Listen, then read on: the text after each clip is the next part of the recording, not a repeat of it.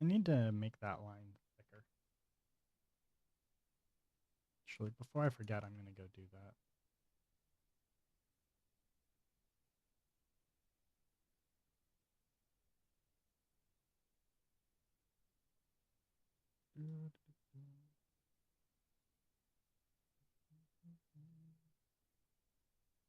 Thickness.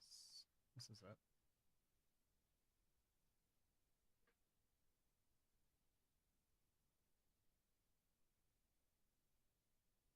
It's just too thin. I think 5 might actually even still be too thin because it needs to be pretty thick because it's going to, the idea is that it takes up the entirety of our area, right?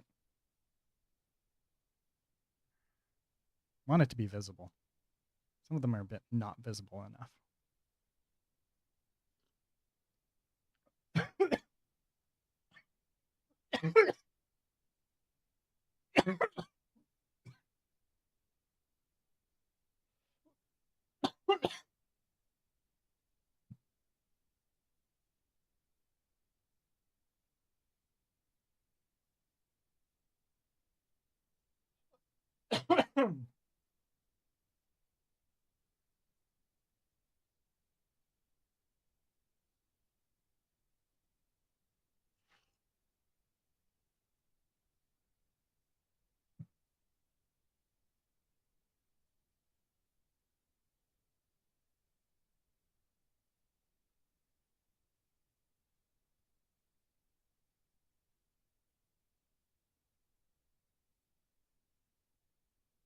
All right, let's see how thick they are now.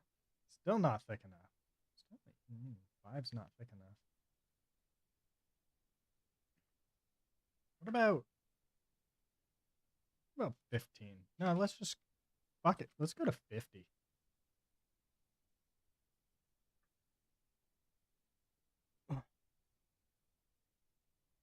Holy shit! Good morning, man.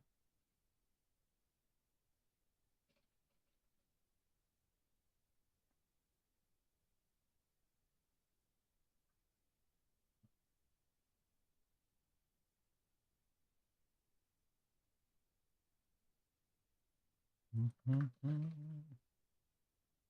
don't think that was right, but whatever. Actually, it was right. I did spell it right. This is the first time for everything.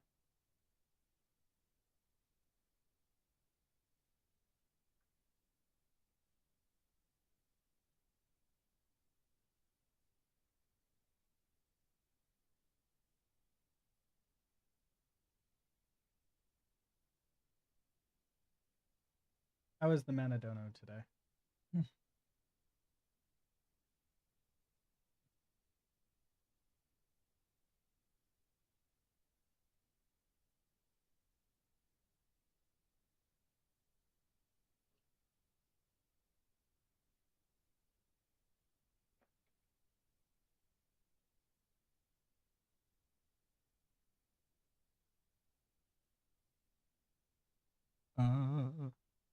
Wait, am my mic's working, right?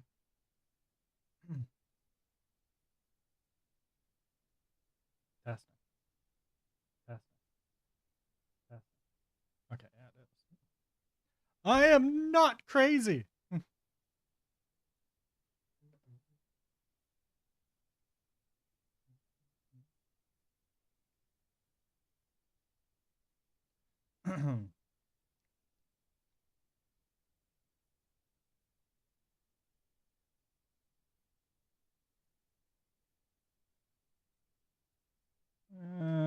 Still not thick enough. That's thick enough, but my base arrow is not for some reason. Oh, that's because I'm not changing the right one. Sounds like something a crazy person would say. Hey, hey, hey, hey.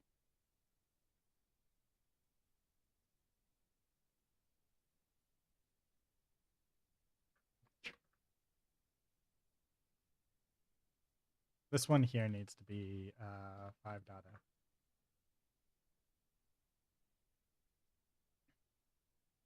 5.0. Need a browse emote? Browse emote? I'm so confused. What the fuck is that? One sec. Let me look it up.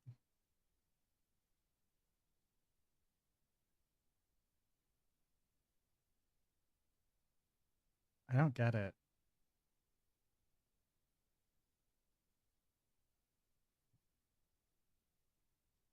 Is it like this? Is this the idea?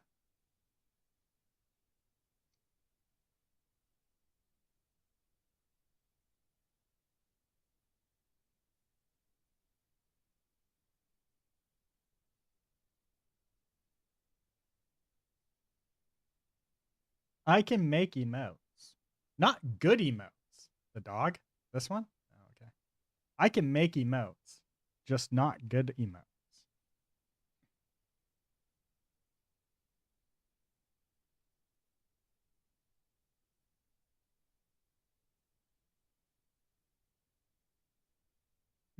Oh yeah, so I realized that switching over to Unity and coming back to Unreal was probably actually the right move long term.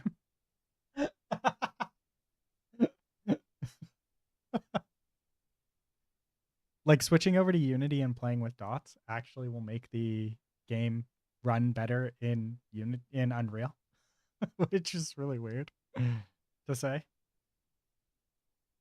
Oh, that's so much better. Look at those lines. They're beautiful.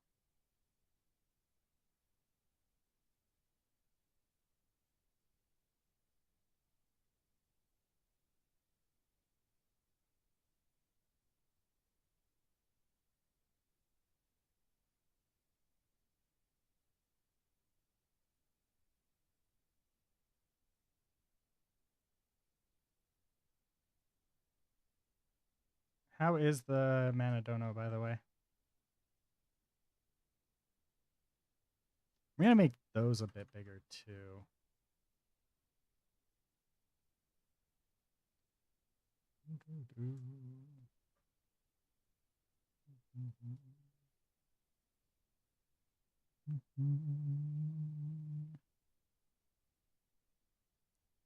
Tee.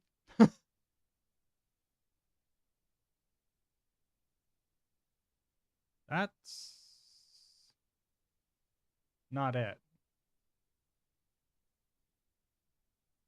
Oh yeah, this is a component. I don't want the component. I want the actual system. This one.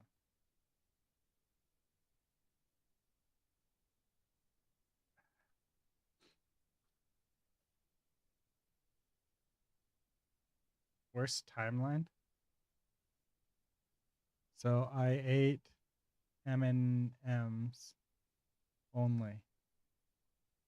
Wait.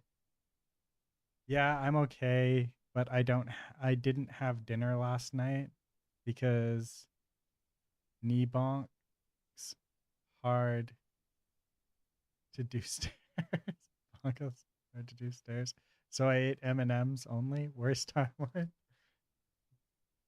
That does actually sound fucking horrible, dude. How's your knee feeling today? What fucking time is it over there?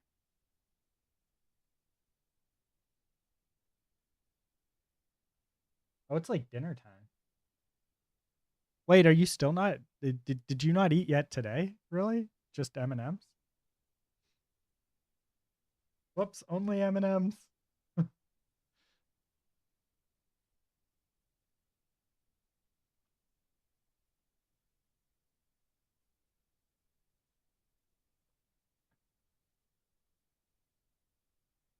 Yeah, more M&Ms. How do you have so many M&Ms? Ooh, you make me want a Costco cookie. I got these Costco ginger cookies and they're fucking great.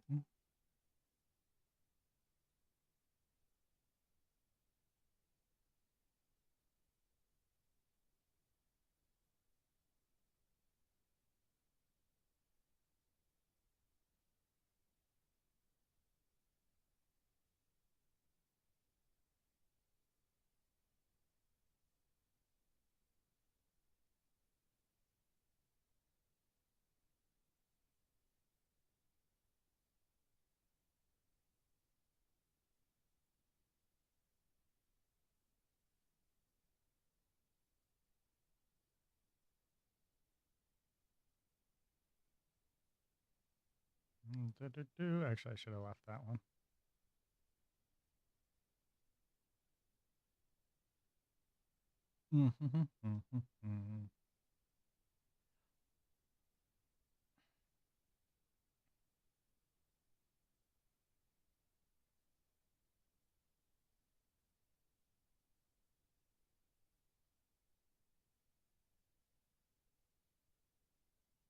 Add connection. There we go.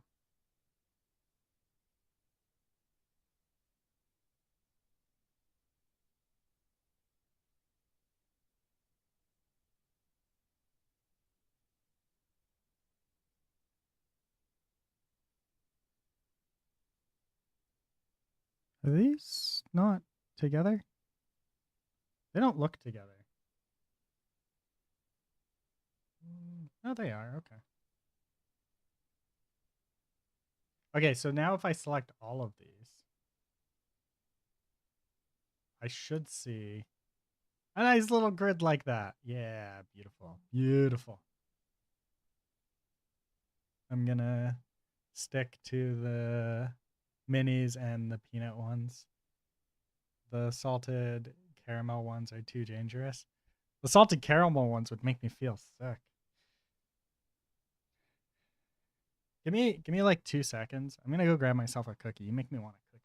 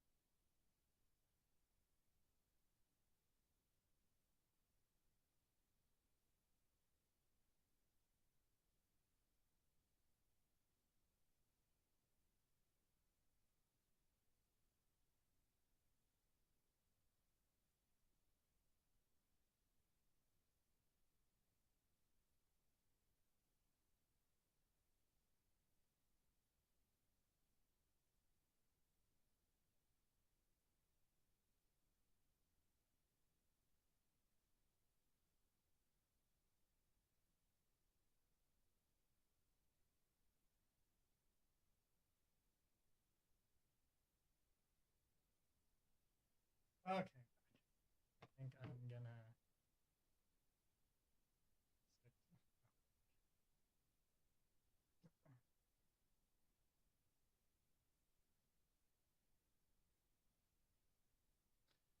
ginger cookie from Costco.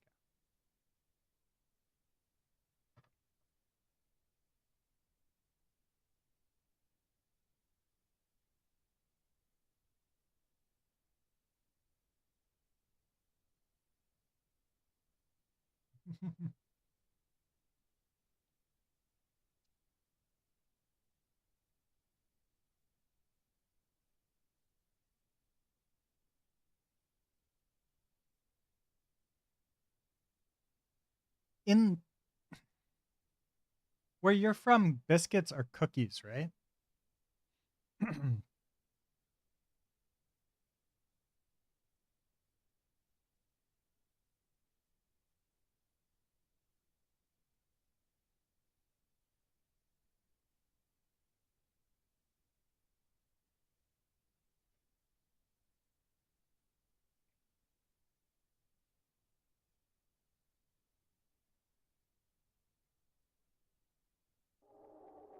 There must have been some bonk if it's inhibiting you from going downstairs.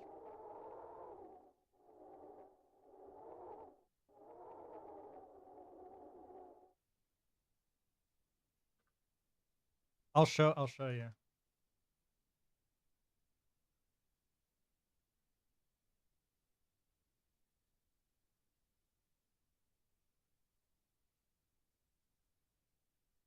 Biscuit.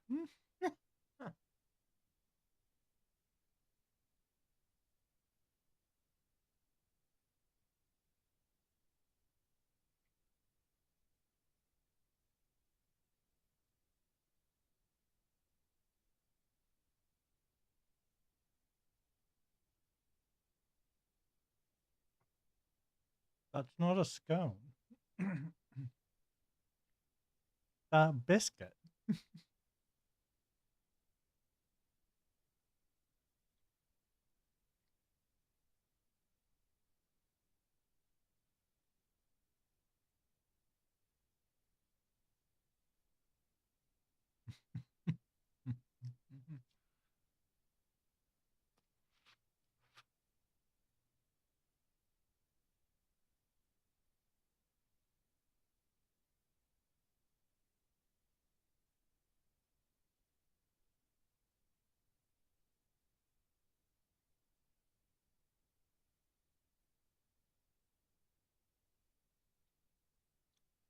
I have a very restrictive diet as well. I'm allergic to most fruits and a lot of vegetables.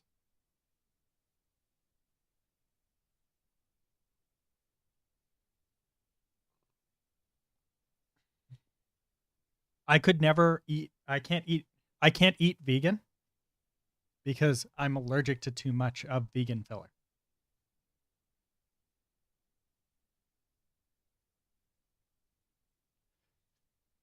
So I'll never go vegan. And I don't go to vegan restaurants because it's too I might maybe if I'm lucky be able to order like one thing on the menu.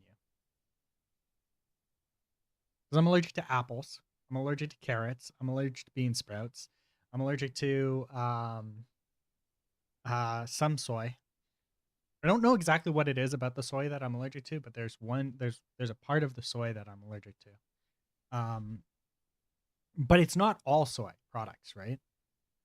Because like if I go to a hot pot spot and I get like their chopped soy there, I can eat that. But like if I get like my girlfriend brought home like a soy milk drink thing, and I took a sip of that and I had a really bad allergic reaction to it. Um,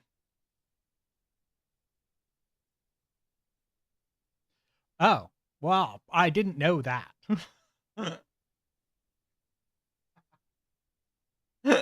I guess that makes sense.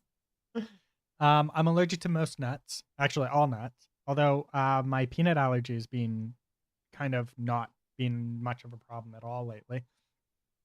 So I've been able to eat peanut butter again, which is nice. I haven't been able to do that in years. Years and years and years and years and years. I don't seem to have a problem with edamame. At least I don't have a problem that I notice with edamame. So like I don't think it's all like I don't know exactly what it is because it's only in certain products, right? So like if I get highly processed soy products, I can usually eat or drink those just fine. But the closer it is to natural, the worse my reaction is going to be. So like there's this like really famous soy dessert spot that makes their soy in house. Like that's all they do. They just make soy and sell soy. It's just it's they just do soy based dessert stuff and whatnot. And I can't eat there.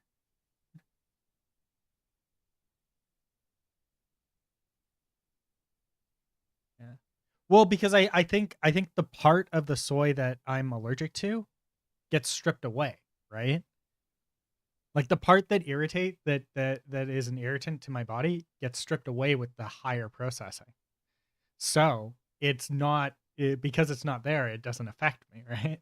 Or at least there's not enough of it there to for me to register it affecting me, right? So like walnuts, peanuts. Actually, I might not be. I might my nut allergy might be fading or going away, but like um, it used to be like walnuts, peanuts, pistachios, everything. So mad they put gluten into the soy sauce. What gives them the right? I actually found out about that. There's actually a sushi spot that my girlfriend and I go to every now and then when people are in town that make their own soy sauce in house and it doesn't have gluten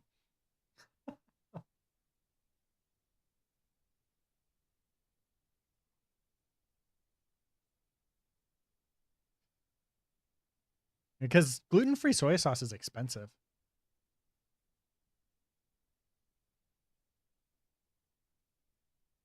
That is called tamari.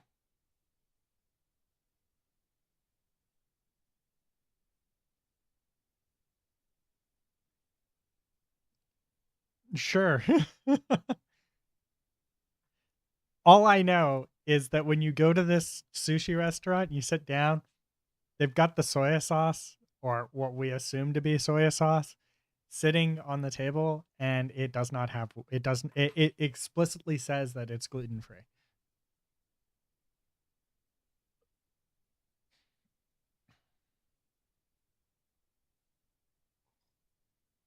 It looks and tastes just like soy sauce, although like of a higher quality. Although I don't usually eat it when I'm there because their sushi's really good. I really love their sushi. Let's see if I can find them because they've got a really nice, really interesting sushi. They do that like the flat one where it's like a cube almost. I don't know if it's made it over there or not. It's really popular in Vancouver.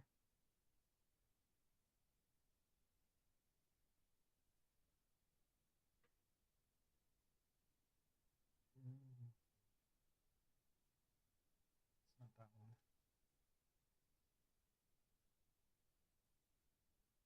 I think it's this one.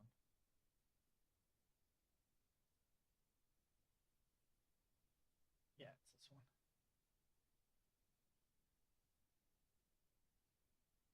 This is the place that I like to go. We like to go here when we can. It's a very small restaurant, but this the style sushi.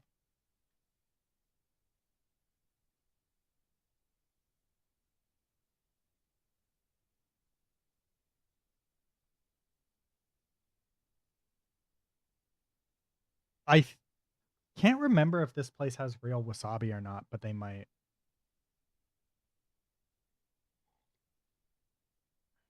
Let's see if they've got the photo of this is the one that people like to get. It's crazy expensive.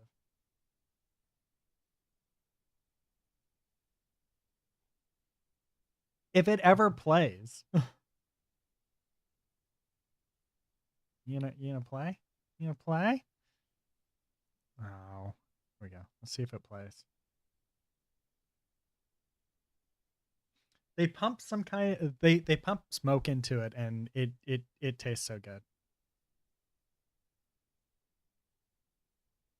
Yeah, this is I like this place. It's pretty good. Um. Oh, here we go. This one wants to play.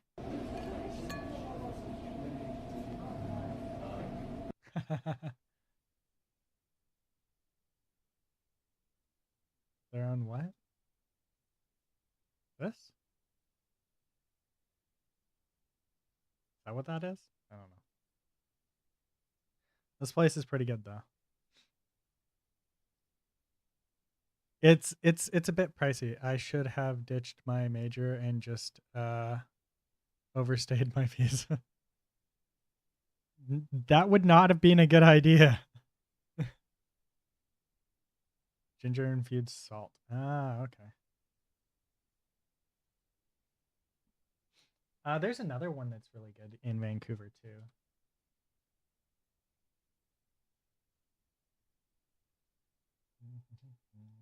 I really like this place too.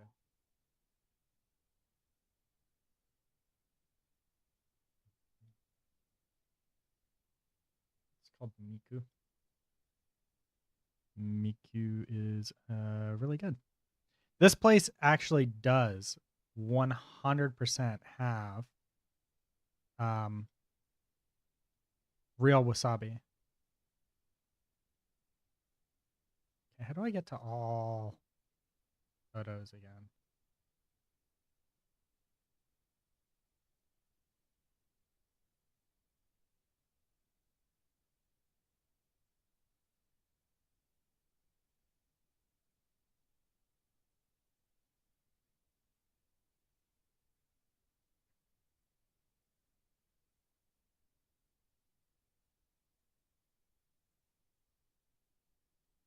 This place is really good.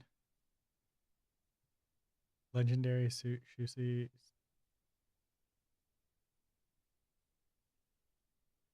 I think he studied overseas.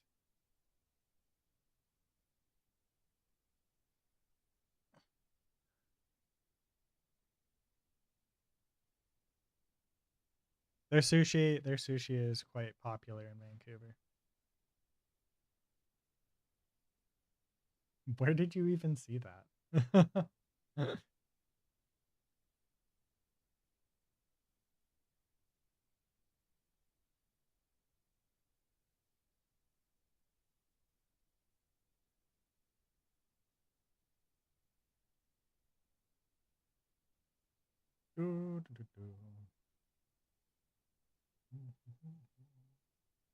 Yeah, it's really expensive. We've gone there a couple of times on like special occasions.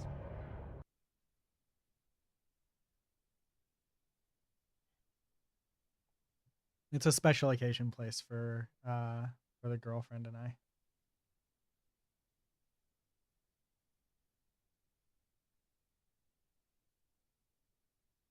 Here's my zone shape. Actually, I was gonna do that, but I'm not gonna do that right now. We have more important things to do. Do, do, do, do. There's a different map that I need to bring up. Levels. This one.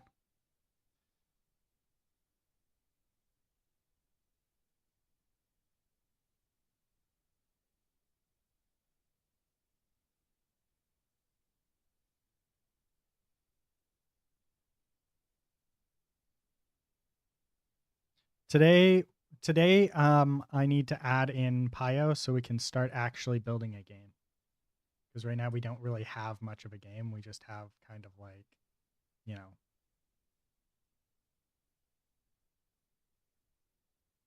you know, it's there, but there's no gameplay loop yet. I want to remove connection. Add a connection here. Oh, that connection exists. That one exists. That one exists. Beautiful. Um, let's remove these connections. And then we're gonna add this one, this one, this one, and this one in. Add connection. Then we can move this one down. And this one, actually, I probably shouldn't have had it in a connection to.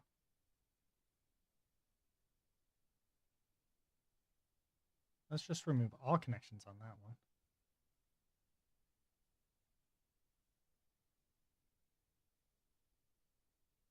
Yeah, that's fine. Is this one? Yeah, this one still has a connection. Remove connection there. Oops.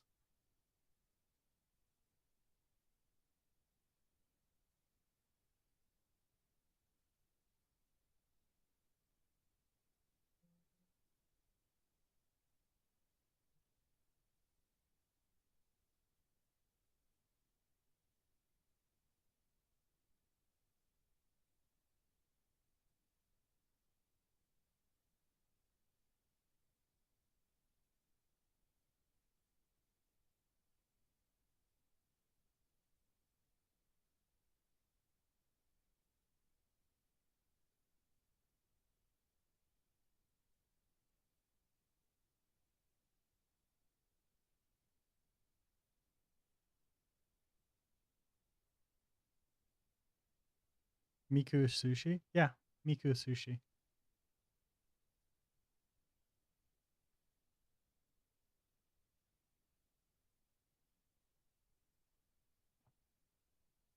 I wonder. I never thought about it, but I wonder if it's actually spelled Miku,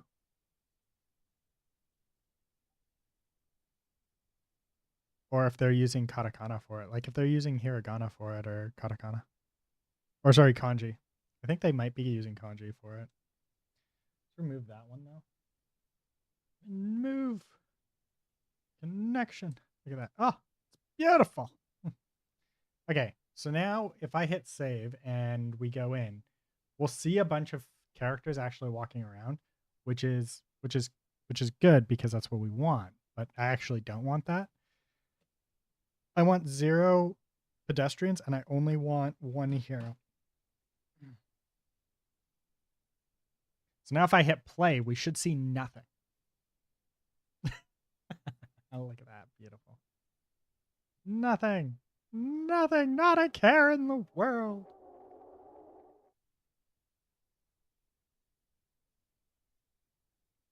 Okay, so we're going to do file, edit, project settings, and we're going to go over to the maps. This is something that I kind of wish that I had access to. That I didn't have to go and do this all the time. Ugh. Change the default map when my editor opens. Things that you don't have to worry about. La ti da.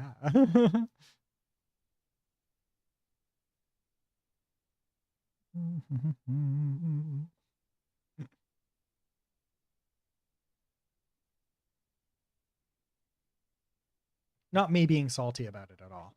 Just, yeah.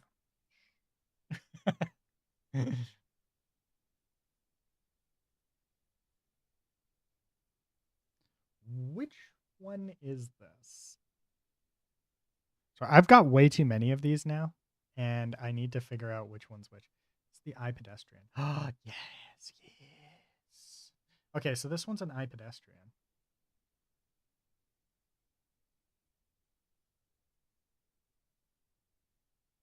Yeah, no, it's her. Okay. Perfect. We're going to open up Truck-Kun now.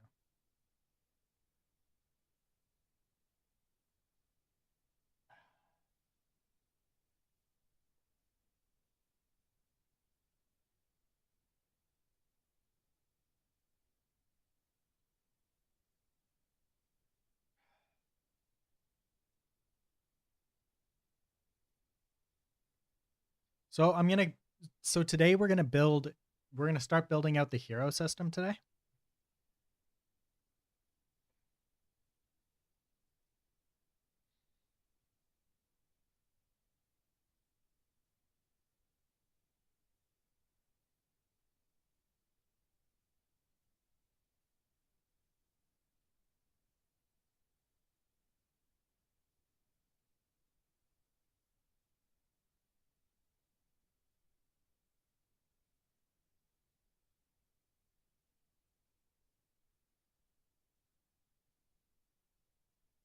That's going to involve a state tree and stuff like that. So we're going to have to do all the building for that. But first things first, we have to get the character out of here and into there. Because, we're going to need her.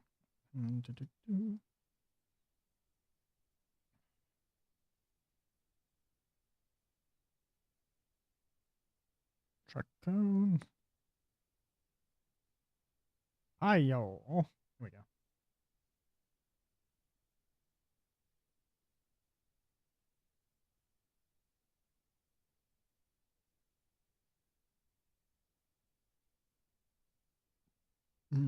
Excuse me.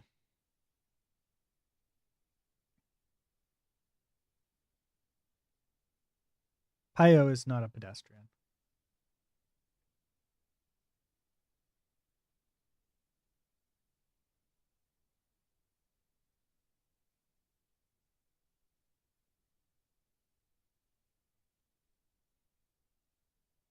No folder textures.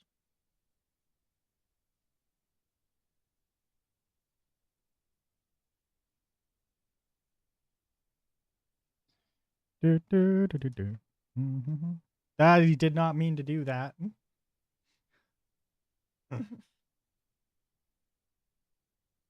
then this, we need to move over. I'm going to have to move that, but whatever. Look at that. It's beautiful.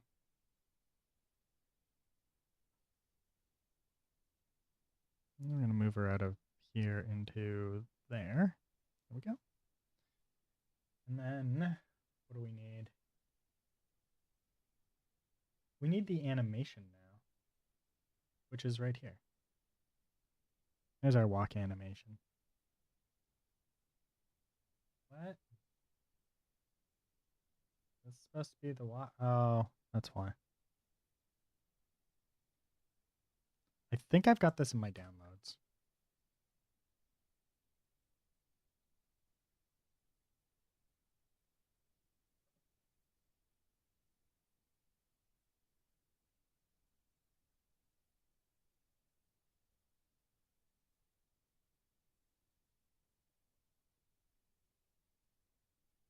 There it is, right there.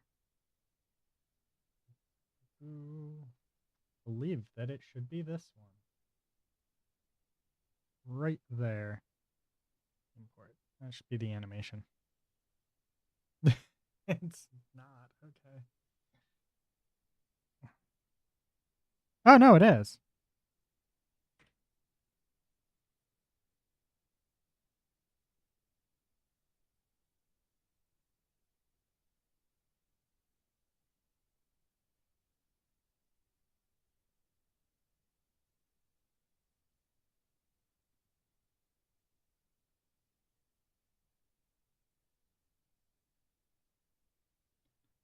Did I make a...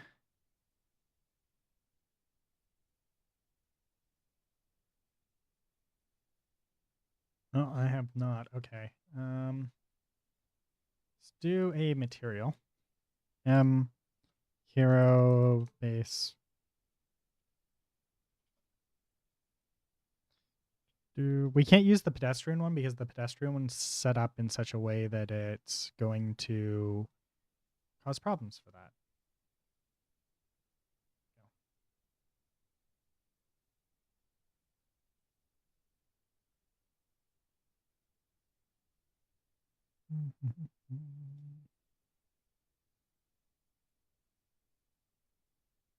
And where are we here?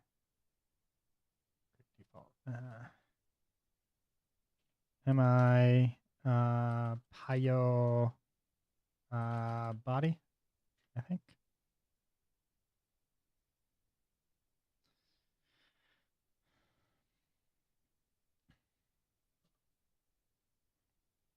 My Pio clothing.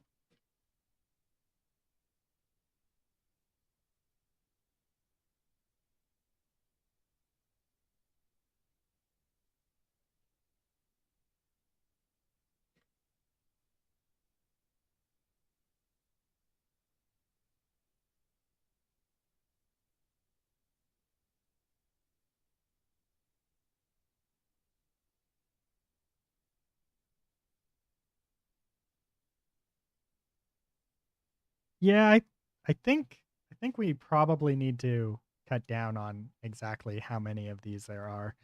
Where to parameter? Uh,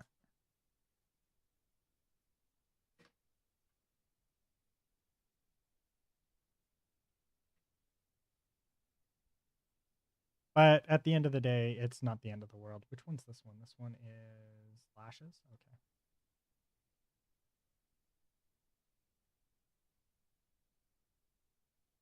Hair,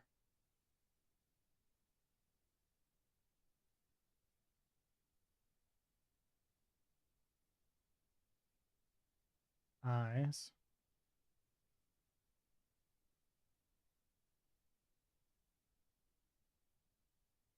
clothing,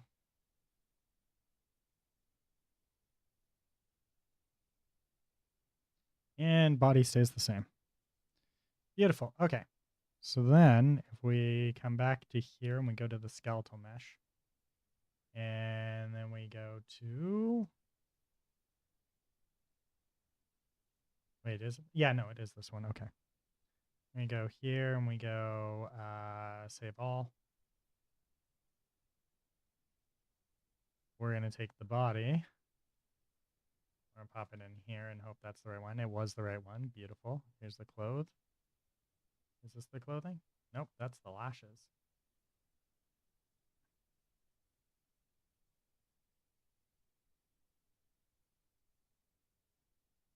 See if this next one's the hair. Nope, that's the eyes.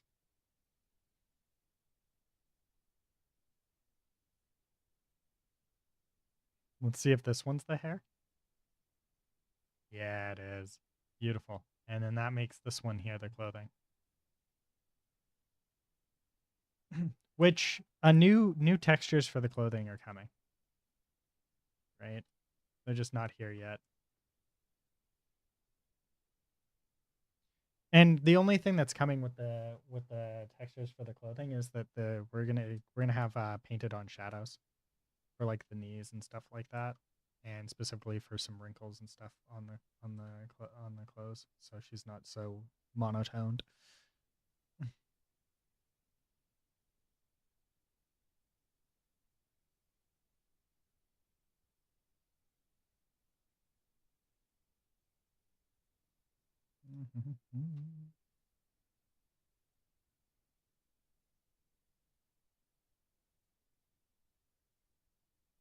Okay, edit,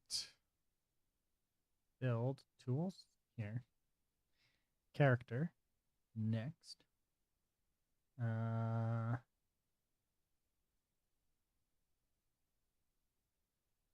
Do, do, do, do.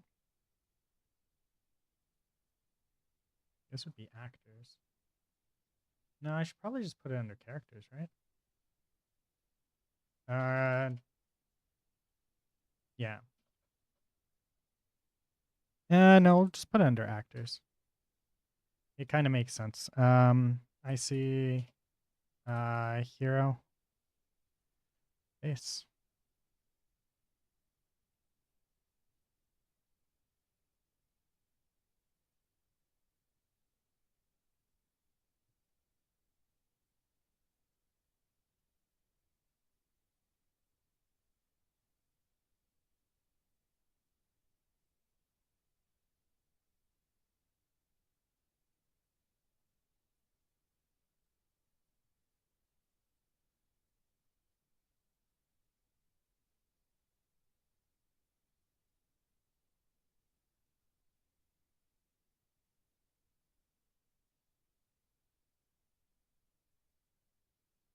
Do, do, do, do.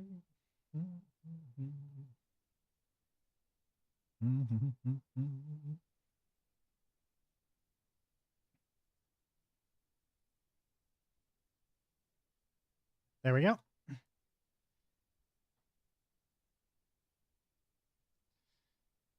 Do, do, do, do. Excuse me.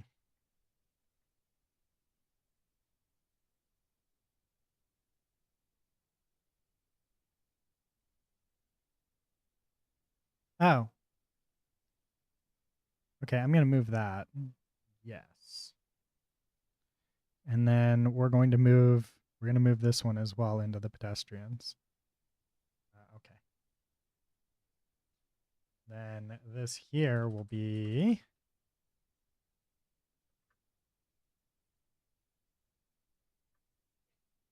there we go. Yeah, better. Okay. So we're effectively grabbing this and moving a lot of it over. Right? And the reason why we're not doing a one-to-one is because I want this to be a character base, and this one I want to be an actor. And because of that, there's the slight differences that cause deeper problems, right? Like you can't strip away character stuff to make an actor, and building up from an actor to a character is more work than it's worth. So, anyways, this has a movement component. This has all of the stuff. Now we just need to do the state tree. I think state tree requires actual state tree though. So I think I've got a state tree system on one of these here. I think it's this one. Ooh.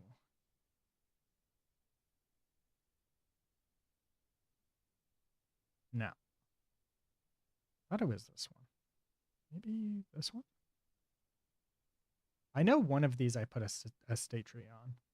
Actually, maybe it's the character movement. AI. Oh, wait, no, it's the controller. That's what it is that gets the state tree. Here. State tree. There we go. Okay. So I don't need to worry too much about it. We're going to take this and move it over now.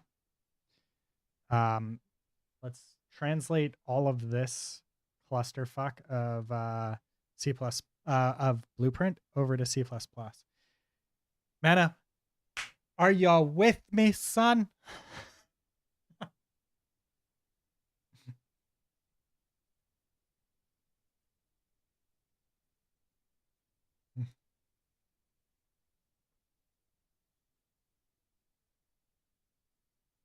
No C++. Come on, but we're gonna turn this blueprint stuff into C++, so you can learn how to turn blueprints into C++. It's really easy.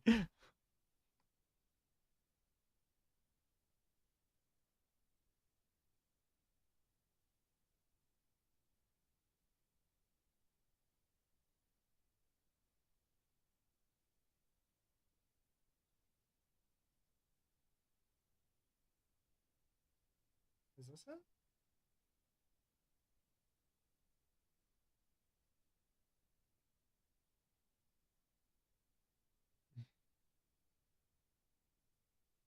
RMB, make this C. RMB. Wait, what? What? Right mouse button, make this C++. No. All right.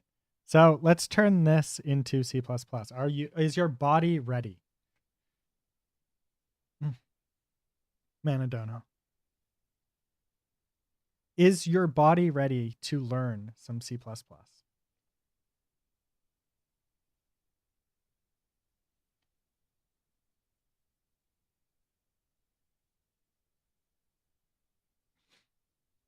We're even going to do a timer. Like we're actually going to make this timer and everything, like the collision stuff. You're gonna see it and you're just gonna be like, oh, that actually is really easy. Okay, so what we're gonna do, because this is gonna be managed a tiny bit different, but in the meantime, what we're gonna do is we're going to transfer over all of this logic. So the first thing that we have to do is we're gonna have to take the actual character itself, like the character component. We're gonna drop her in so we can actually test her as we make these changes, because that's going to be important. So first things first, we have our very baseline character here that's created. It's C++. Now we can edit the C++, and this will directly affect the actual character component itself, the character actor blueprint itself that we're going to place into the map. It's going to be beautiful.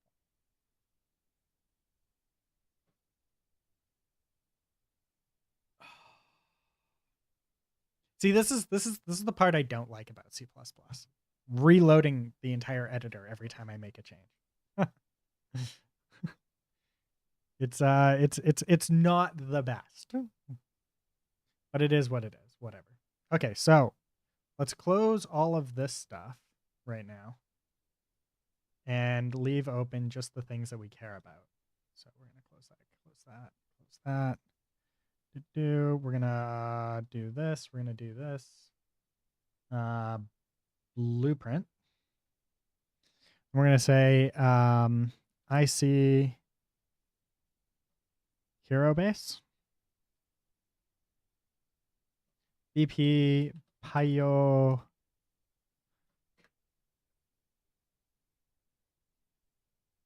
All right, so Payo needs to actually have a mesh. Hero. Payo. Skeletal mesh, we'll drop that in there.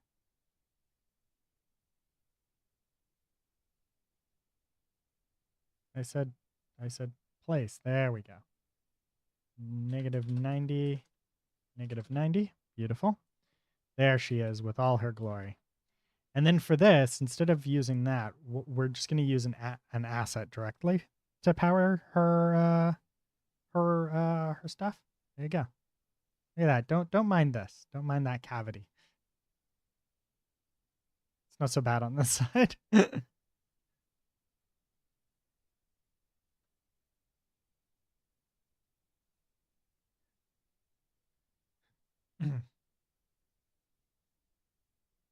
There we go. And then we can take her.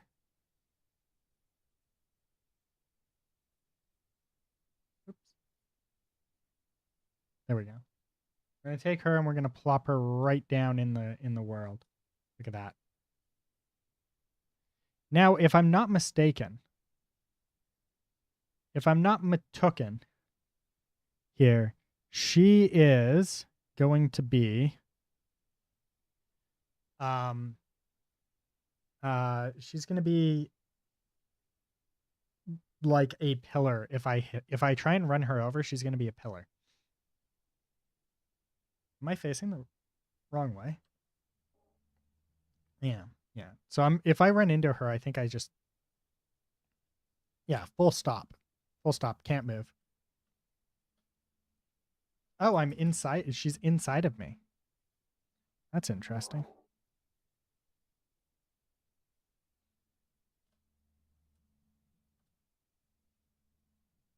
Yeah, so her collision is not the collision that we want.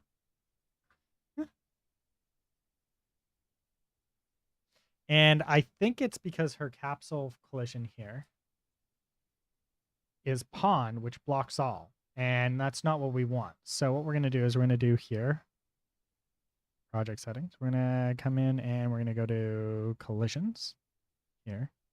I'm going to go down to pawn. And vehicle should be overlap. Now, if we come in here and run her over in all of her glory, she will no longer stop us. We will go right through her, which is exactly what we want.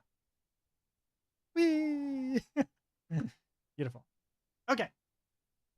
So now she doesn't ragdoll. And that's a problem because, when you run somebody over, they should fly really far and ragdoll really hard. And that's definitely not what the Payo is doing. And that is unacceptable. So we're going to make that change now. All right, by doing this capsule component here, begin overlap, and then doing the whatnot here. But I have to remember the binding for it real quick. Binding for begin. I did not spell begin right.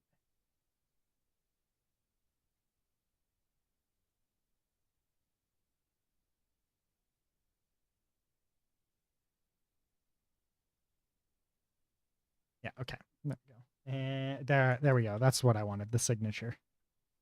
So we come into here and they're protected. We're going to get rid of the tick because we're not actually going to use tick. And since we're not going to be ticking, right, we're going to come up to 9. And sorry, not 9. It's supposed to be 10. And we're going to make this false. You do not tick. Okay. So we're going to do this. Oops. We're going to take this here. And we're going to come down here into the protected. We're going to add a U function on begin to overlap. Then we're going to generate it. Beautiful. Now up here, we're going to do capsule, I think it was. Capsule component. And then because this is a pointer, we're going to use the arrow to on component begin to overlap. Add dynamic. And this. And then here we're going to do and AIC hero base begin to overlap. Amazing.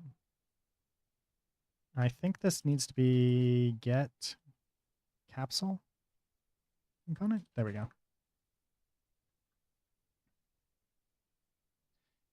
Okay. Then in here, we can now do this.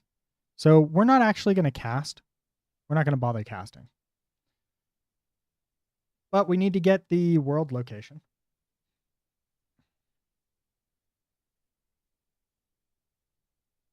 Get world location. Actually, I think it's just get actor location. Effector. Actor world location. There we go. And what else do we have? We're going to get the world location, get the capsule component, the capsule location. That's right. Which I think should actually be like get actor location should just get the capsule location. But we could do this just to be get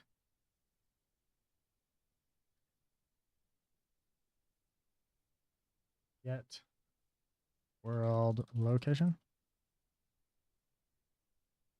No. Okay. Get location. No. All right, we're just going to use the get actor location since that's what we've got. And it works. Okay. Then we're going to do other component. Oops. Other comp. And we're going to do get actor get location. Oh, wait, no, sorry. Other actor, not other component. Ugh. Get actor location. Get. That just, yeah, okay, yeah. There. F vector other actor location. Then we are going to subtract. This is going to be F vector direction equals the world location of other actor location minus actor world location. And then that we're going to normalize. And we want to normalize to something relatively not horribly small. For performance reasons. We don't actually care that much about the whatnot. And then we're going to get the velocity of the other actor. Other actor get velocity. And this is going to be a float. Velocity.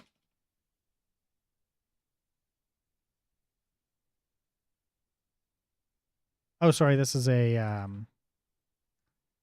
That's not a float. Length.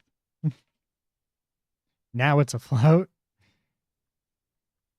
There. Now we have all of the stuff that we need now. So we can do this. Let's add some properties here so we can actually like make edits.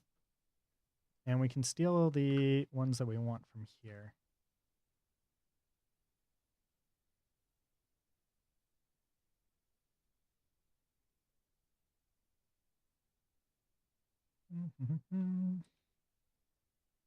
There we go.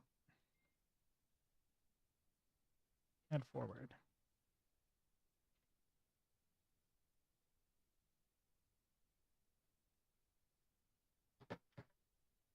There we go. Is that even right? Yeah, okay, that is right. And then 50. Beautiful. Absolutely amazing. Okay. So, as we can see here is we've taken this, we've taken the actor here and we grab the we grab the location here. We get the location of our character. We do the subtraction, and you can see that we did it in the same order here. We normalize it. We got the velocity, then we converted it into a length, which gives us a float. Then we're going to multiply the velocity. We're going to multiply this by 50, and then we're going to take the normalized vector, and we're going to do xy multiplied by 50, and z we're going to set to 0 because we're going to do the up vector separately. And the up vector we're going to do by 30,000.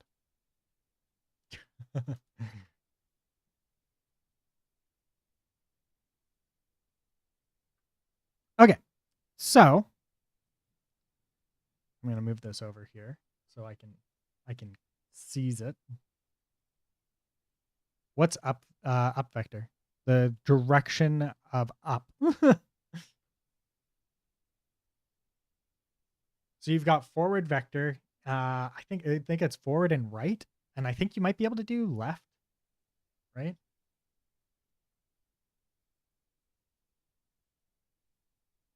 Vector right, left.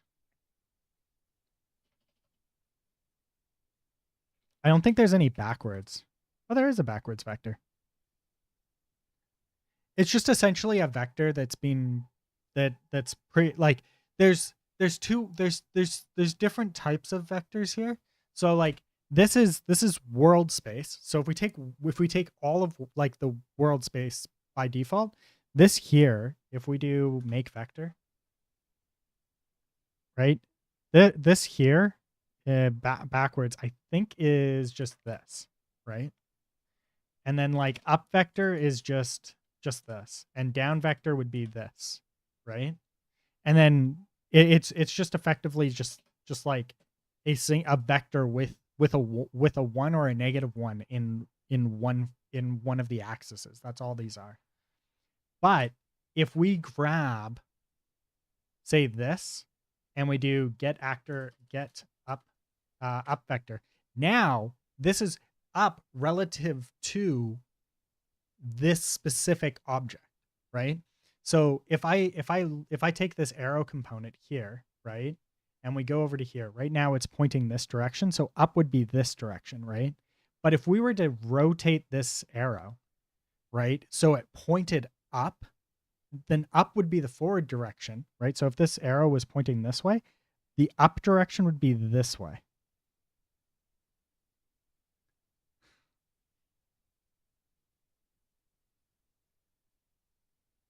No, it's up these nuts.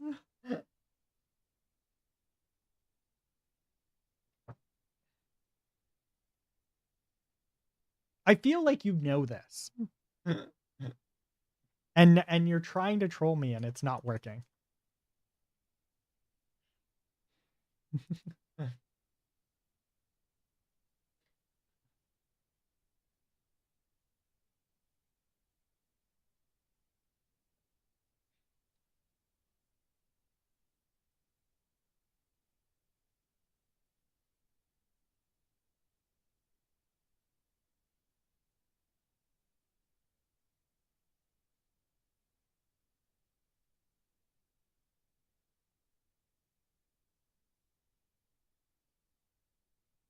Okay, where was I? Here. Yeah. Okay. Let's get back to the code here. So we have our velocity. We're going to need to multiply that by the velocity multiple. Then we need the get up vector. Up vector. Which would be f vector up vector. Yeah. And then this is going to be multiplied by the up force multiple.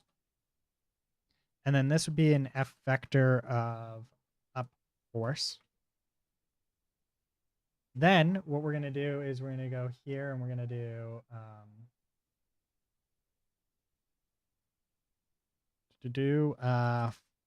impulse f vector impulse force equals f vector, and then we're going to do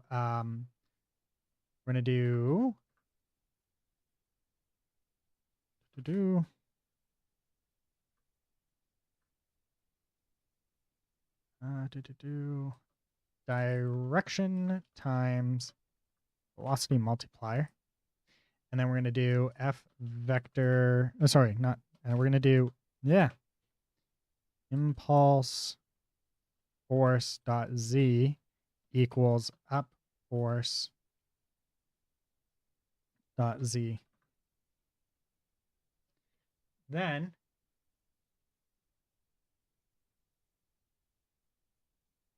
we're going to not have to add those two together. And then we're going to do an add impulse. And now we can wait, add impulse is something that we did in C++ apparently.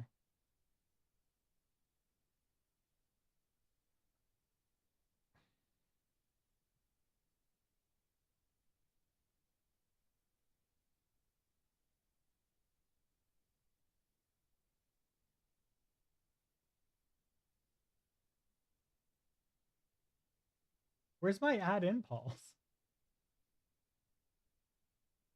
I totally thought that oh, right, because sorry, this is just literally an add impulse. Sorry, I thought that was going to be a function that I made for some reason.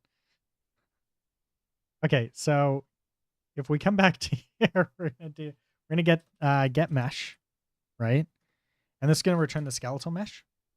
And then we're going to do an add impulse, right? And the impulse is going to be on the impulse force.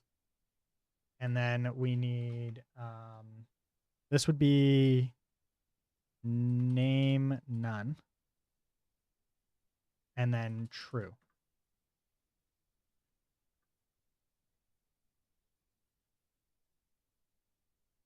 And if you wanted to apply the impulse to a specific bone, this is where the bone name would go.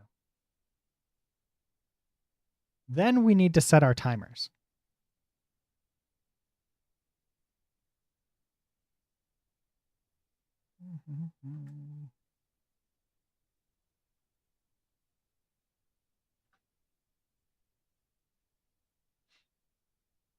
There we go. So we can take this, paste that in, and here what we've got is we've got our current POI. Sorry, not that. Here we go. This is the vehicle collision timer, and this is just so we have enough time to make it through the vehicle before collisions with the vehicle turns back on. That way the up force of the mesh doesn't lift the truck. Right? If the character is underneath the truck because it's an overlap, then the force being applied upwards doesn't lift the truck and do funky things. And that's the only reason why we need this vehicle collision timer. And if we come down to here, we can do this as a protected, and we're going to do virtual void update collision with vehicle. We'll generate that, and then we'll do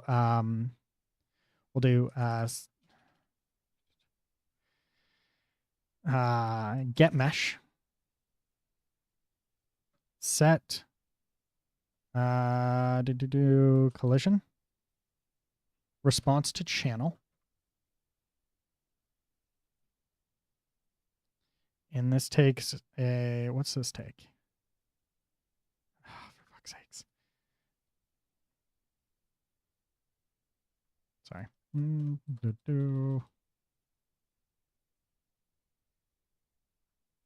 There we go.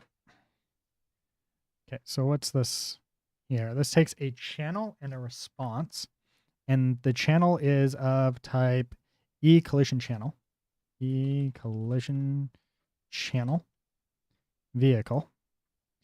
And then we need the actual, we need what we want, which is the collision response. E collision, oops. E collision response, and we want it to block. There we go. And we have the vehicle collision timer right there, which is 0.2. I'm going to increase this to 0.5 actually. And then this here is just our handler, right? And it's so that things get cleaned up correctly, effectively, is how you can think about it. There we go. And then we need to set a respawner, right? So now we would do get world, get timer manager, set timer. And this one is going to be the respawn timer. This is going to be this is the object that you're going to be.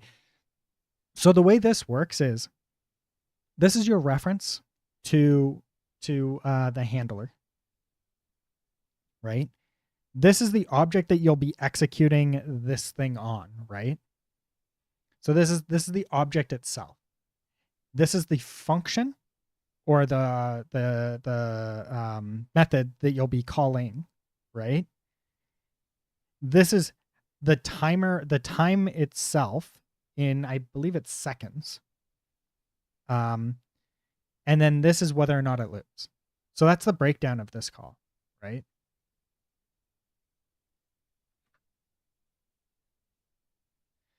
So then we'll do respawn. Virtual void respawn. Right? And then here, we're going to take this entire thing here again, and we're going to just paste that in, and we're going to put the little and at the beginning. Then we want the respawn time. Respawn time. And we want false because we don't want it to repeat.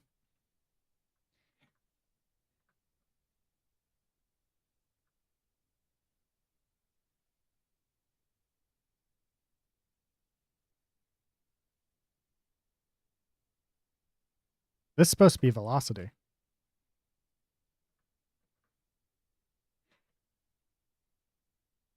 Though here we can just do this. We could just do this.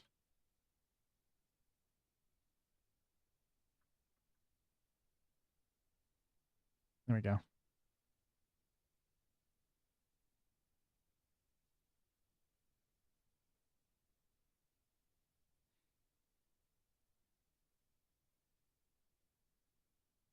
There we go. Beautiful. Now, what is respawn? This is where you would put your respawn logic. Respawn logic here. So you kind of have two options here. You can either like actually spawn a new character in, or you could reset the existing one. And it's hard to say which one I want, right? Because like we could also just do this. Like the respawn timer here instead of this.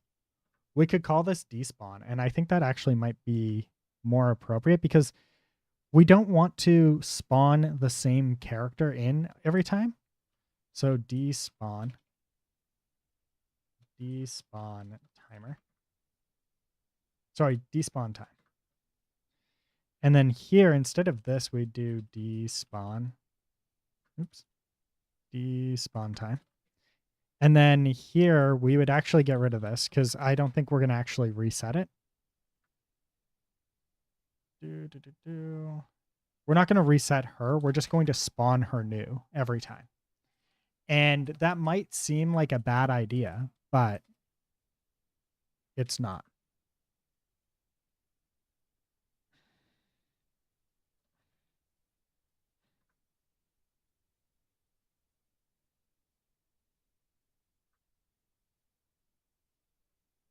I can't remember if I think destroy is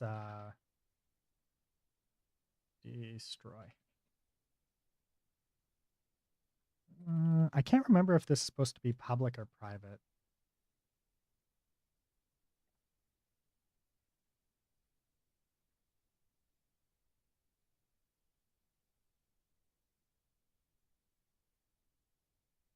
Unreal Engine, C++.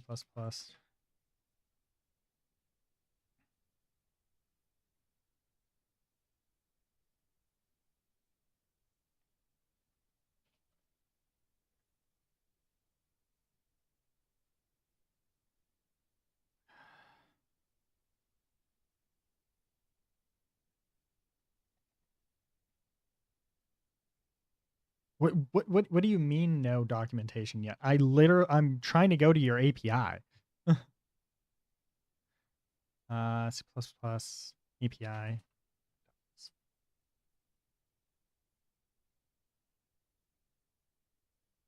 There we go. Maybe?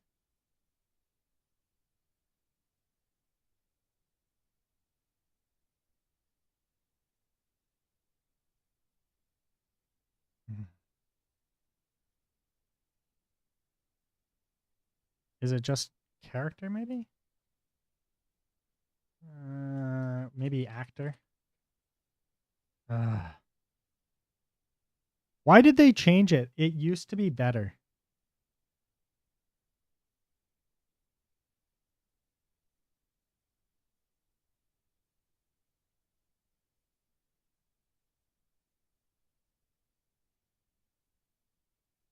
Is it where the fuck did they put their documentation now?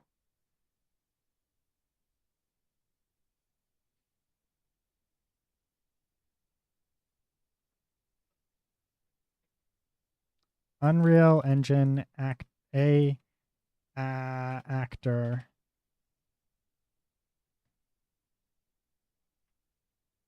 API docs.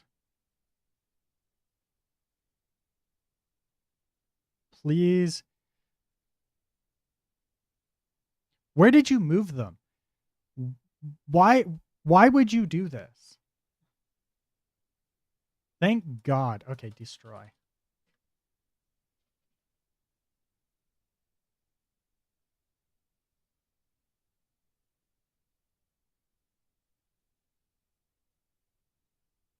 They moved it and they made the documentation worse.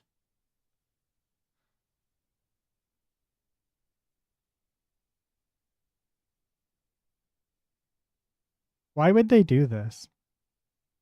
Why would they be so mean? I miss their old documents. Destroy.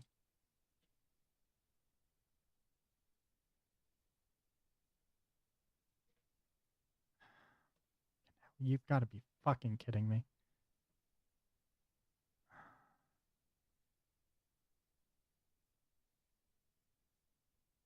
Oh my God. Okay. Whatever. Okay. Is destroy supposed to be public or protected? UE C++.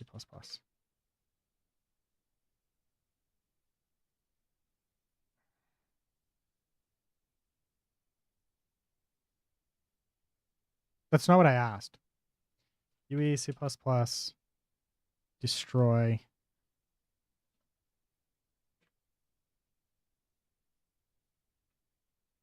Public or protected.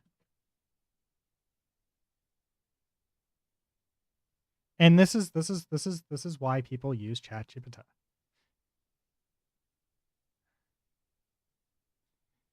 Is destroy supposed to be public or protected?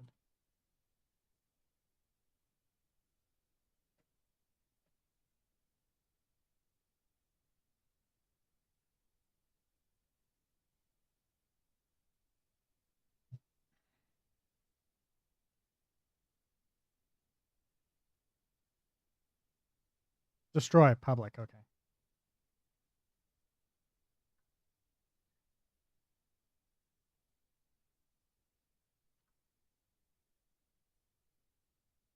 Destroy.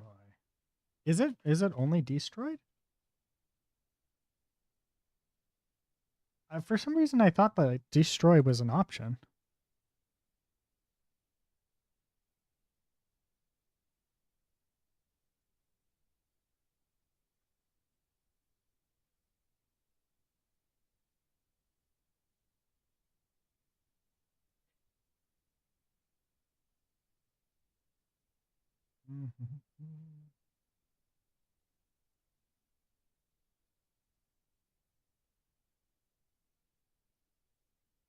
Hey, actor.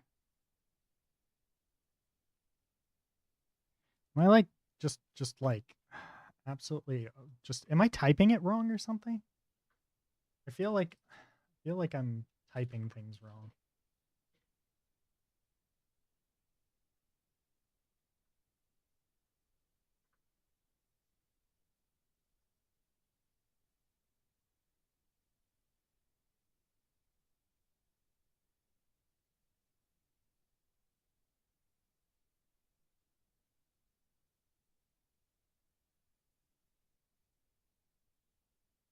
No, I guess it is destroyed.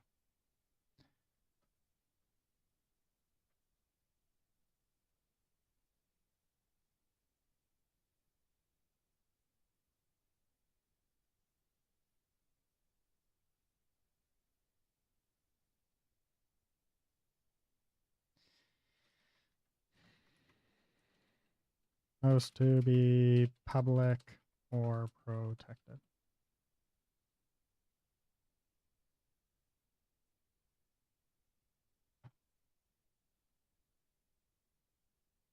Access.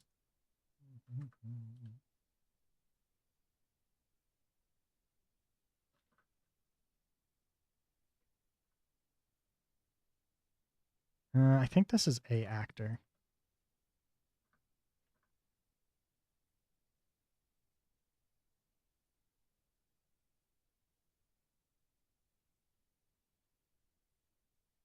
Oh, that's why. Hmm.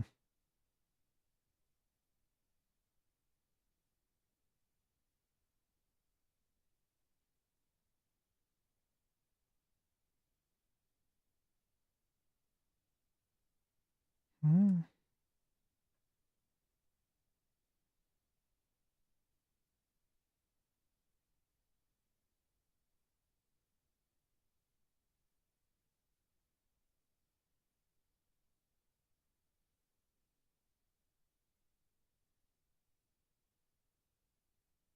Hmm.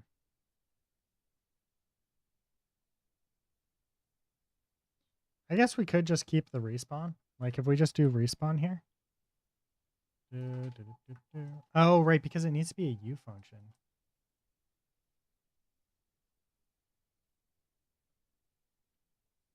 Respawn. Just bear with me here. Destroy.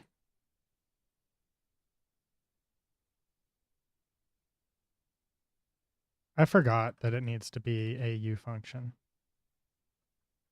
There we go. Oh, that was not what I wanted.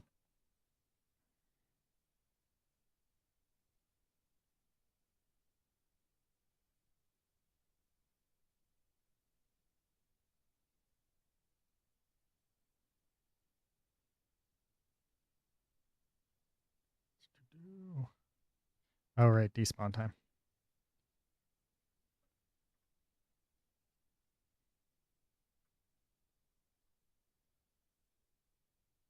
Can I do a actor? No, because a actor destroy. Yeah, that's what I thought. Because it's not a U function. Okay. Anyways, sorry. A little bit distracted there. Coming back to here. That does that. And yes, that is the more expensive way of doing it, but because we're going to be changing out the mesh and potentially like there's going to be a lot that gets changed out here. So it's just like not that worth it to worry about. So here we go.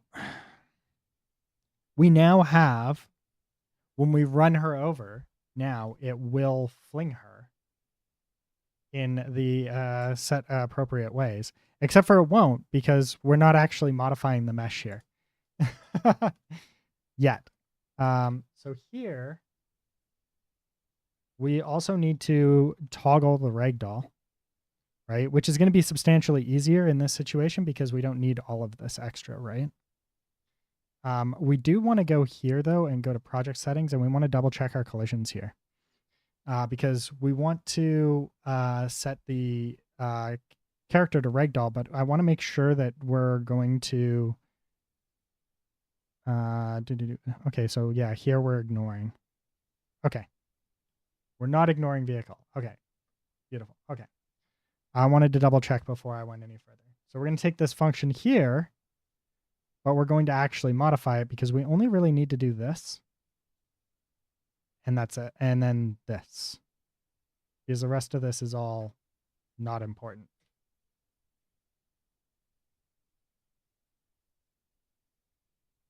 So we're going to do this.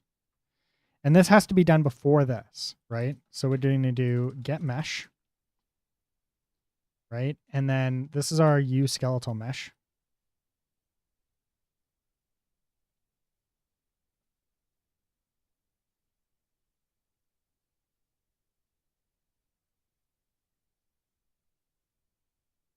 There. Then we're going to do mesh update collision or set collision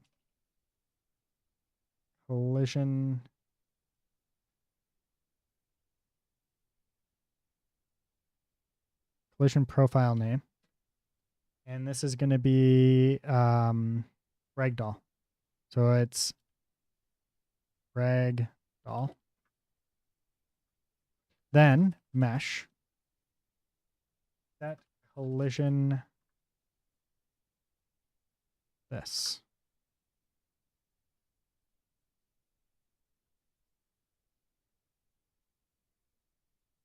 Ignore.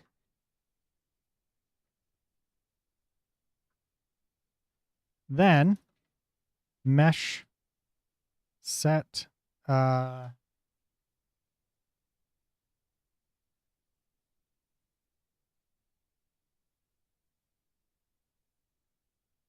set simulate physics to true. And here we can see it. Here's the set simulate physics to true. There's our mesh. There's our Boolean value, right? Set collision to response. Set channel, set collision profile name. Ragdoll. Right? So these calls are all the same, right? We could do set visibility too, but we don't need to because we're never going to not be able to see this. Set visibility. True. But it's already visible, so we don't need to worry about it. Because we're not doing that on the heroes because it would I think it would technically be more expensive to do that than just animate. It would be more expensive and more complex to do that animations on a character that has exactly one in the world.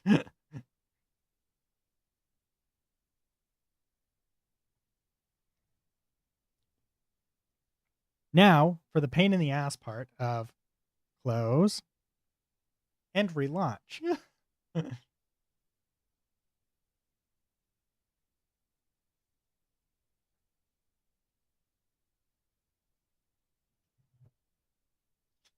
And eventually, you finish your coffee for the day.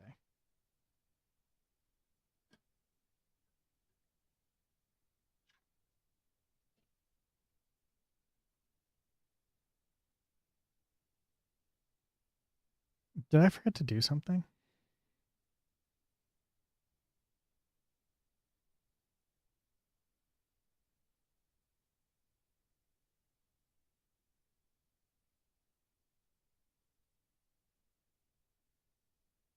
Oh, my bad.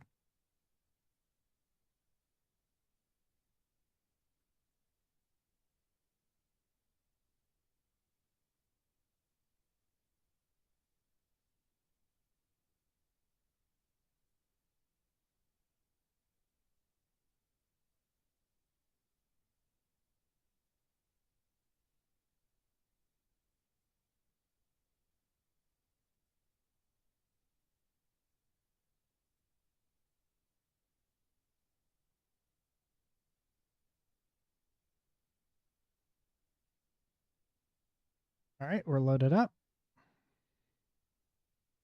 We move Pio here off to the side, and we can now run her over. And if I did everything right in the C++, she should go flying.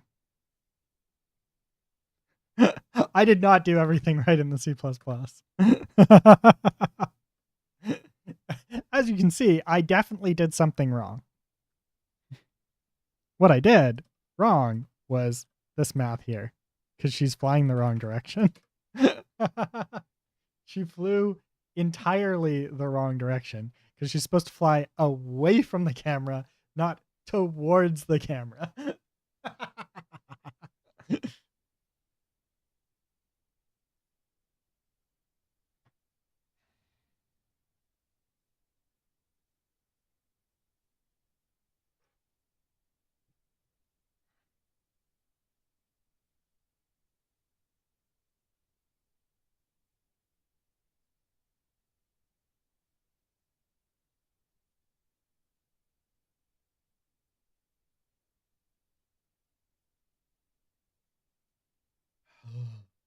Beautiful. All right. Now we hit play, and when we run into Pio, she should go away from the camera now. Yay! Bye, Pio. I think she might fly a bit too hard. Up. Up.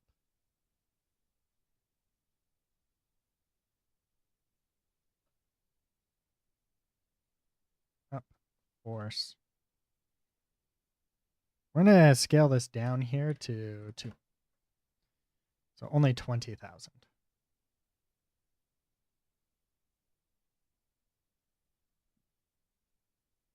Beautiful. And then velocity.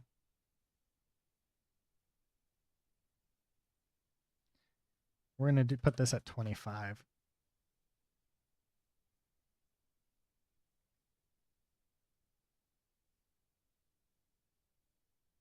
Oof, that's still a bit much.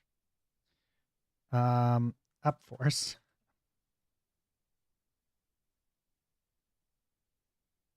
Let's do 15.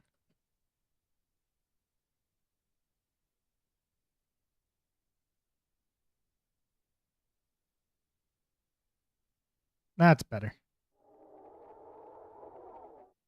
I think still we're gonna do the velocity force. We're gonna change that a bit.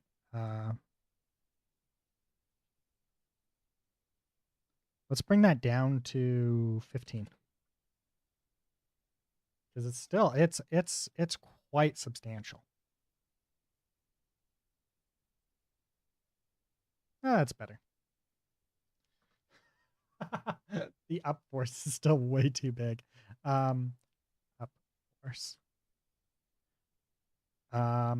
Let's chop that down to 5,000. You might be wondering why it's so high, and the reason it's so high is because when I'm doing this on an actor that I'm spawning in, it does actually require it to be substantially higher for some reason. Like substantially higher. And I think it's because they start falling, so we have to like reverse the fall. There we go. That's a little bit better. Let's do 500 more.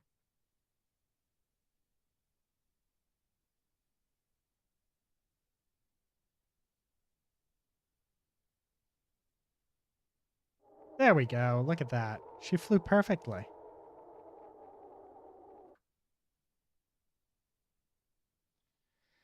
like a pretty, pretty princess. Okay, so now let's go to here and we're going to do AI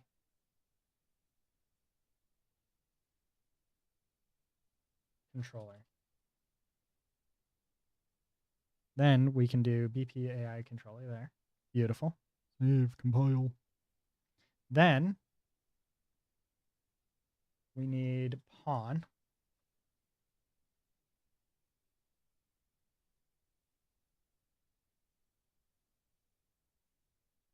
Auto possess.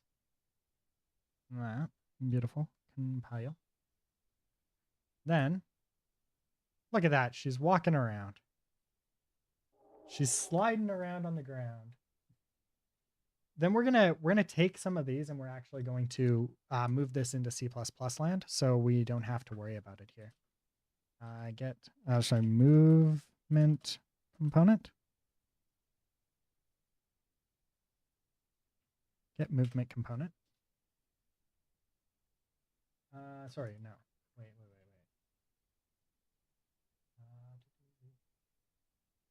Set.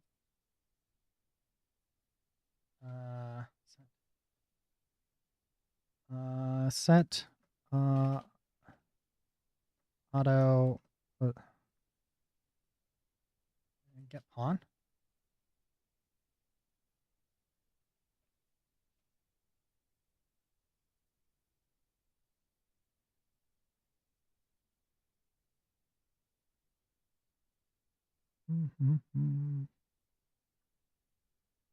Okay, give me a sec. We're gonna go here. How do I set auto possess AI in C++?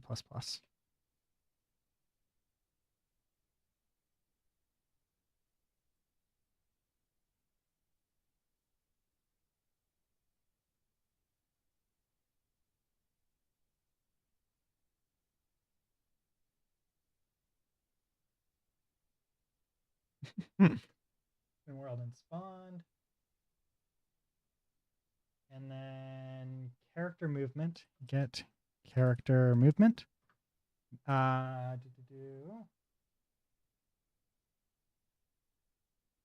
We want max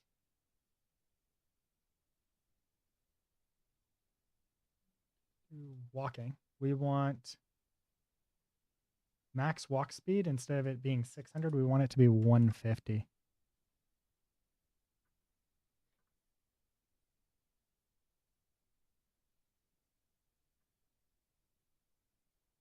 Get character movement. Set max. Oh, okay, there we go.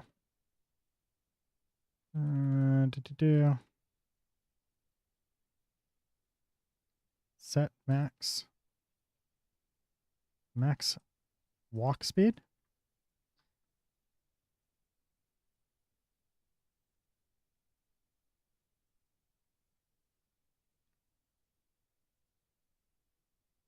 There we go.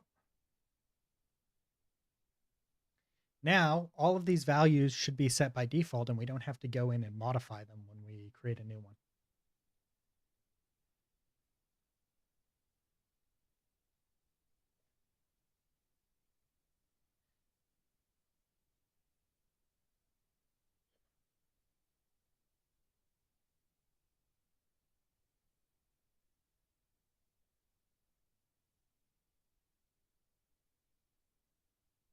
So if we open up her, right, we do this, we go here, we can see now that her walk speed is set here.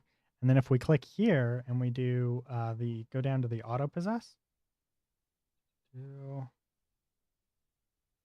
around here somewhere. Let's do on. There. Placed in world and spawned. Yay! There we go. Beautiful. Now we need to go to our controller, which is using this. And then this is get here, which actually might work. What does this do? I cannot exactly remember. And this is get reachable point. This is not supposed to be a pawn anymore.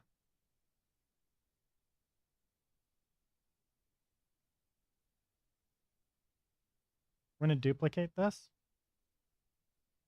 And this is going to be get random location. There. And then this one here, we're going to rename to get next POI. We're going to open up this one and we're going to close that one. This pawn here, we need to actually change. So this is not supposed to be a character anymore. This is going to be an IC hero.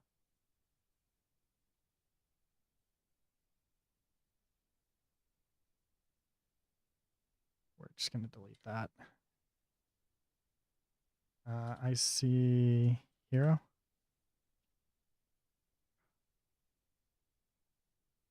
Beautiful. I'm going to bring that in. Get. And what we're going to do is get next POI. Look at that. See, it doesn't exist. So what does that mean? It means that we have to go get it. So with this, we need this here when it spawns them in to get the POI, right? So on begin play here, if current POI, if not current POI, we're going to get a random POI. Dot is valid. Okay. If not, then we're going to actually go and fetch all of the POI, right? And that is part of our subsystem that we are calling in side of our random spawner here.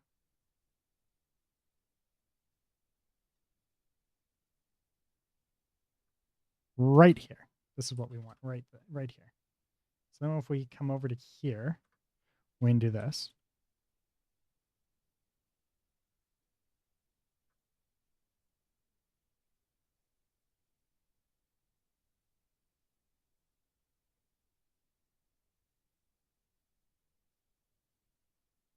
Okie dokie. And this is a UIC manager POI subsystem. There we go. If not POI subsystem, return. There. Then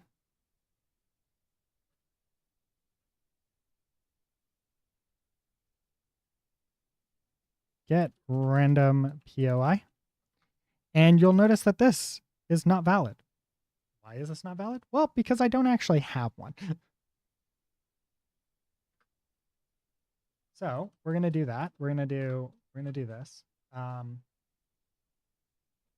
Virtual, and then this is going to return a pointer. Get random POI. And this is not going to take any values. But this also, I want this to be callable here inside of, actually, do we need this to be callable inside of Blueprints? I don't think we do. Because we could make it callable inside of Blueprints if we really wanted to.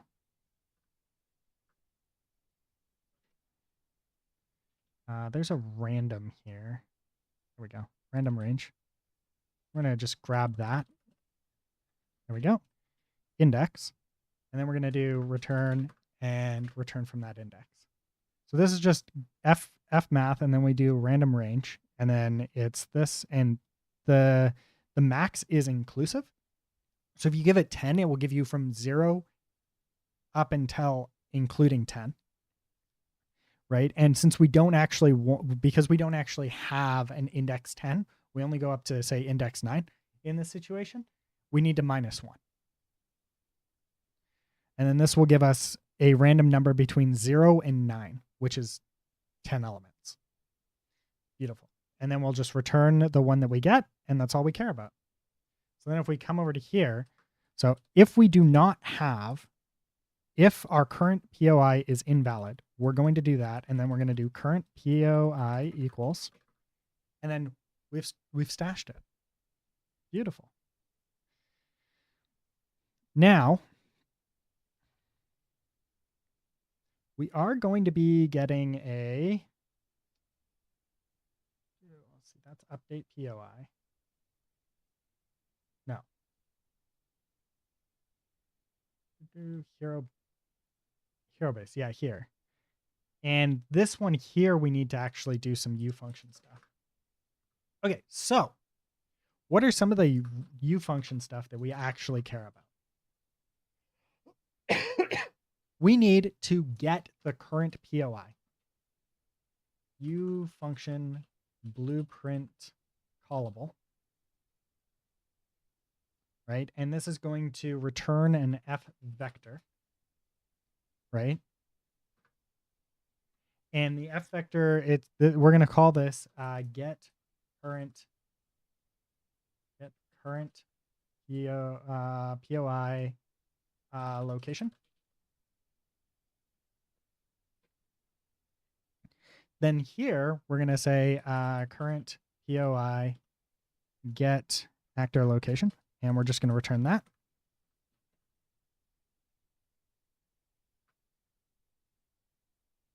Then we're going to do a U function blueprint callable, and this is get next POI location.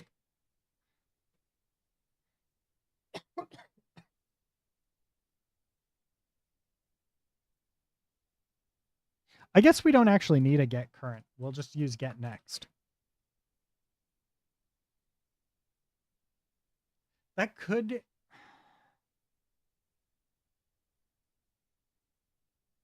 You know what? No, it doesn't matter. Okay. We'll just delete this one. We don't need this one.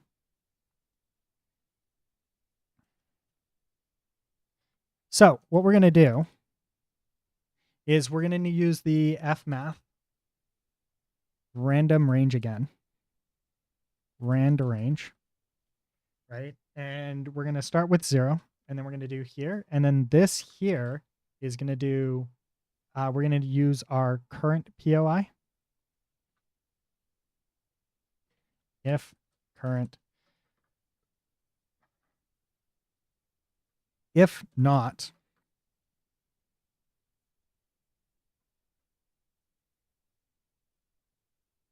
current POI equals get, we need to do this again. This should almost never actually require anything here.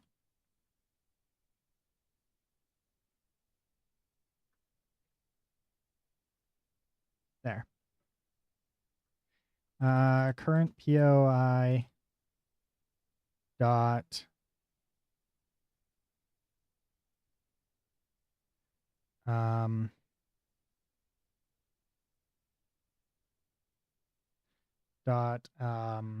connections. Get connections.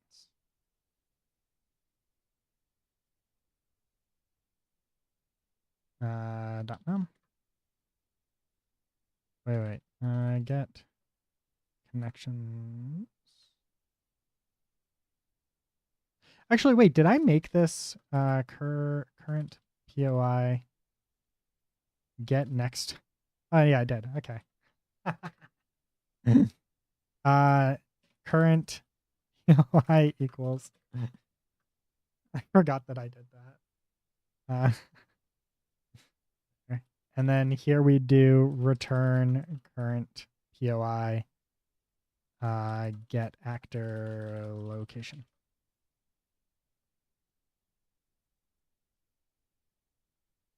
Okay. Now, if we rerun this, we'll see all of our functions here.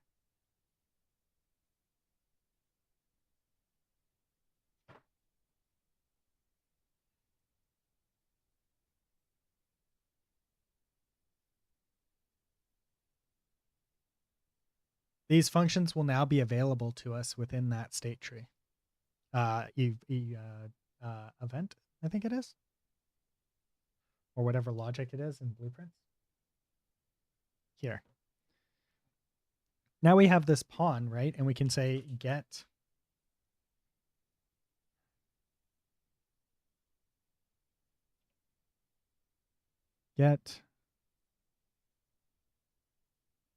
next.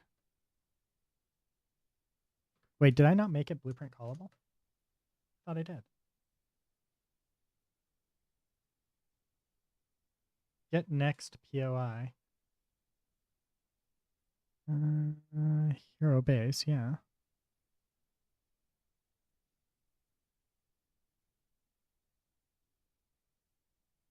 Okay. Get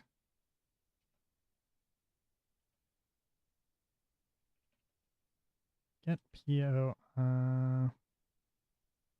What?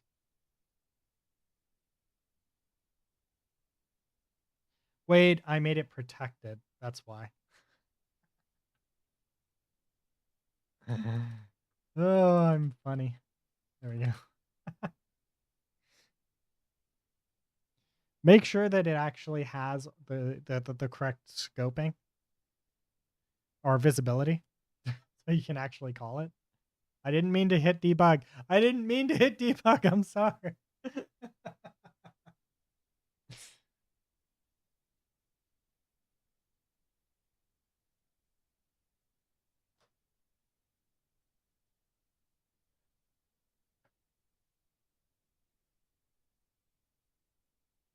Debug these nuts.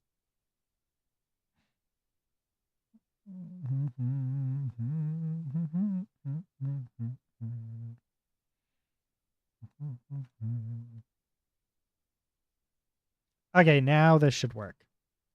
Get next. Get POI.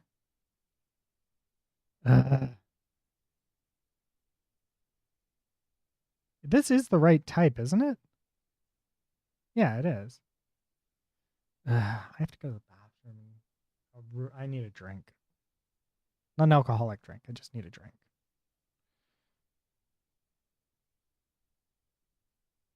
So what we're going to do. Did you do the conversion already? Yeah, you missed it apparently.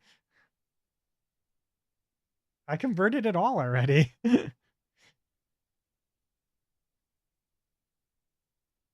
It's shorter and easier to manage in C++ than it is in Blueprint.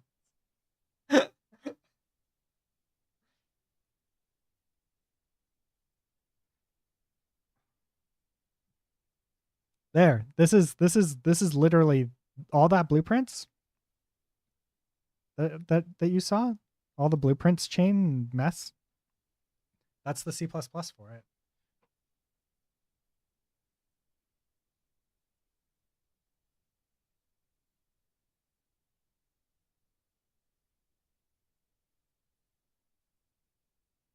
Like the C++ and blueprints are very similar. The only difference is the median in which you're using. One is using full text and the other one's using a mixture of text and visuals, right? And you're drawing lines instead of just like here's the code in the order that I care about, right? What?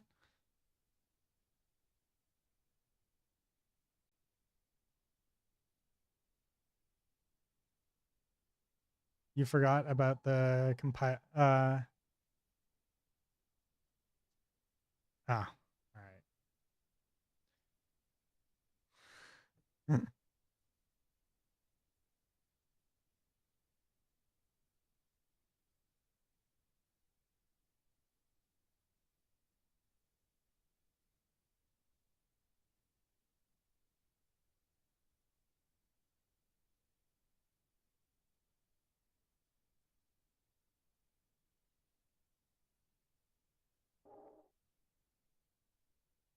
Whee!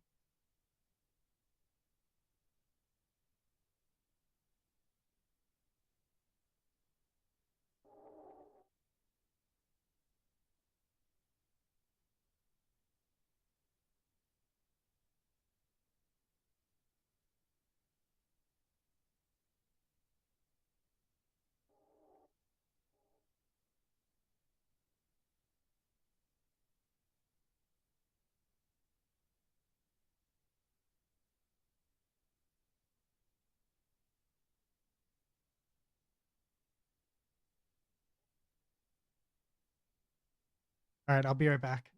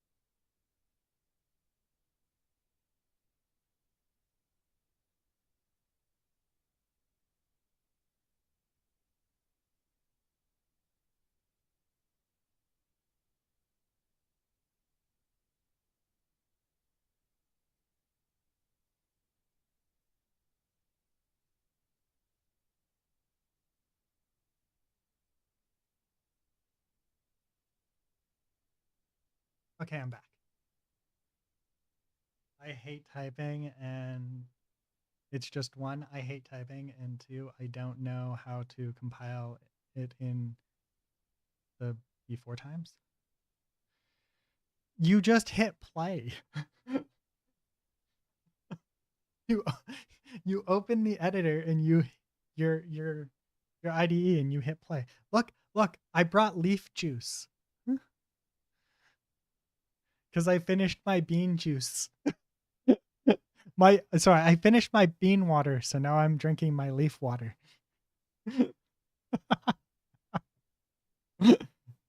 And I got a glass of water. I have my mason jar of water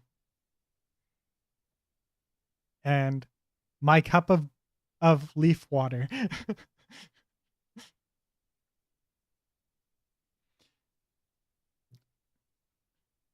Water. Leaf water.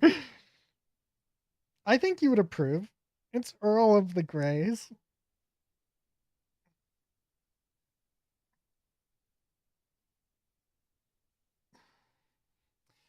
know what I just realized? She really only flies up. I still got to figure out why that. Like, why is that happening? Why is the smears happening? The smears should not be happening.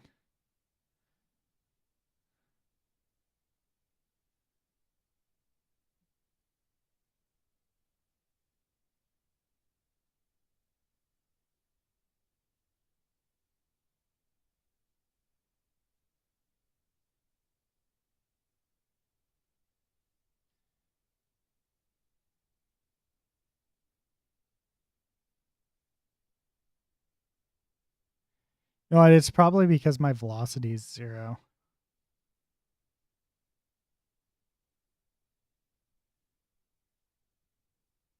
Water. Okay.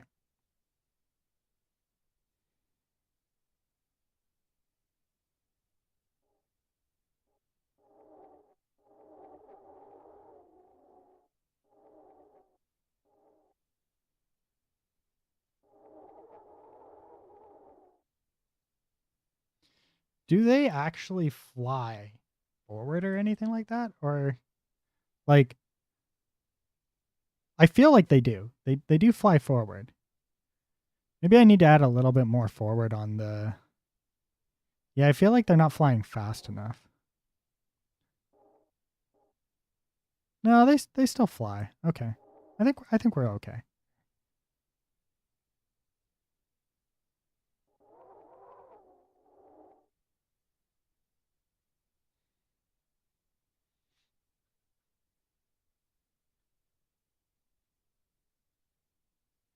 Okay, so now we can go back to the other map.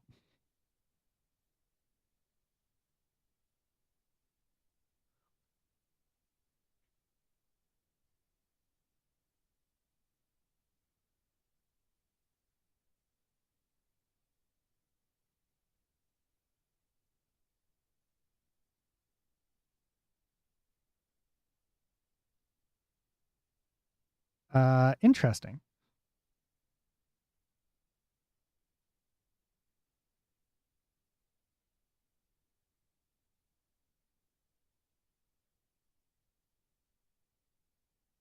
Wait, that's an error.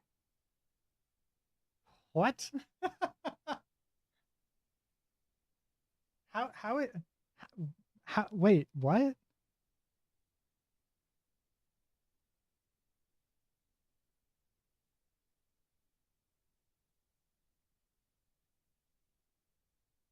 Oh, I know why.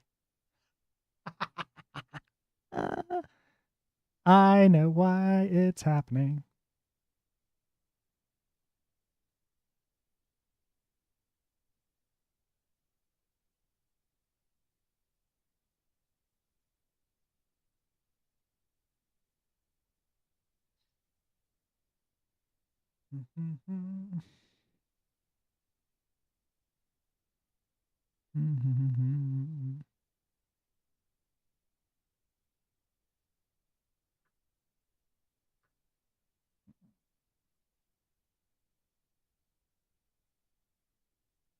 No, that's the subsystem. We want the random wander process. And then we want to borrow this. Then if we come into here, we go into here like this, and we do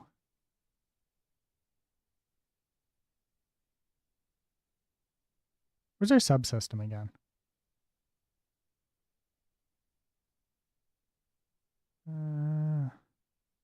Subsystem here. Yeah, this is the one. Initialize. We're gonna do update POI. That way, this attempts to do the update first.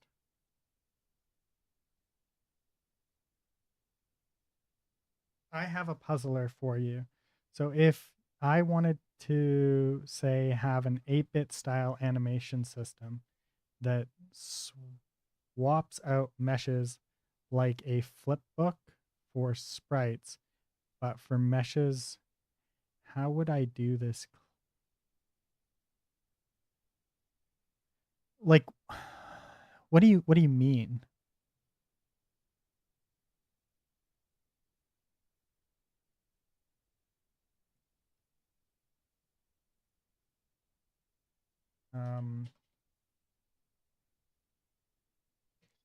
You okay? So you mean like you've got your character, right?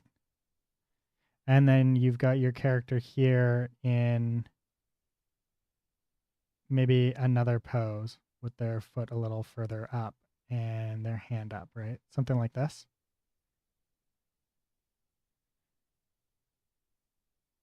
But you want to do an actual 3D mesh for this?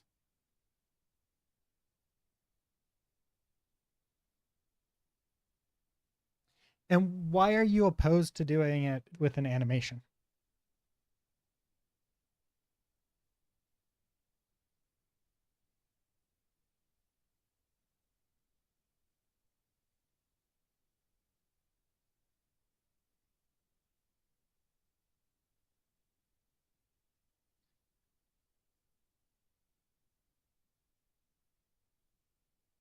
Well, because you can simulate this with an animation. Like what's the purpose of doing swapping in and out the mesh like that? Because this is all the same character, right? So this is going to be really yeah. Yeah. Like let's see. Let's do this. Well, let's go to here, right? We can effectively all this is, right, is, like there's that, and then if we were to jump, jump, jump, it's not a bone mesh. Oh, is it because why can you not have a bone mesh? Like, can you not have a skeletal mesh? Is that not allowed, or is it a performance issue?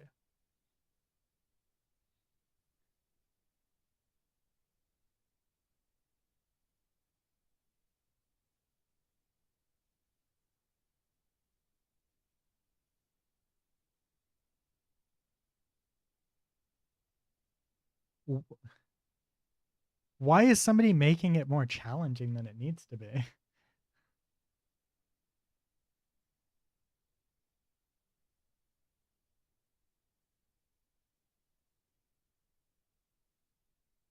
So somebody's going out of their way to make it obscenely challenging for some reason.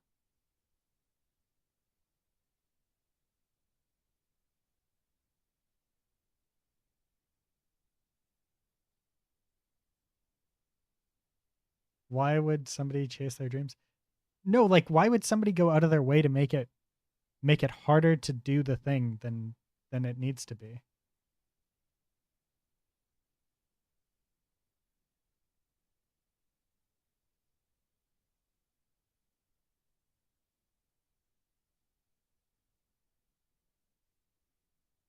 Right? Like Like, I didn't rig Pio. Pio was not rigged by me, and it wasn't rigged by the person who made Pio. I used an auto rigger for Pio.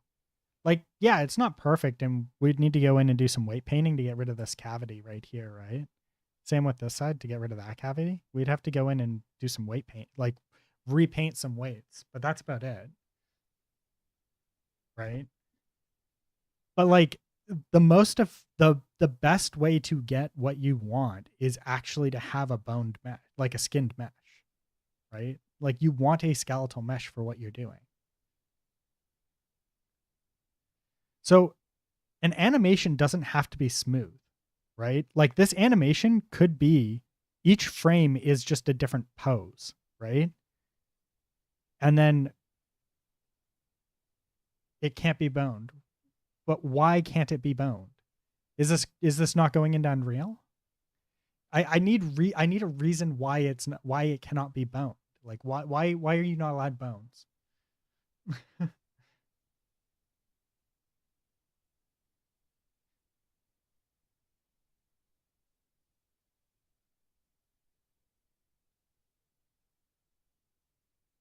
Because like the realistically the answer that you're looking for is that you probably like what you want is very doable, but you want bones. All right, let's watch this. One sec. Why can I not hear anything? Well, it didn't work, so.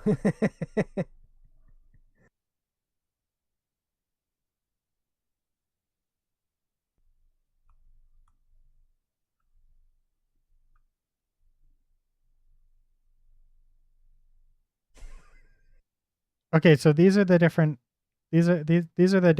poses that you want, right?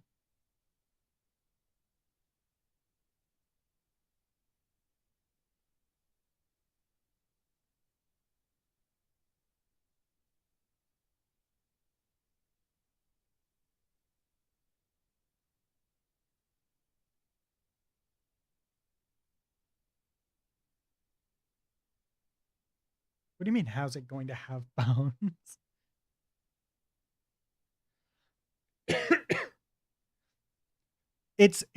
Like it can be done. It's not even very difficult. It's just kind of silly.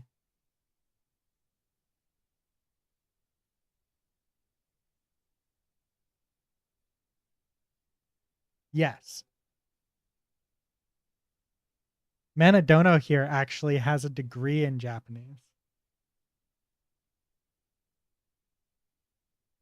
Oh wait, you're on YouTube. But yes, the Genki books are arguably one of the best ways to like learn Japanese, in my opinion. Not that I know what the fuck I'm doing, but Genki books.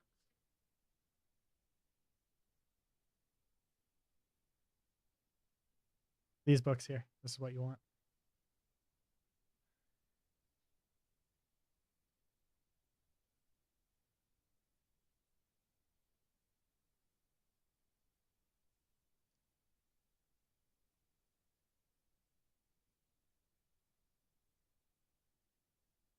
Too major in it. Yeah. They go over things really I think that they go over things pretty well. They're not going to teach you these won't teach you how to like have a conversation necessarily and sound like a human. These are going to teach you how to sound like a reject. But at least you'll understand what people are saying. Right? These are going to get you to a point where you can have a conversation. Uh the fear of wasting $1,000 by following your $100,000 following your degree is a motivator. Failing your is yeah. The best way to do it is to go to classes probably. Like the absolute best way to do it is go to classes, but a lot of classes just use the Genki textbook. Yeah. But Ruben Manadono actually went to like a university and majored in Japanese.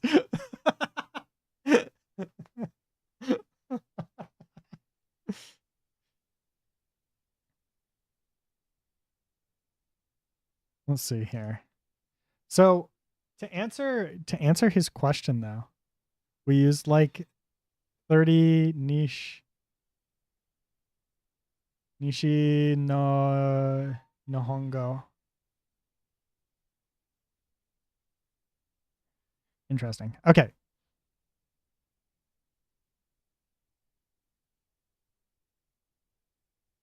Reading the kanji. Yeah. So all that you want, mana, is this, right? Like you just effectively all you need is you need a variable. And this is the reason why I was asking you so much is if you know sorry, the reason why I was asking you why you cannot bone this is because if you bone it, you can trigger poses and bake a vat texture. And that's what you want at the end of the day. Is you want vat textures.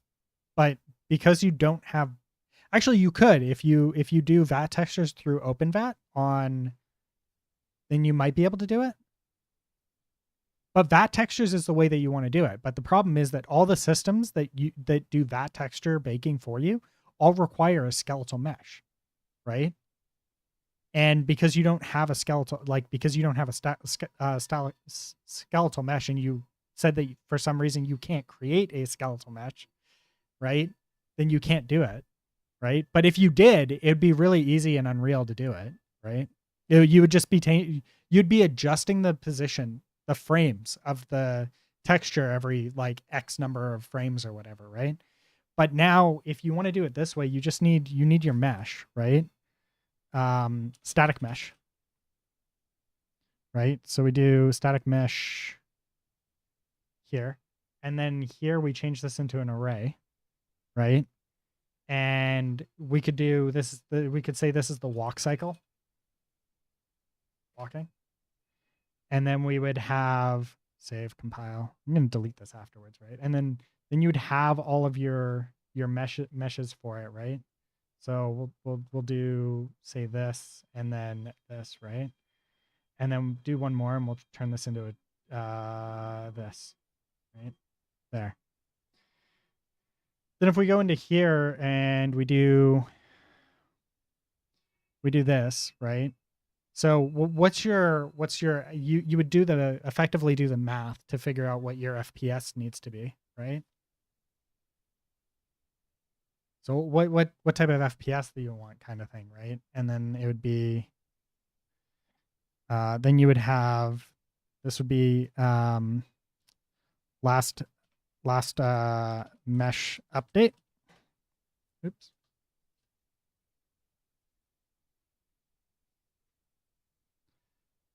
And then this would be a float, right? And then here we would just say, oh wait, no, that's not supposed to be that. My bad. This needs to be a single right there. Do this, we'll set it to 0. And then here we'll say, we'll do plus.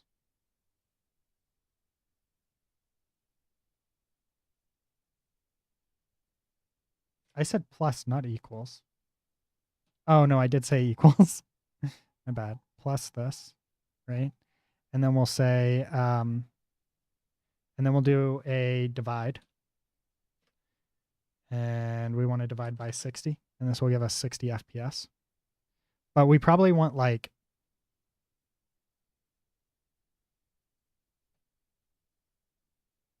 you're gonna have to figure out your math for this, right? Let's say we're gonna do 120, right? That way our mesh doesn't update as frequently as you know. And then oh wait, no, this would be modulo, not divide.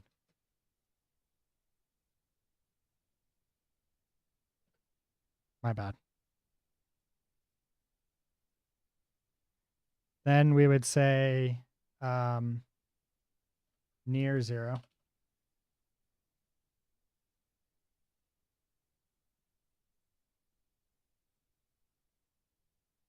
No, not vector.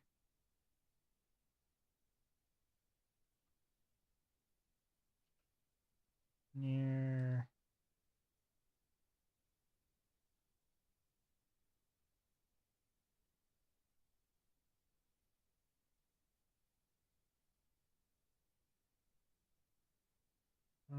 nearly equal. And here you'd have your tolerance.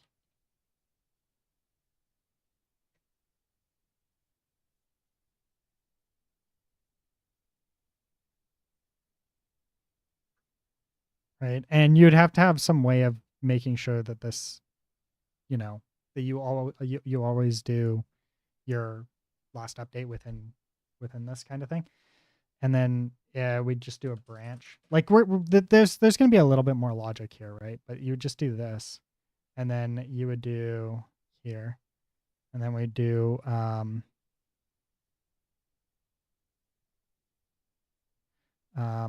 last updated index.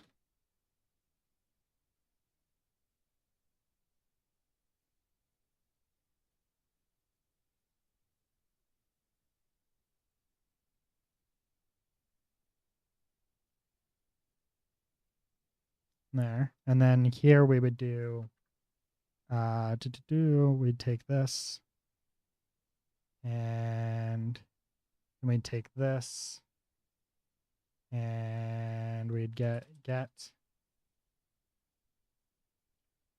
what is it? It's get index.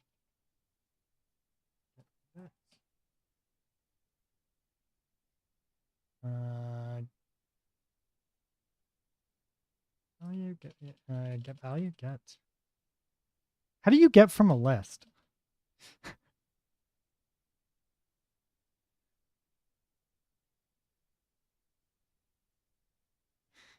T array. No, sorry. Blueprint array get element from list.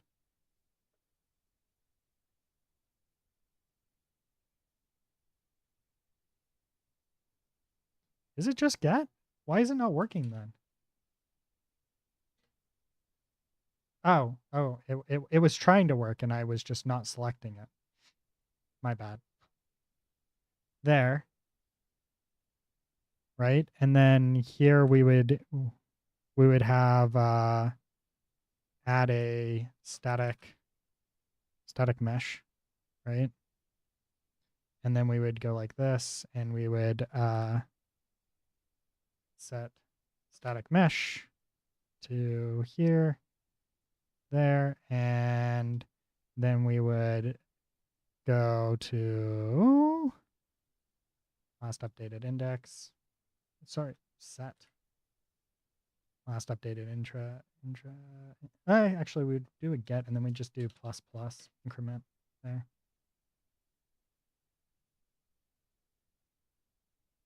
Save, compile. Something like this.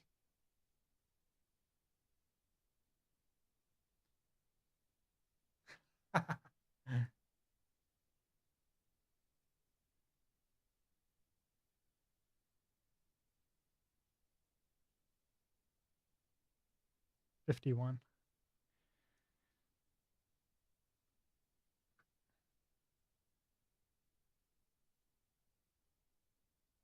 No, it's not that. It's this one, and then it's line 51. If index is greater than or equal to return 0, null.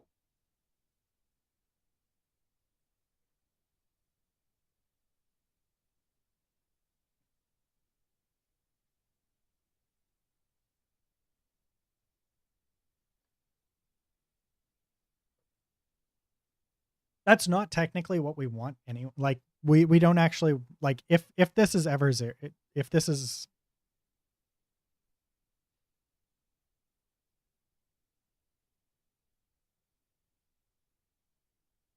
I think, yeah, okay. Yeah. So in this situation, we actually should uh call call the get to actually collect the indexes, because they're not collected yet. So it is what it is. But for now, we'll just do this. I'll close without saving. Here, get POI. Or sorry, what was it? Update POIs. Update POI. There, and then we'll hit play.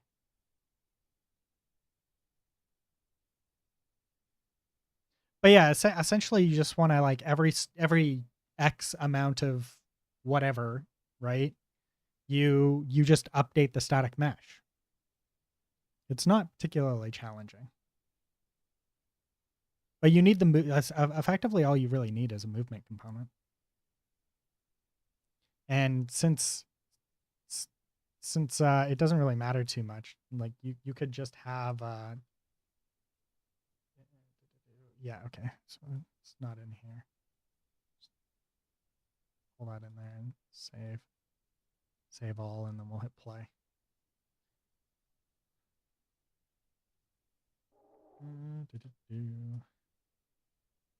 New blueprint. I don't actually know if this is gonna do exactly what we want.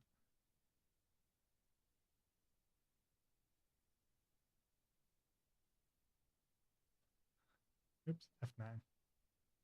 F9. There we go. I think that we're probably running into the problem of this never being big enough.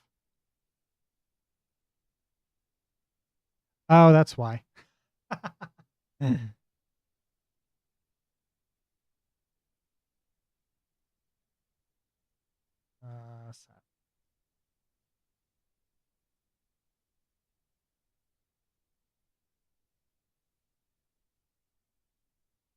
There we go.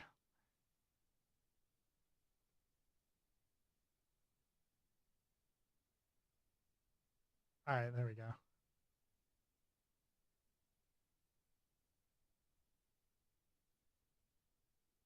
Okay, so 120 was a bit too big. Let's say 1. Compile. There we go.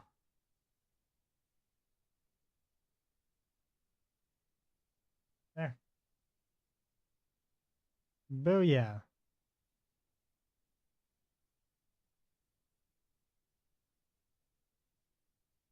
So we'll do this, and then we can just continue. And F8. There we go.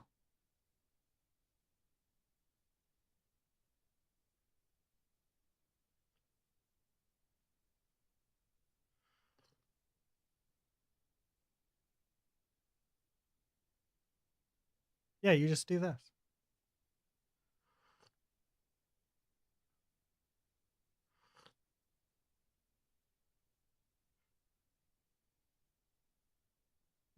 Arguably, the better way to do it would be to do it on a timer.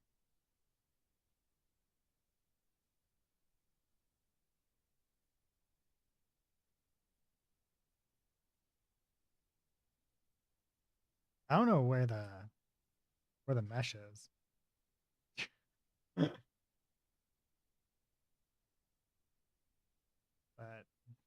yeah, there you go. Now the problem is that you have to load all of these meshes in, right?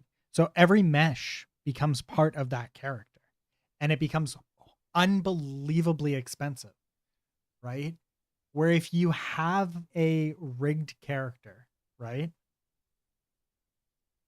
If you have an actual rigged character, what you can do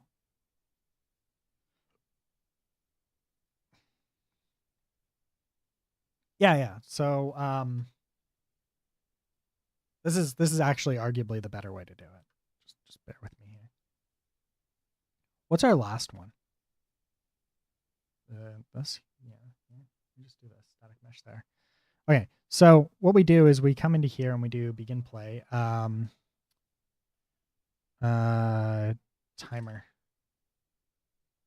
Timer by event there. And then we just do this. Right? And then we do this. And then instead of this being a tick, right? Because this way we don't have to worry about create custom custom event. We just update mesh, right? We just do this.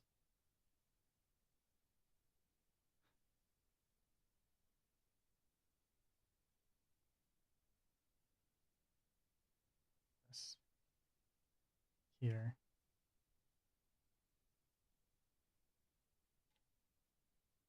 There. And now we don't need a, now we don't, now it's like we can figure out exactly how often we want to update. There. And then we just do this and we do a looping. And we say every one we execute it. Now this is going plus plus like this, but we also need to do this. So what we should be doing is we do this plus.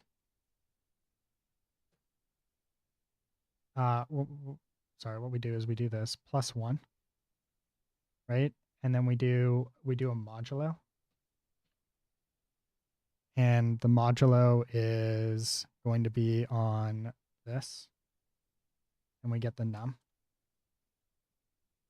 the length, right? And then we do a set for last integer here. And we just do this.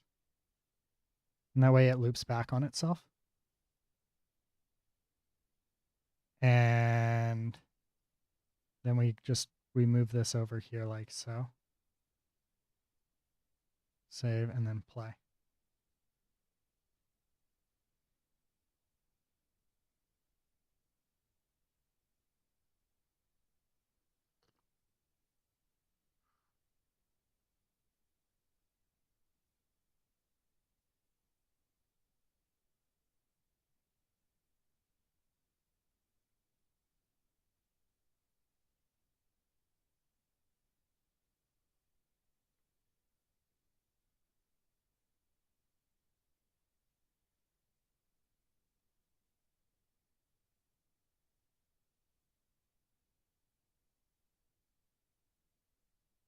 And then if you want something that actually isn't going to be a nightmare to maintain, right? This is what I would do. Right? An actor. And then we grab this, open this. Ah, fuck. Actually, no, I don't want to do that because it involves like this would actually involve like editing things that I don't want to edit.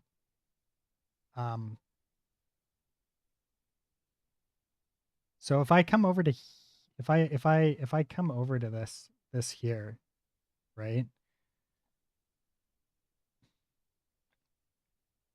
Just bear with me here. Right? This is what you want. Okay, and then we would come into here, and then play rate right now, we would just say 0.1, right? Then if I come into here and I open these two as well, and I put these as the play rate of 0.1, right? Layer, play rate 0.1. And then we come over to this one and we say layer, play rate 0.1. We save all of these. Now, the reason why I don't really want, I didn't want to edit this like inside of my thing is because there, see, look at that.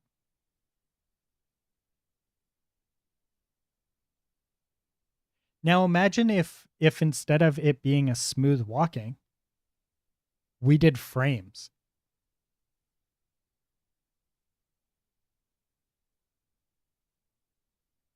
Right?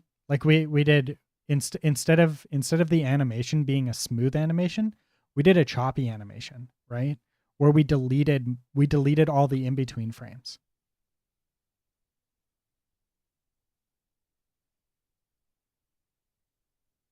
Right? Now this is a static mesh, right? And the only thing that's powering that is this here. And here I've got a start and an end frame, right? Because if I start at 0 and I end at something else, right? This gives me a texture that has frames in it, right? And then the play rate allows me to change how fast or slow the frames actually update, right? So in this situation, I could say like if I baked this with only keyframes, then that's the look that you're going for, is that you just want the keyframes, right? And that's arguably a better, more maintainable way, because this becomes I think it's called a dynamic texture or something like that. Um, Unreal Engine dynamic textures. And I think it's a dynamic texture, right? Because it allows you to actually like there's a certain type of texture. Yeah, here. Dynamic texture. This is it. So then we can come and in here, once the dynamic texture is created, we can update a parameter name, right? And you would update when you want to switch from one set of animation to another. You would just update um the start and end frames, and then it would start and end at different points.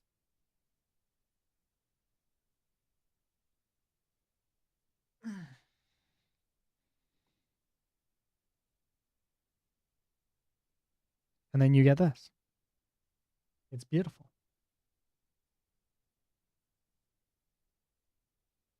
And what I want is I want this to be not that, not that, and not that, and then we save all, and then we come back to here, and she's walking normally again.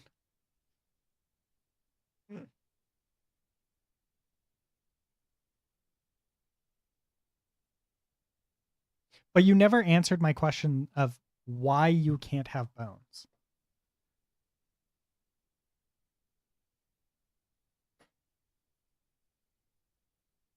Because arguably the easiest way for you to do what you actually want is actually just put bones in your character, right? And skin your character.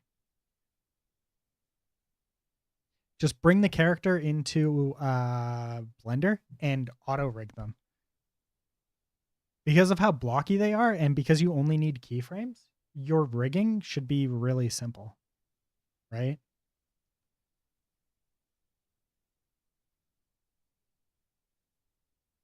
Because if you do it that way, then you don't have to worry with like changing things. And the only realistically the only good thing that you get, like the only advantage that you get out of vertex animations is performance, right?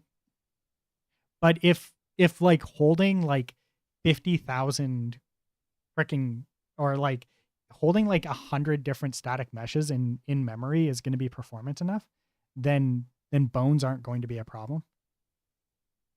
Wow.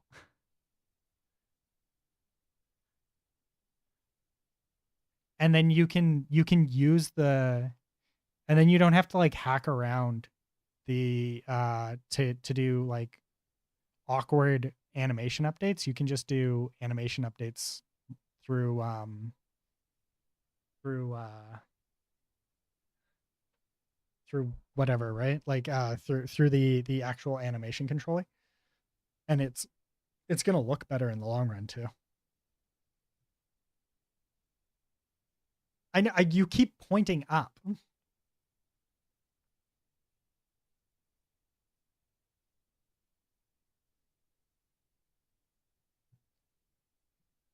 But as is, just use a timer. Use it. Use the timer idea. That works right here, just for you.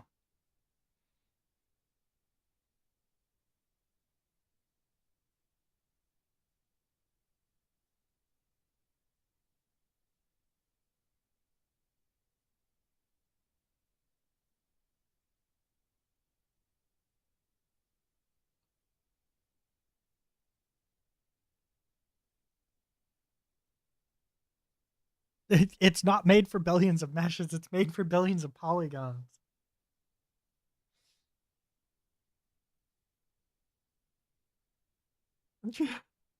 You have to hold all, like when you hold the character in memory, you have to hold all of the character in memory, right?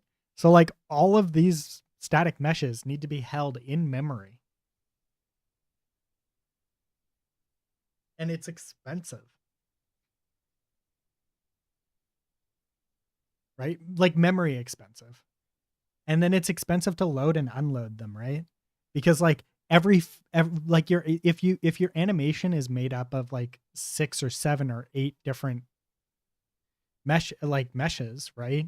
You have to hold all 8 meshes in memory for that one animation. If you have say 15 animations in your game, you have to do, and each one is 10 different meshes. That's 150 meshes that you have to hold in memory for one character, right? And that's just like unsustainable. Also, it's going to be like you have to go in and like load them in order, and if they get out of order or you want to like add to it or something like that, it becomes kind of like awkward. And then like switching back, like every time you want to switch back and forth between an animation, like it becomes cumbersome.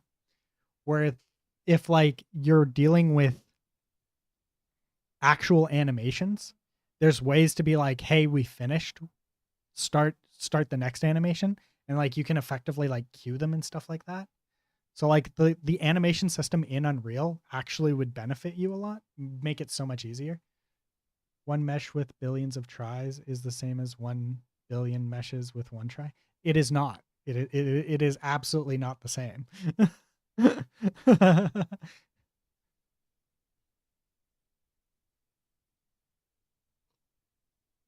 One mesh with a billion tries is cheaper on your GPU, cheaper on your GPU, and actually cheaper to hold in memory, and cheaper to load.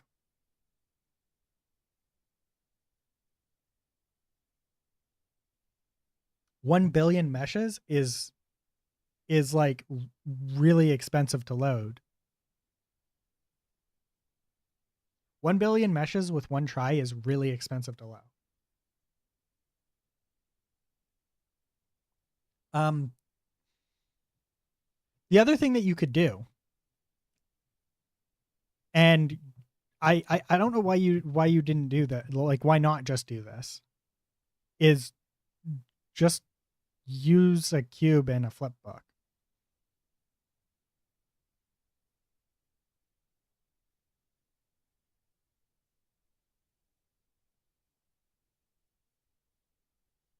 Like your character is a static mesh with a flip book, and just do flip book animations on the cube or a plane.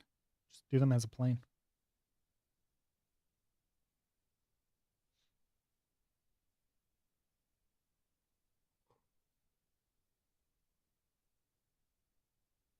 But I'd say look at OpenVAT. OpenVAT is probably arguably the way that you could actually probably get what you want through OpenVAT.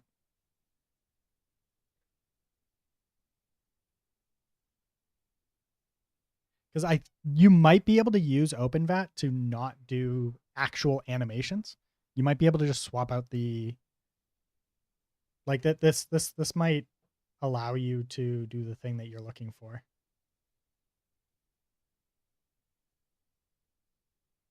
Yeah.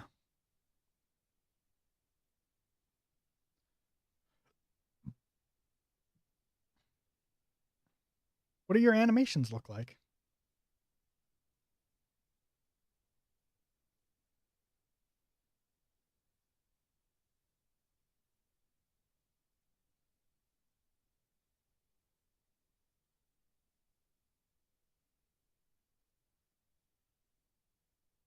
Well, you could, but like you could also do a flip book, and the flip book could just have, this. I don't know what your camera looks like, right? So like if you need down and you need the sides and stuff like that, if your camera moves in effectively snaps to six directions kind of thing, then you could get away with just doing a cube, and like each side of the cube is just uh um part of the flip book, right?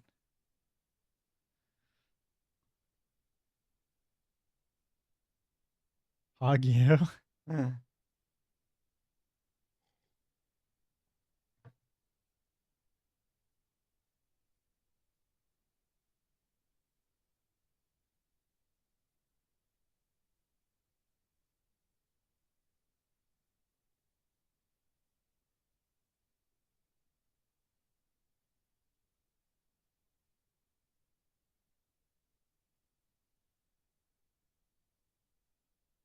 Vertex animations are cool.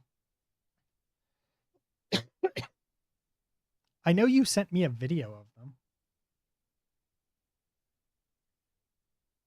but like sending me a video. Yeah, you sent me a video,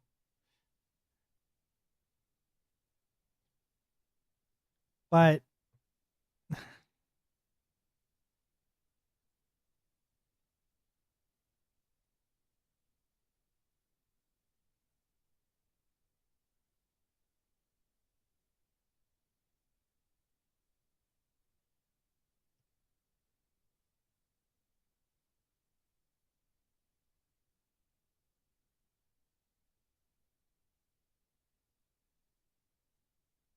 I have a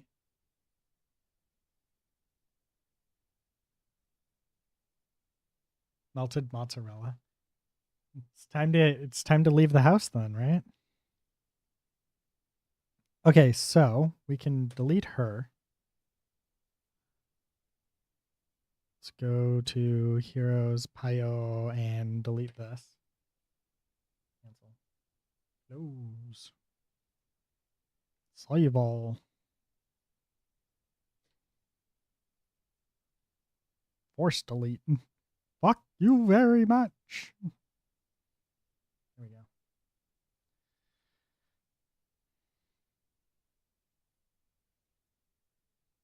Look at that. I think that she's actually walking to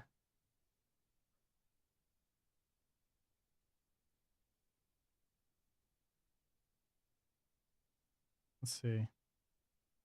Is she actually walking on one of the things is the question. She's not. Oh right, she's just wandering. Like random wander. Forgot. I forgot.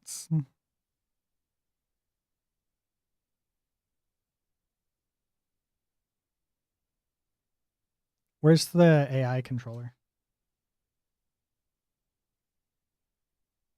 It's this one. State tree. This one. Do.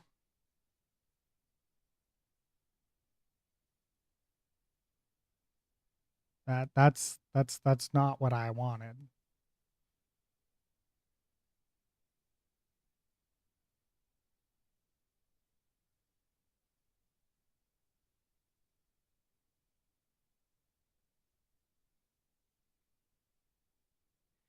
This we need to change the character to an icy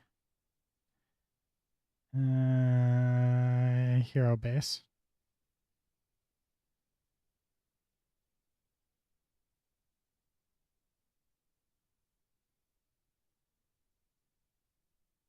And then we just say actor. There we go. And then when we hit play, she should hopefully walk to the next location, and she doesn't. Did we actually finish it?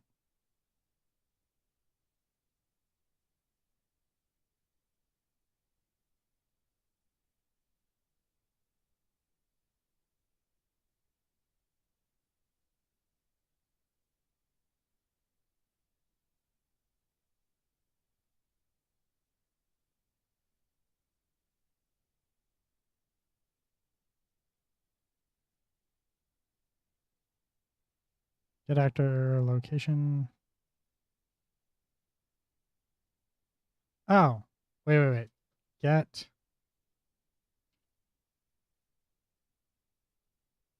Right. For some reason, we didn't actually finish this.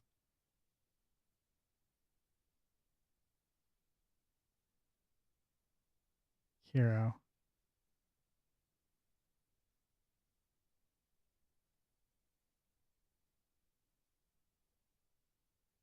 That is public.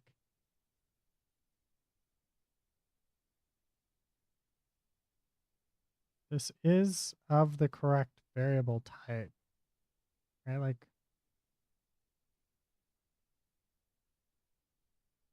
in an external.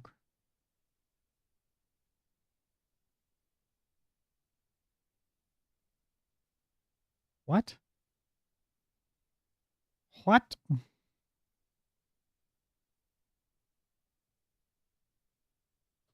Sorry, F9.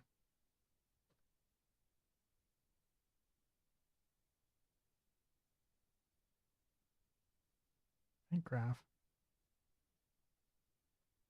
Get pawn. Get next.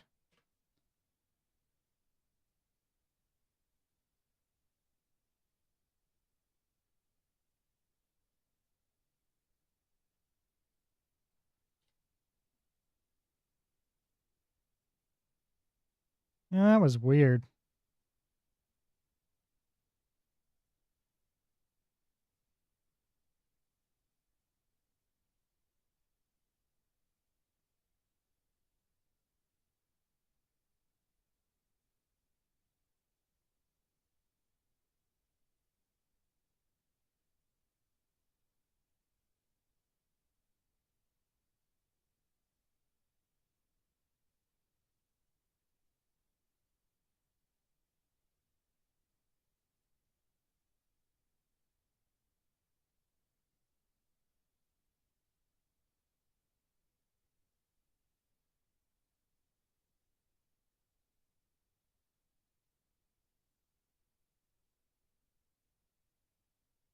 Why is this being weird?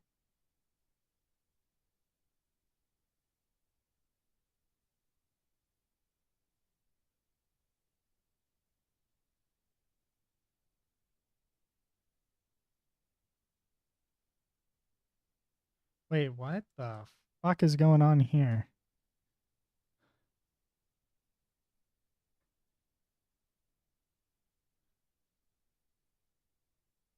Give me a second. I was in the wrong one.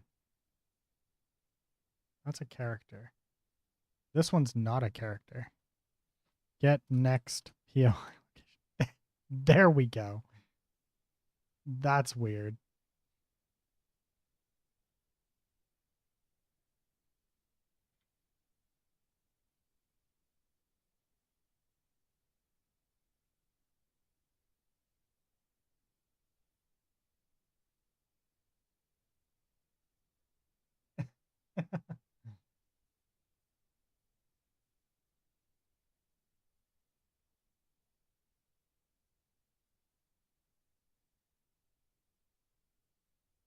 Access none. Trying to read.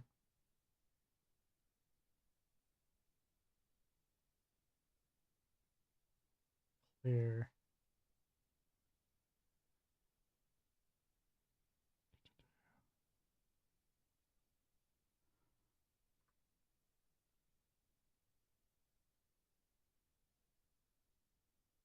Wait, what?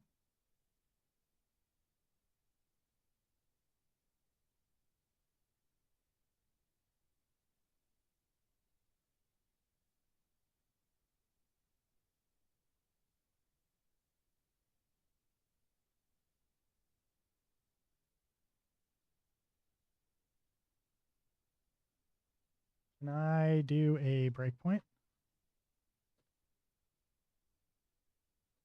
Let's just do this. Hit play. There. What is this? Why is this unknown?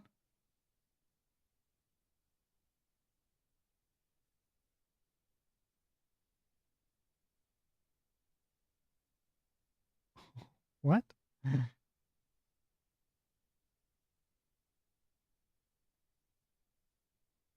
Actor.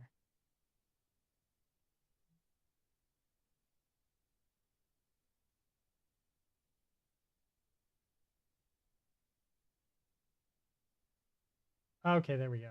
Now it's working.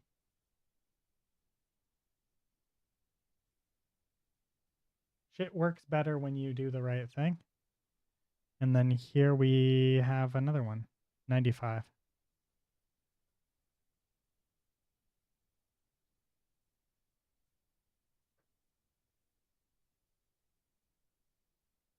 $62. 62. And that's going to be 95. So this is where we got the error here.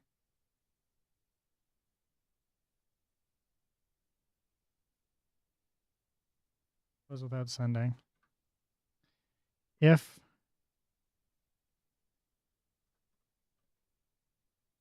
is valid,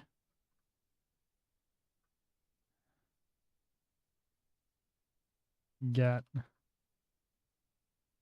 dot get return 0. There. Oh, wait, that means that this is going to be a problem too. And this is also going to be a problem.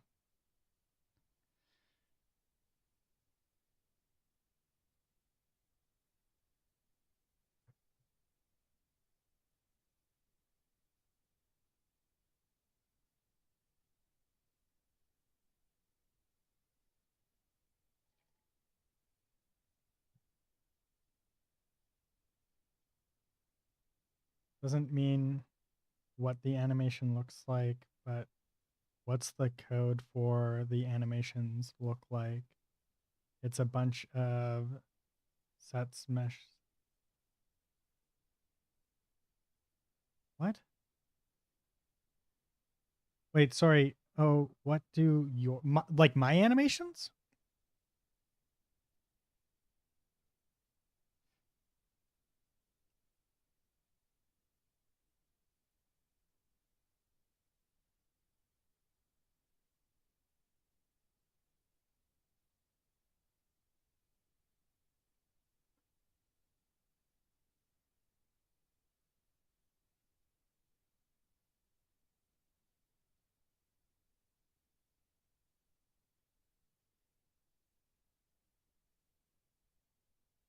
There we go.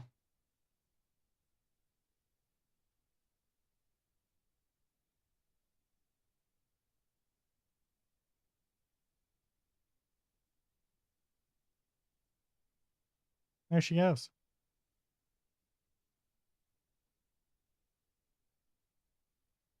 I think that she's walking to this one right here.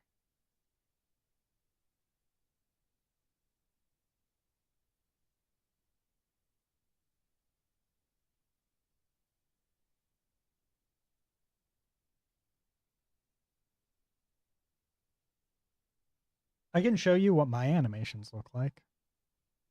And I'm assuming that you want my static mesh animations, not my regular animations.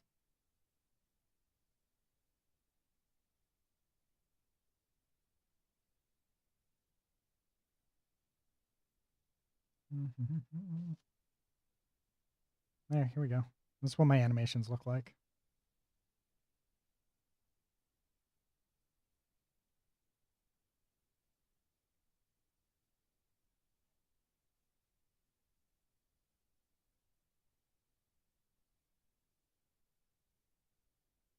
She's moving.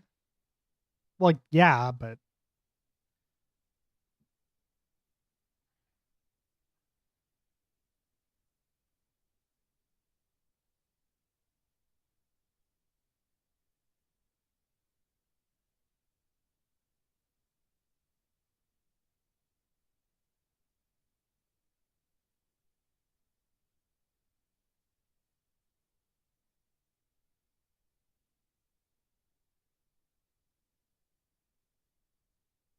there we go.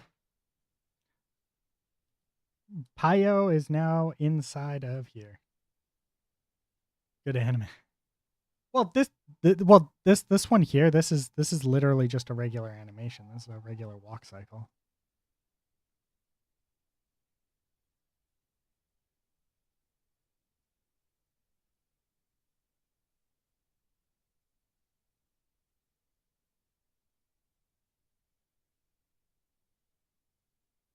So there's nothing special about this. But this is the animation for the walking girl, like the school girl, right? Like this one here. If we wanted to look at specifically, let's say we wanted to look at this girl right here, this animation here. This animation here, right? This one? This animation here is powered by this. These three textures here. Oops. This one, and this one power this walk cycle. But it's more than one. This is more than one animation. This is I think it was four different animations that I did. There's a start walk, a stop walk, a walk cycle. Actually, it might have only been three. Oh no, there's also an idle. I think I also have an idle in here. The very first animation that's baked into here is actually an idle animation, and I believe that it ends up being this top piece right here is the idle animation. It's pretty short.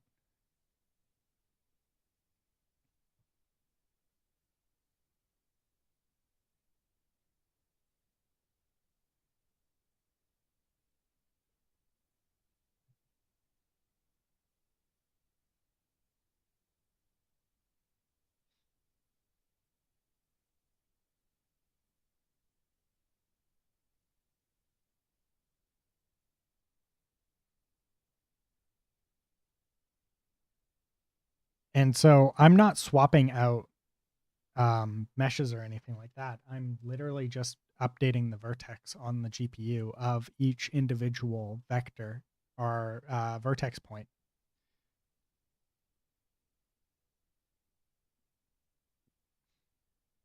To where it would need to be in order for the individual for that animation.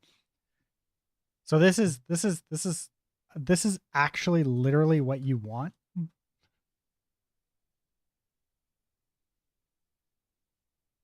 I think it's I want to say that it's a PNG.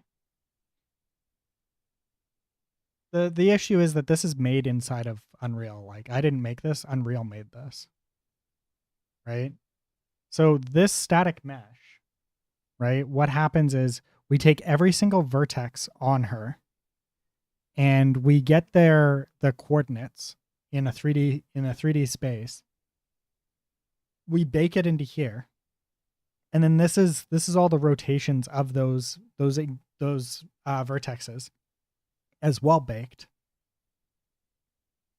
Right? And then we have this, and this updates this up on the GPU calculates the individual, like where each vertex is supposed to be and draws it accordingly. So we send it a static mesh, right? Like the mesh that we're sending, this girl, if we remove the so if I open her up, right? Let's go back here. Let's open up this here so I can get this point across a little easier. Okay, so this here looks like she's walking. This is what she actually looks like.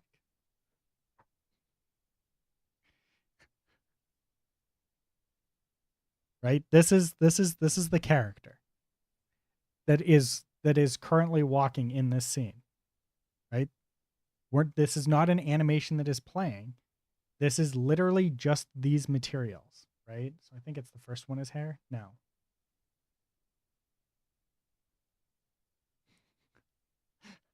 There's the hair texture. There you go. Look at that. Ah, it's beautiful, isn't it?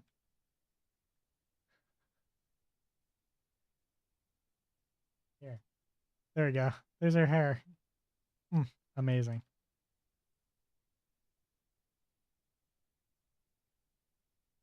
Ah, there we go. It's perfect in every single way. I see no problems here.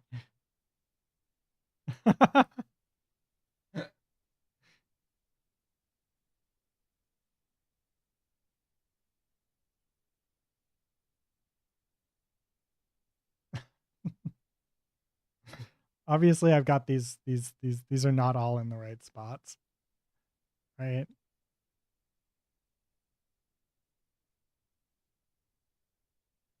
And then I think this one here is supposed to be the hair there. And then this is supposed to be that one. There. Right? So these are literally just like these are not. And then if I and then this is the material.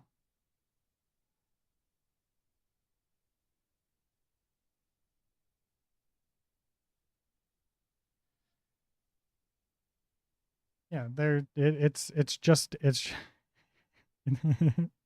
literally just a PNG.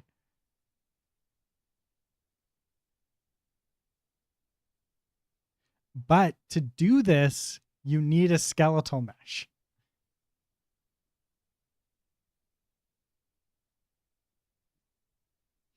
You use a skeletal mesh to make this, and then you throw it on the resulting material onto the character, and this is what happens.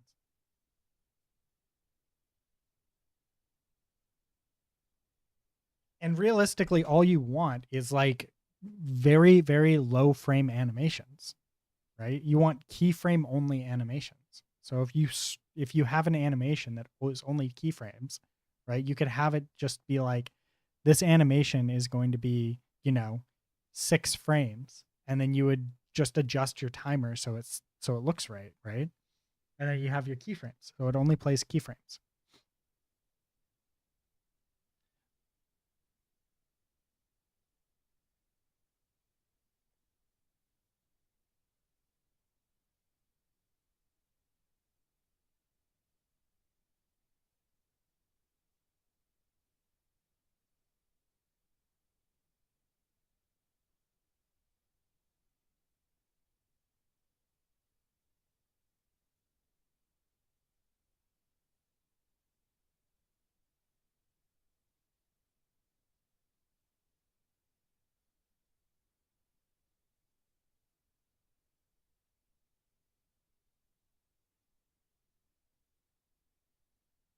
Now you have automated data, and you only have to load an image.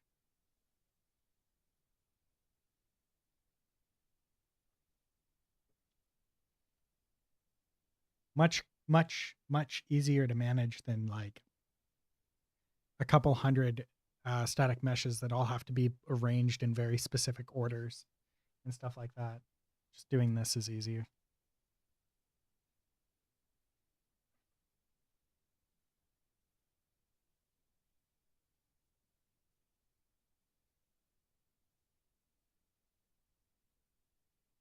Vertex animations. And vertex animations are part of Unreal 5, FYI. It is an Unreal 5 system. It's very easy to make, but you need a skeletal mesh to do them.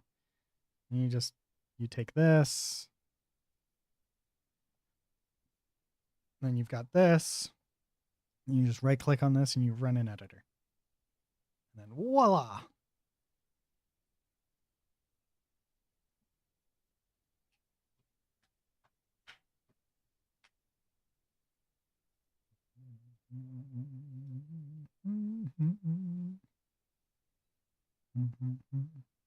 Oh yeah, here. This is the idle animation. Here's my walk cycle.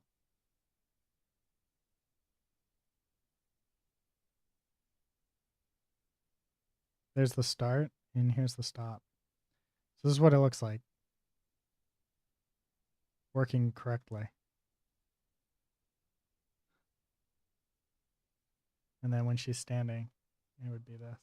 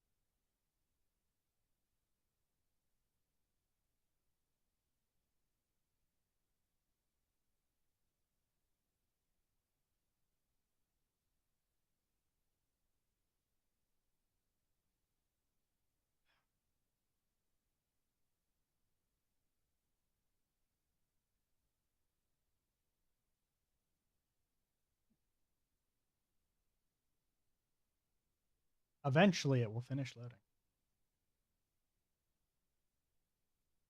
I have a headache. Why do I have to have a headache today? Today of all day. Why do I have a headache today?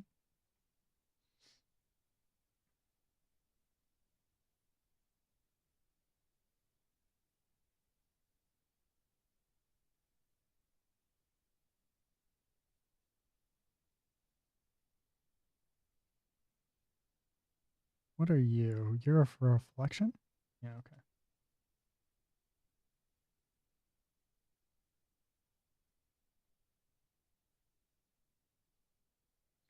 Beautiful. Okay, and then we need to go to blueprints, AI.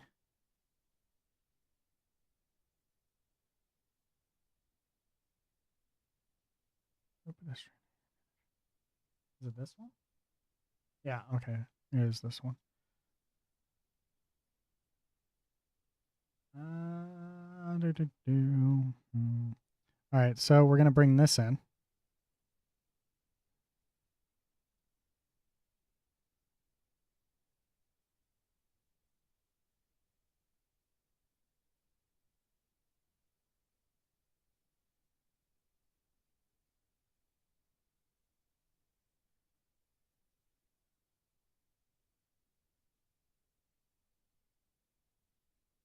Yeah, we're not doing that.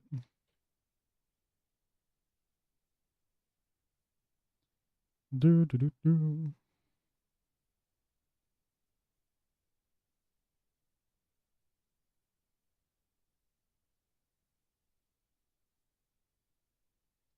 Actually, wait. We'll put that back. We're going to make a new actor. Okay, so let's create our blueprint. It's going to be a type of actor. And we're going to say BB AI Hero Manager. There. Then we're going to create a variable, and it's going to be max heroes.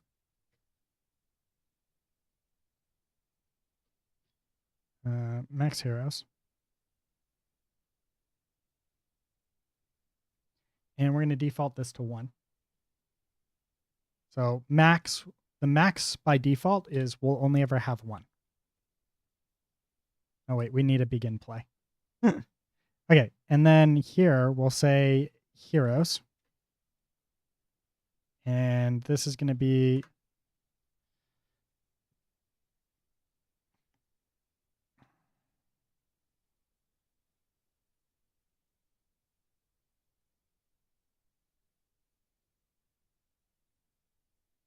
class reference. And we need an array.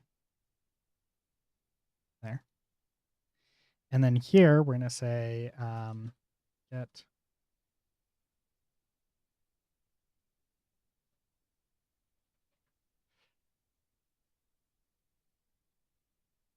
don't think that I can actually do what I want inside of a blueprint because I'm purposely not allowing that to happen because it can cause the way that I'm doing some things are going to cause problems effectively. Okay, so tools. We want an actor can be spawned in the world. Next. Then we want IC hero manager and actors.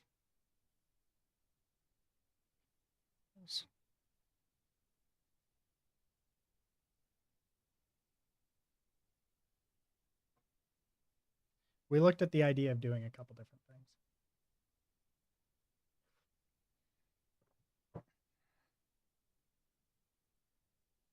Yes, we would like to edit the code now.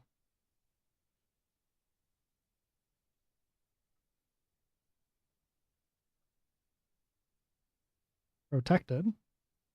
View property, edit anywhere.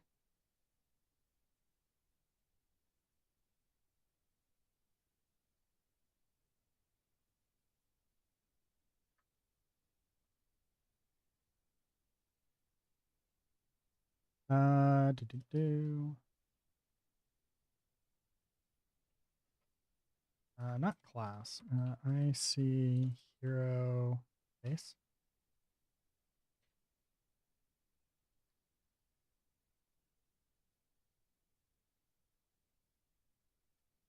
T array of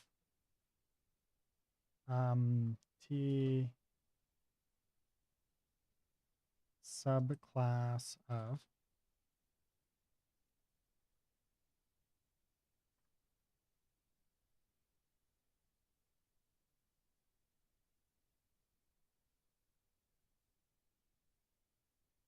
there. Then we need this, and this is going to be an int, and it's going to be max heroes.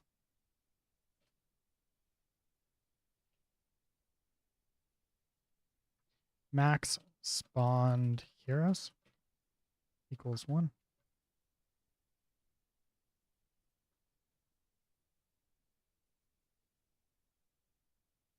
And then we want to go to begin play.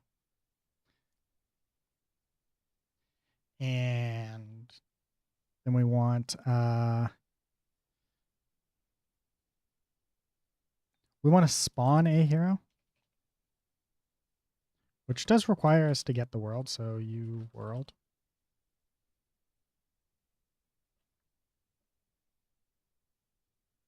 We also need to get the pedestrian manager here. So we need this.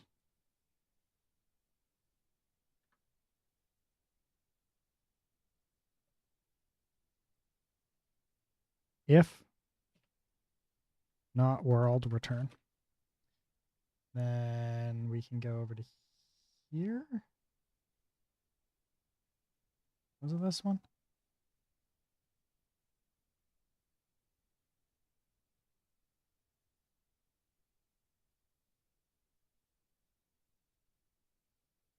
Yeah, whatever. Oh yeah, here it is.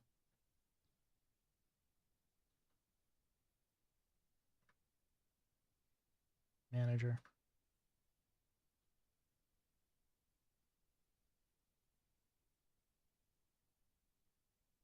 Add forward declare.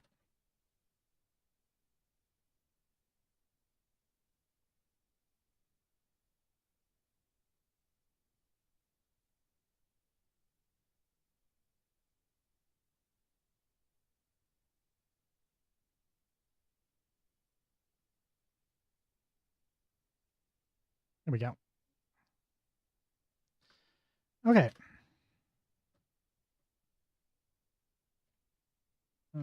Sub POI subsystem dot get. For int I equals 0.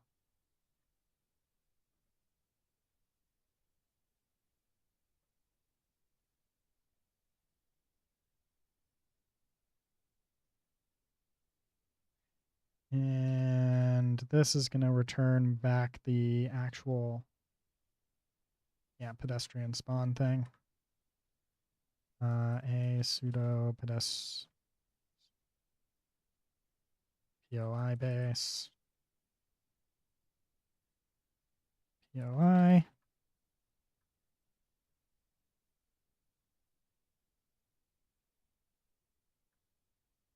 Then we need to do a spawn. World spawn actor.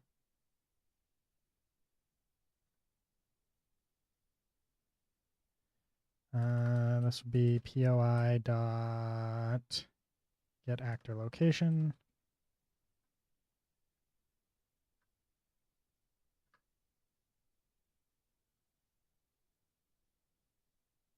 In class. This would be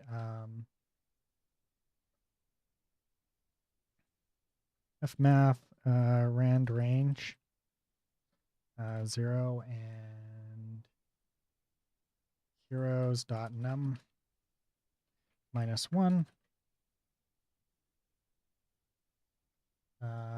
Hero index, and this is an int. If hero index is greater than or equal to heroes.num, continue.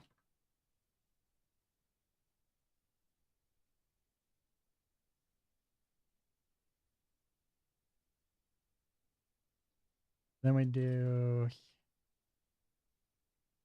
the heroes hero index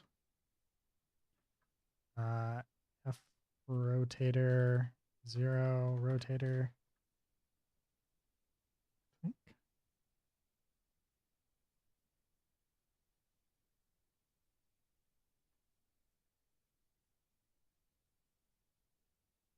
Unreal Engine spawn actor. C++.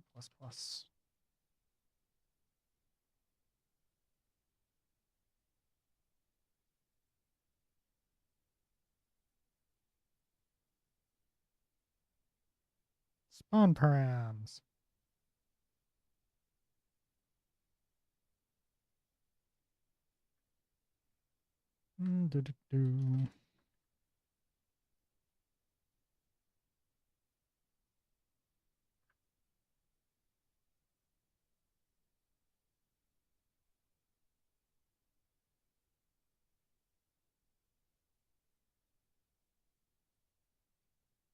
Get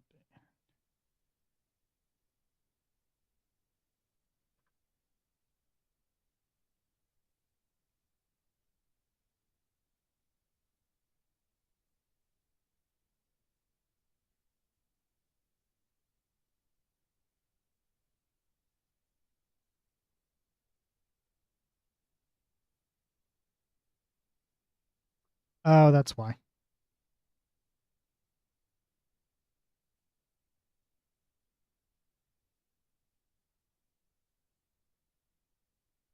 I think there's a different spawn actor.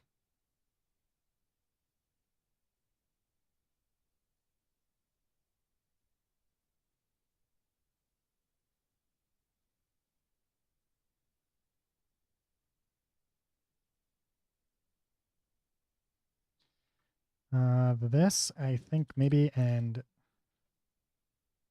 something class, right?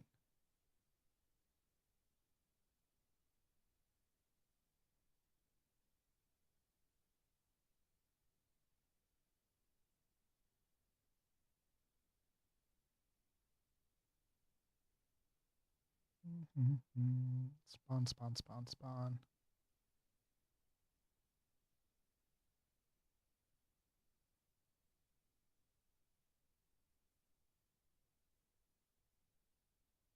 Huh.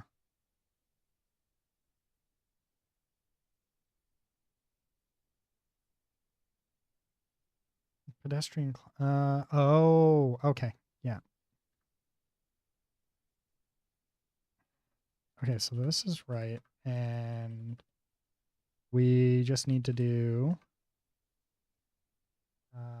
AIC hero base. Then we do AIC hero base, current hero, T weak object pointer.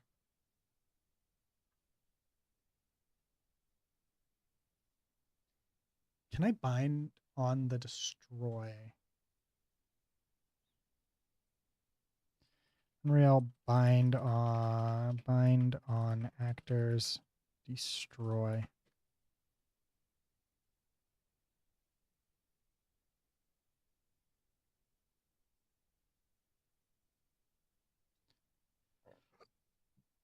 Hmm.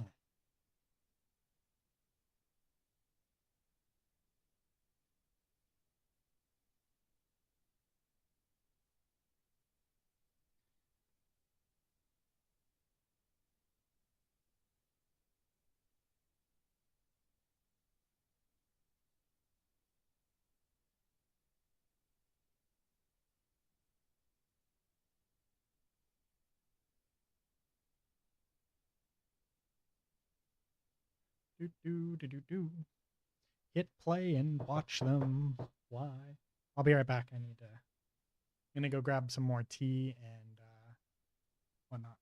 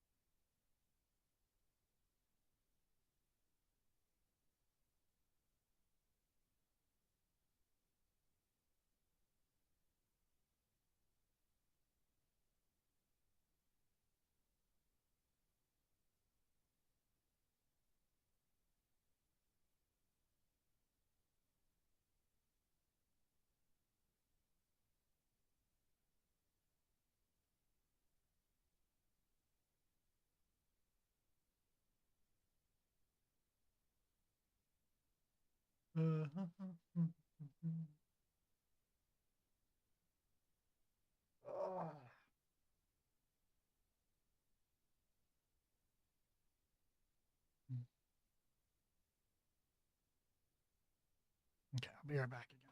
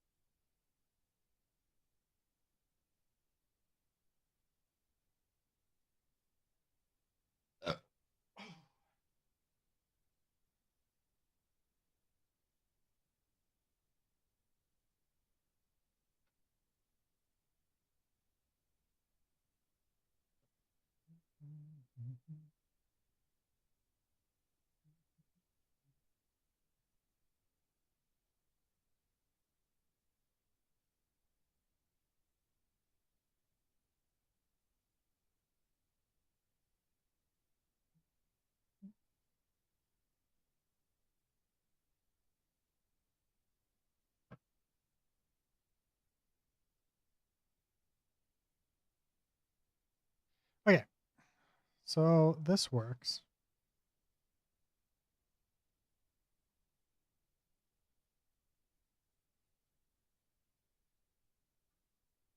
I still don't know why this has a hole in it right here. Well, whatever, it doesn't really matter. um, where were we?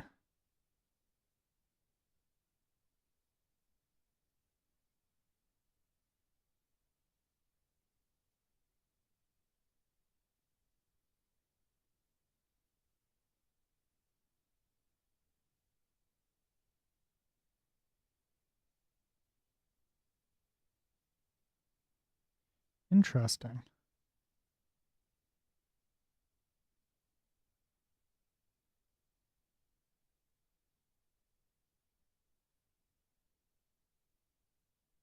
It's a lot of material errors.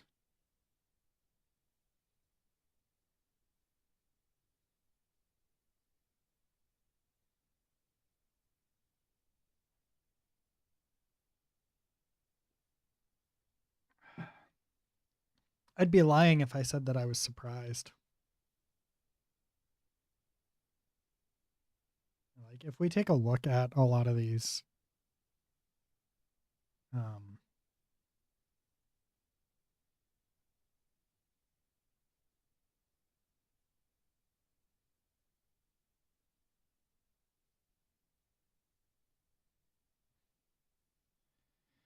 If we take a look at a sign,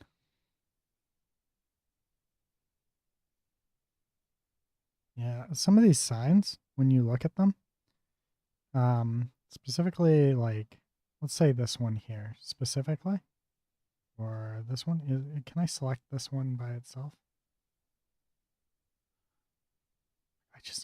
I want to select just a sign, right? Here we go. So if I take a look at just this sign here,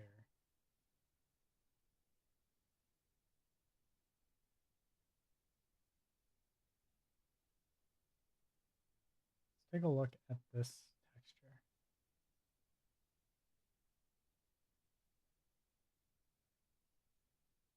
This is that sign. It's not square.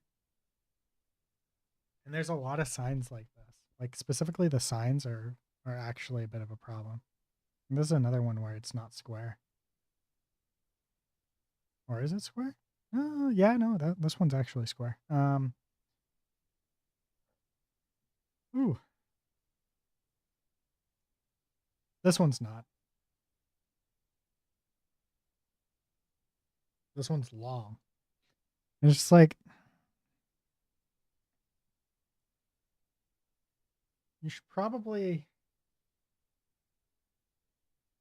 not have so many, right? That are like that. So, anyways, what was I doing? Hero manager.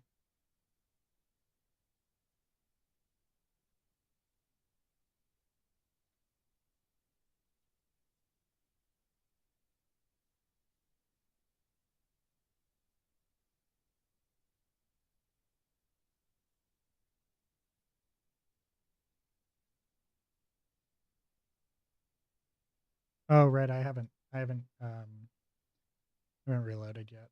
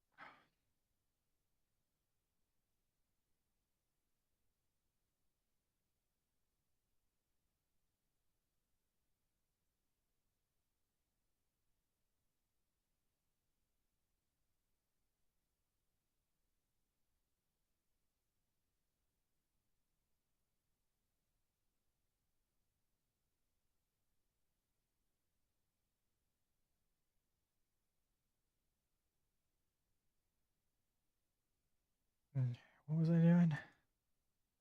Right. We were going to finish off the hero manager.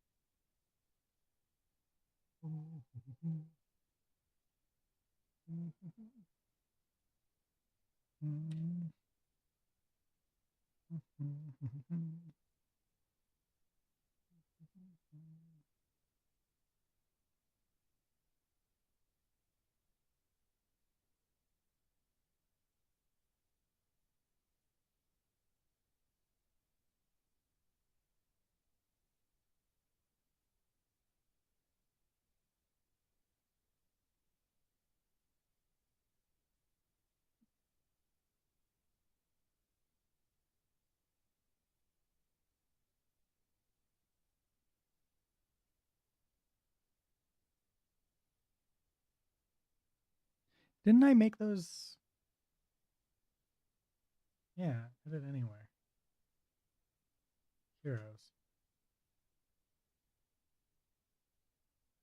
Oh, right. Heroes.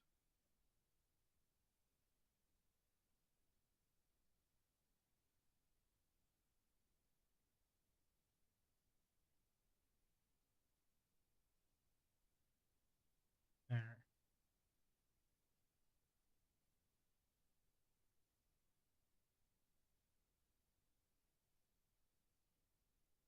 $38.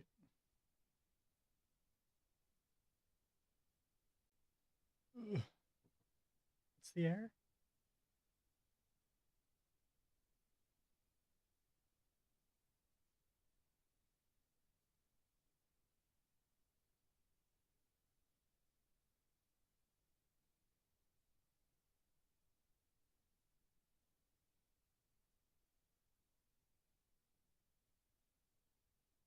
Hmm. Gameplay. Line 38. This is the issue here. Something to do with my spawn.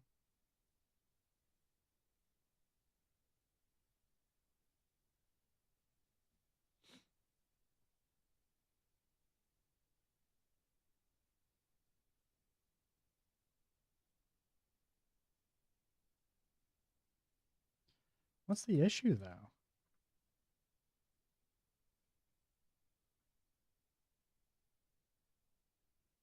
Oh, you know what? It's probably this.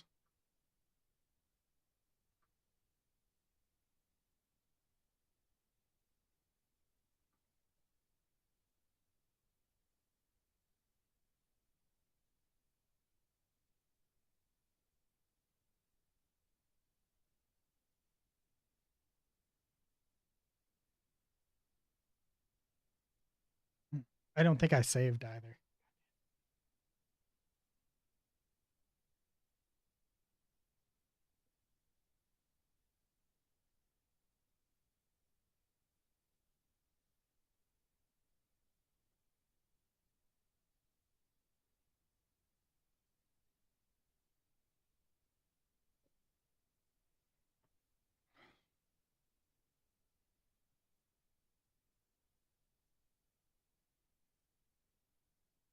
Yay! Pio is actually there. She saved. Play. Did she spawn, though? I don't think she spawned. Okay.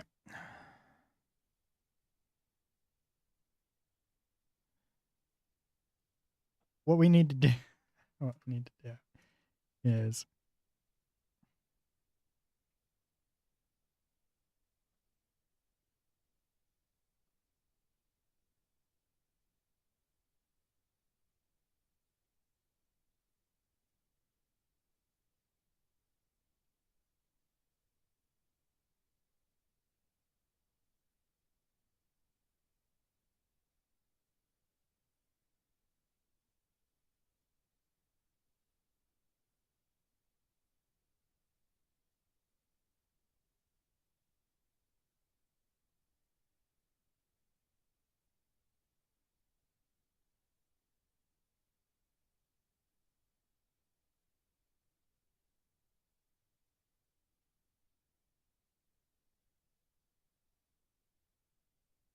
do, do, do, do, do.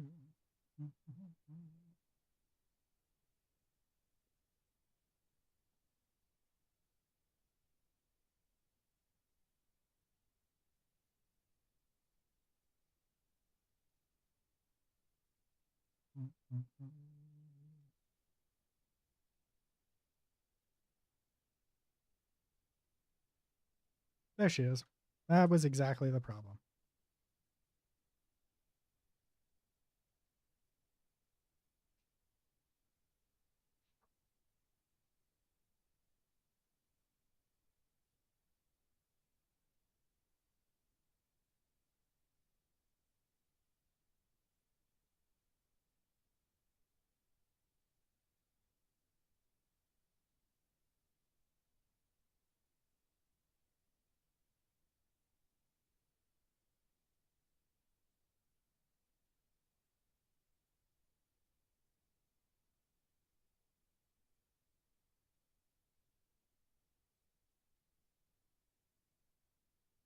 Now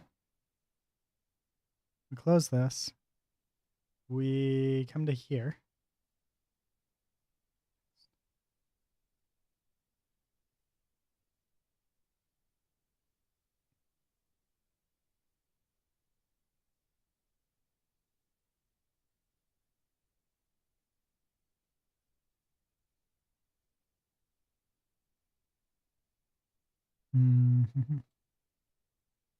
This I'm going to need ChatGPT for ungroup.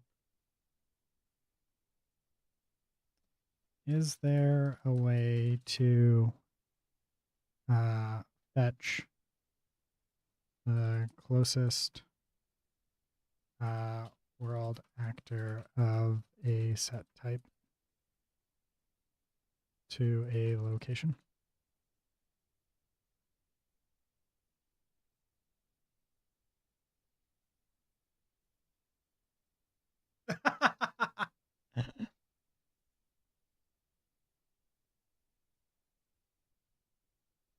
Get closest actor of class, get world.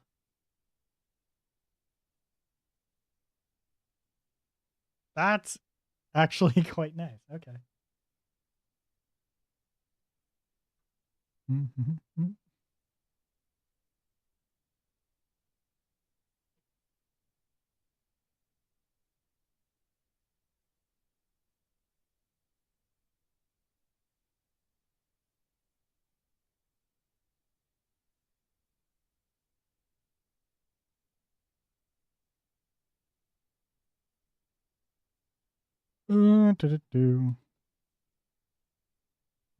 Get world.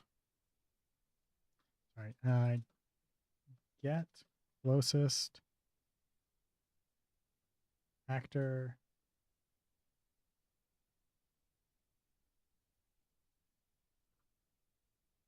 Get actor of class.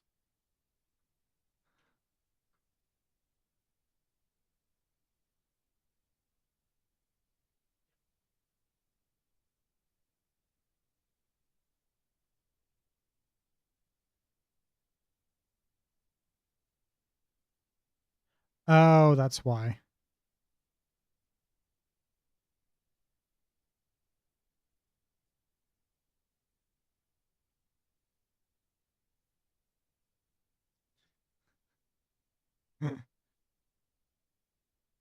So the answer to my question was no.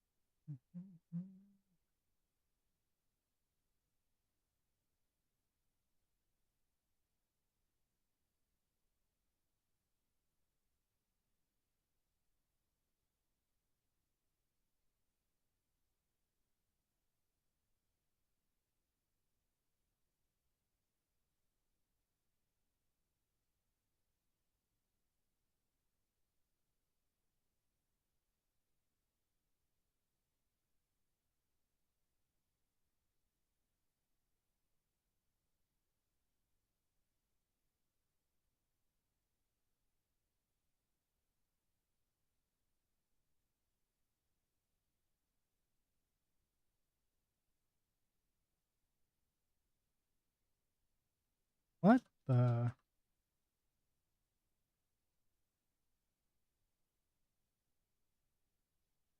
Uh,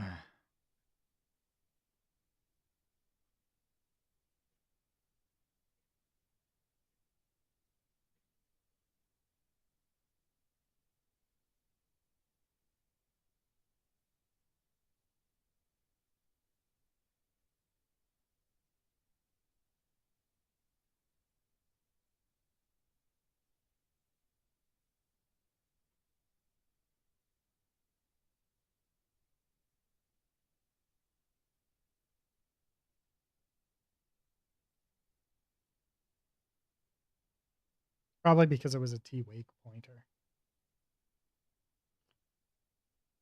Hmm.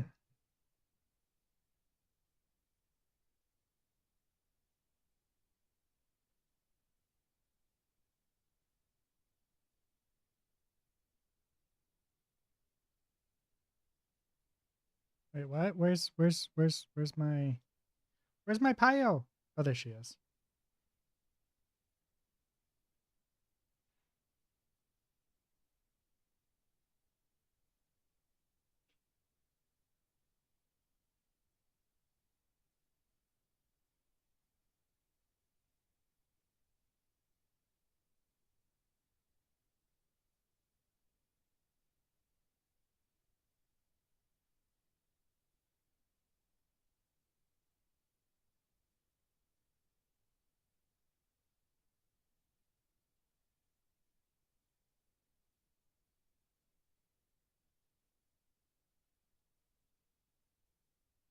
Do, do, do, do, do.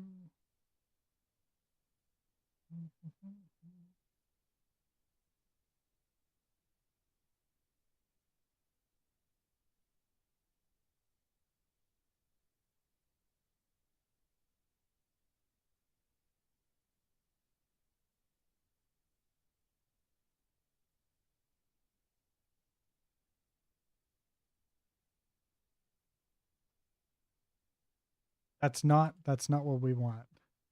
Um so when we spawn her, we are saying that the when we do the spawn, we're passing in the parent, and the parent is this, the owner. So we should be able to do get owner on the base hero here, right? So if we have hero manager to do here, right?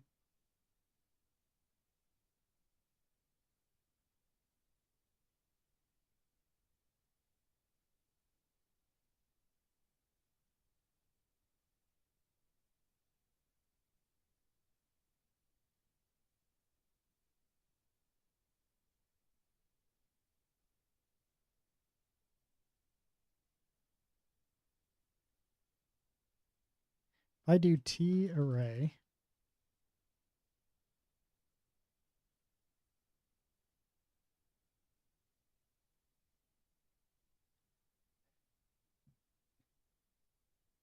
oh, excuse me.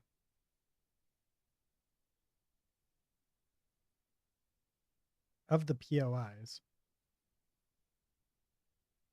which is here.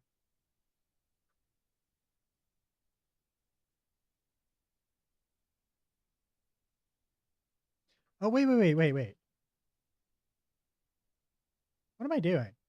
That would be silly when I can do this.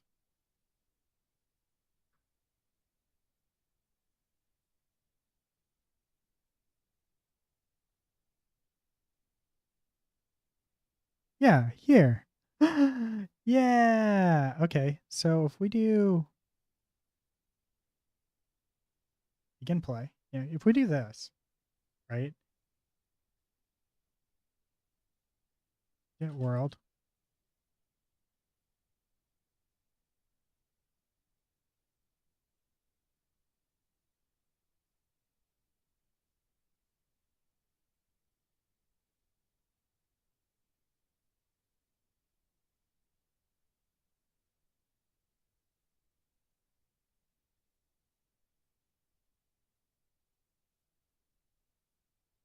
No, this isn't right. Yeah, no, wait, what?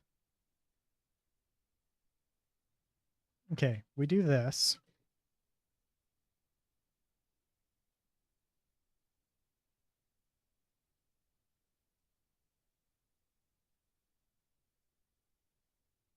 Get closest POI. And then we do get actor location.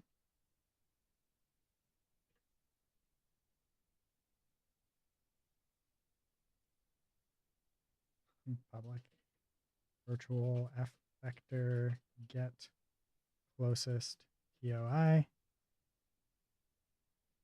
vector. Um,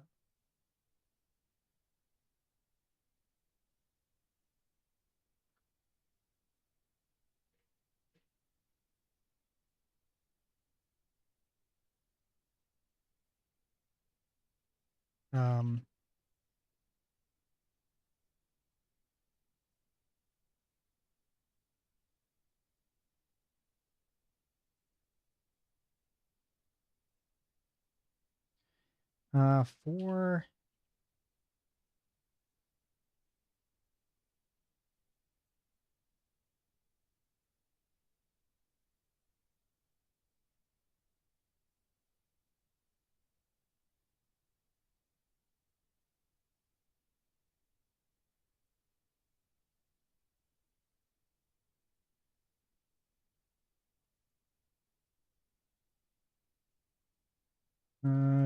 distance.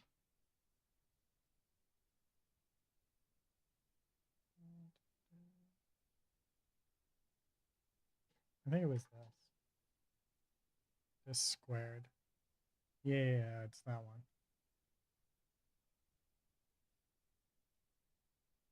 If dist uh, if dist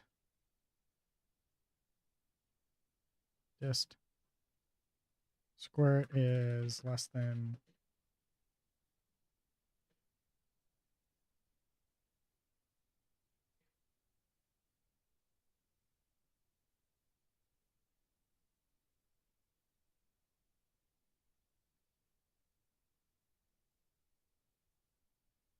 return. This isn't supposed to be a vector. This is supposed to be a sorry, just yeah, this.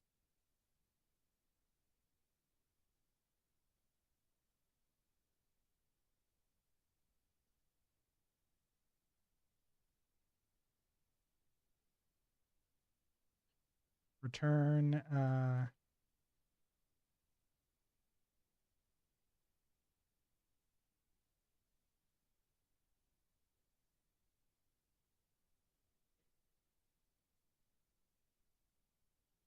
sorry, return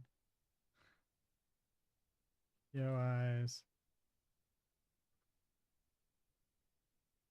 if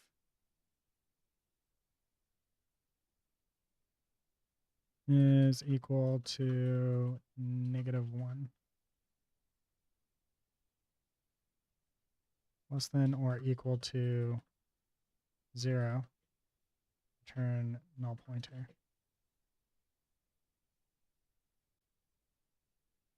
This should almost like never happen though. And if we go to here, let's just be current POI equals. There we go. Look at that. Oh, it's amazing.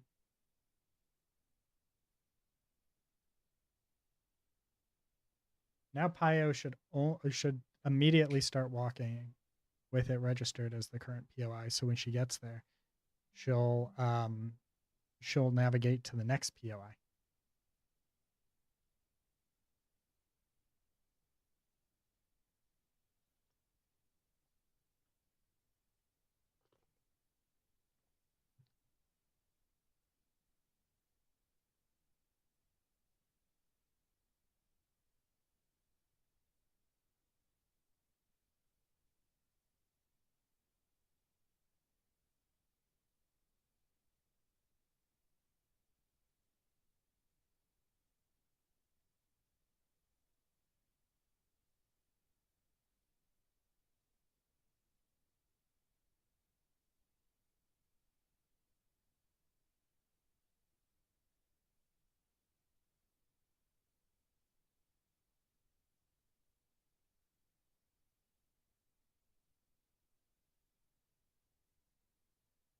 I forgot to do an update that's not necessary.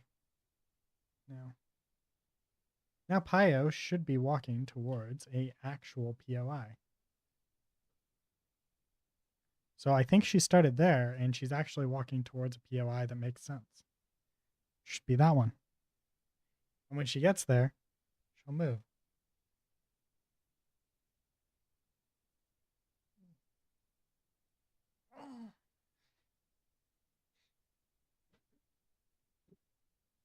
I can actually spawn a lot too.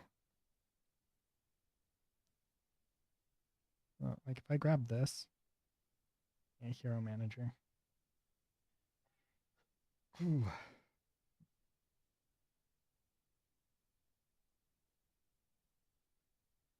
Now there'll be 10 heroes.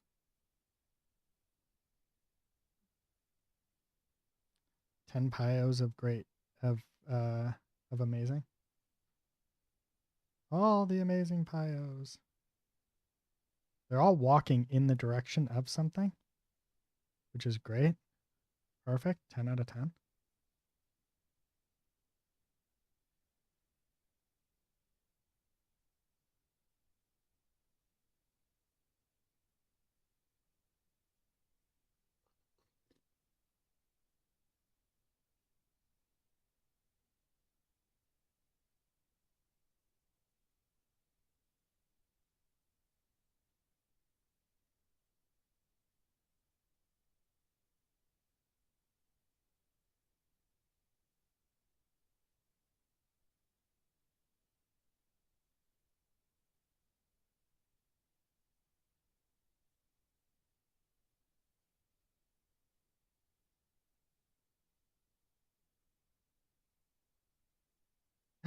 Yay, she moved along to a next POI. Which POI is she going to pick? Yay, she picked one. Look at that. They're working. Where did this Pio come from?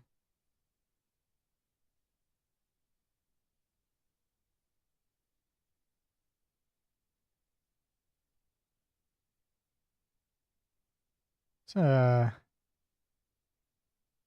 what's going on here?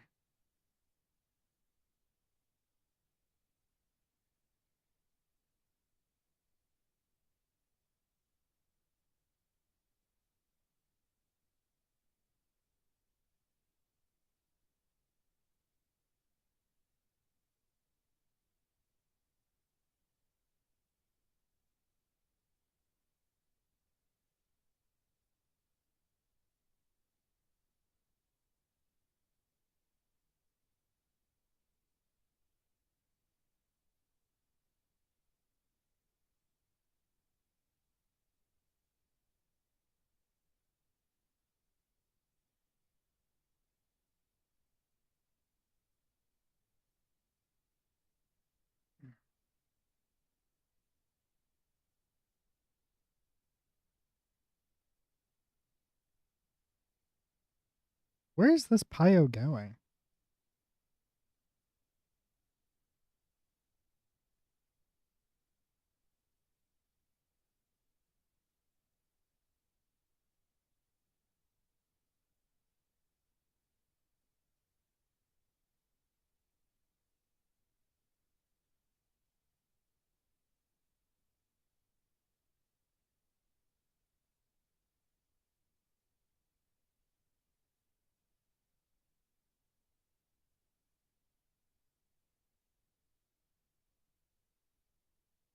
Every now and then there's a Pio walking in a weird direction. This one, she was over here.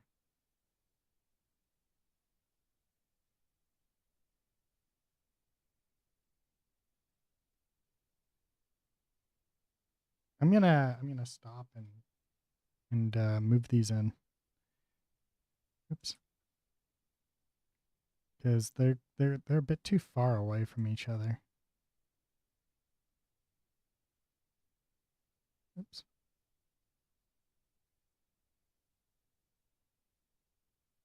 I feel a bit too far. They're a bit too distant. and it makes for lots and lots and lots of extra walking for no real reason.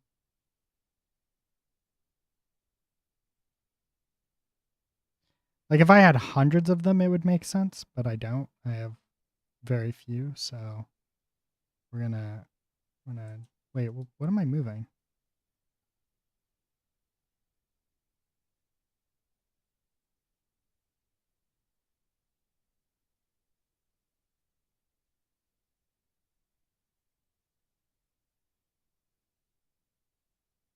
Not missing anything, am I?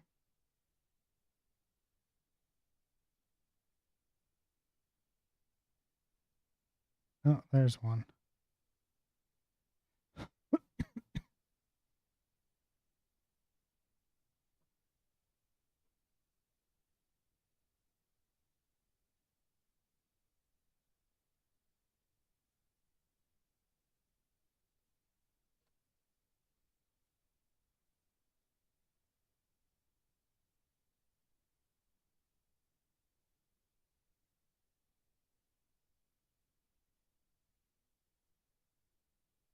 Okay, and then we do that and F8, and if we zoom out,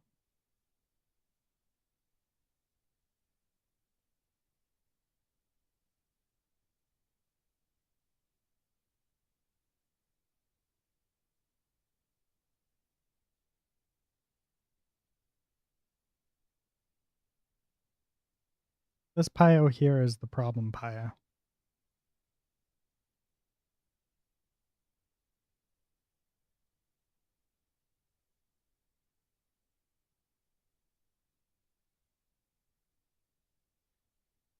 The problem pio is a dead pio.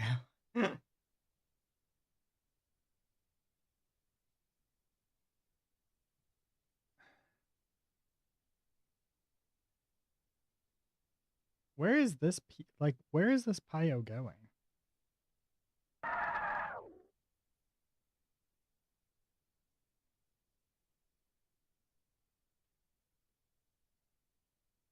How is she going from here to here?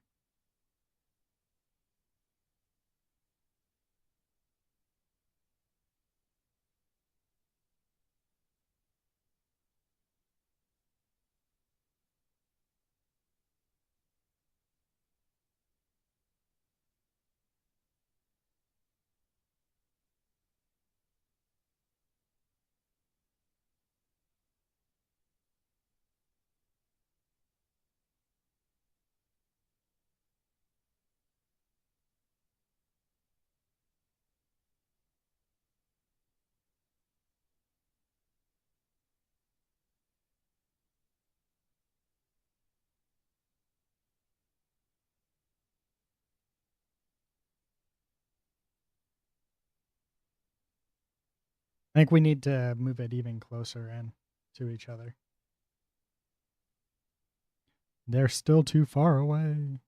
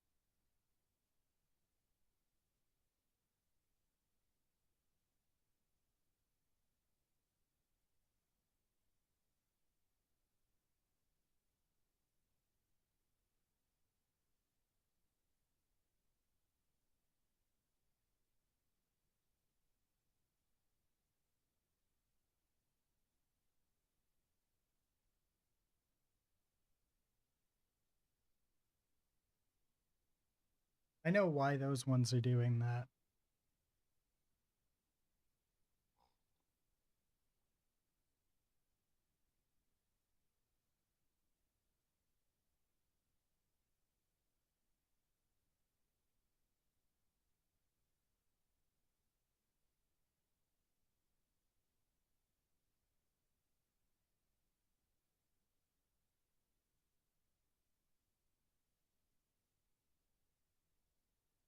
Yeah, I know what's going on.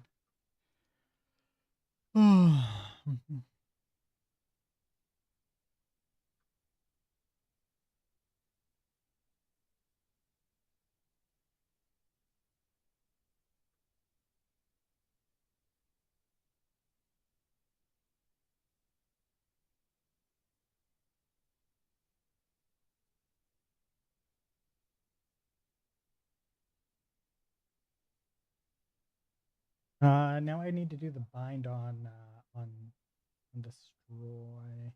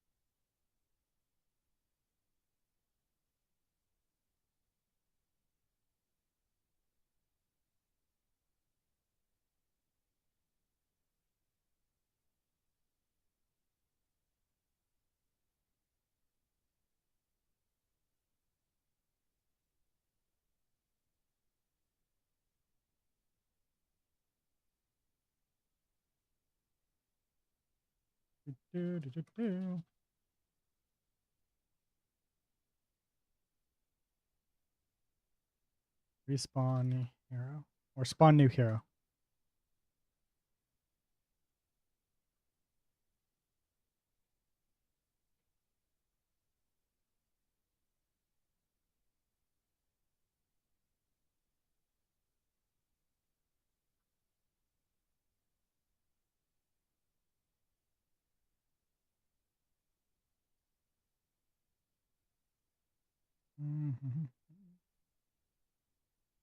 Oh no, we'll say hero destroyed.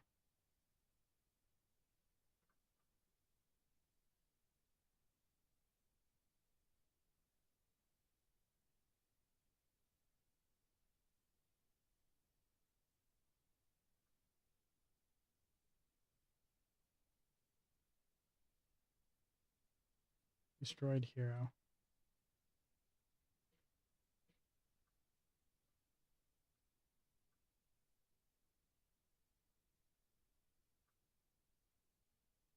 Did I spell destroyed wrong?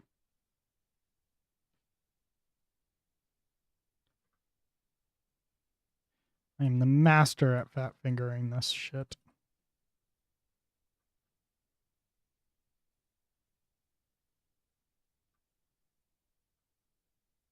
There.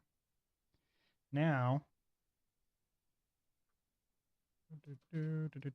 T object.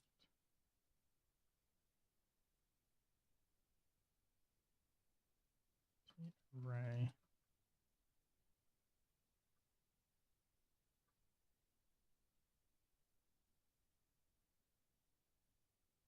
Current heroes.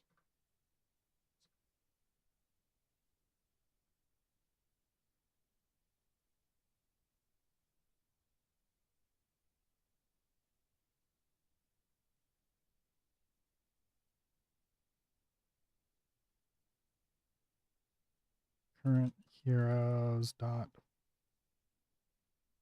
find.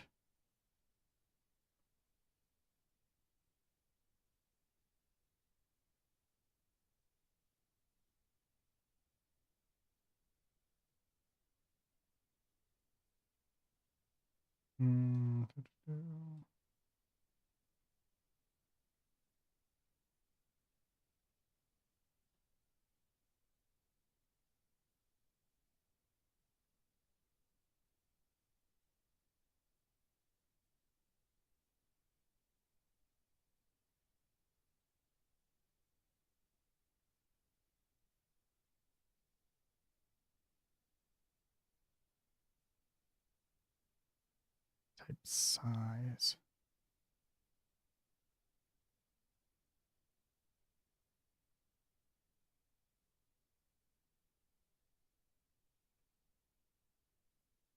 What was it?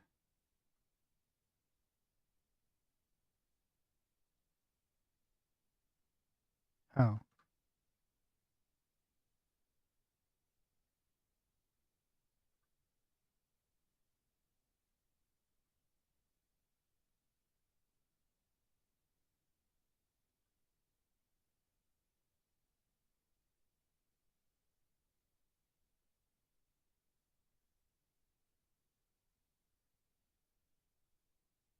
Remove? Oh, wait. Yeah. Sorry. Cast.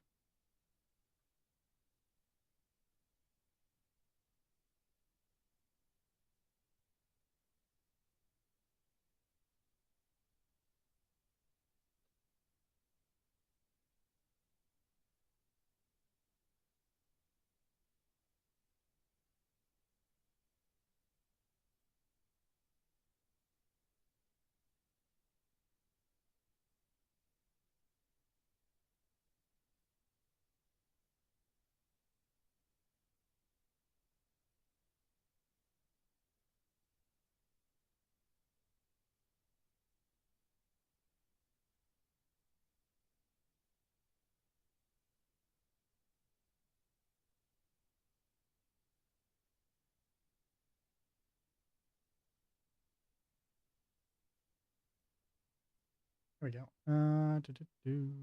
And then we need a destroyed here. And I think destroyed is supposed to be protected. Okay.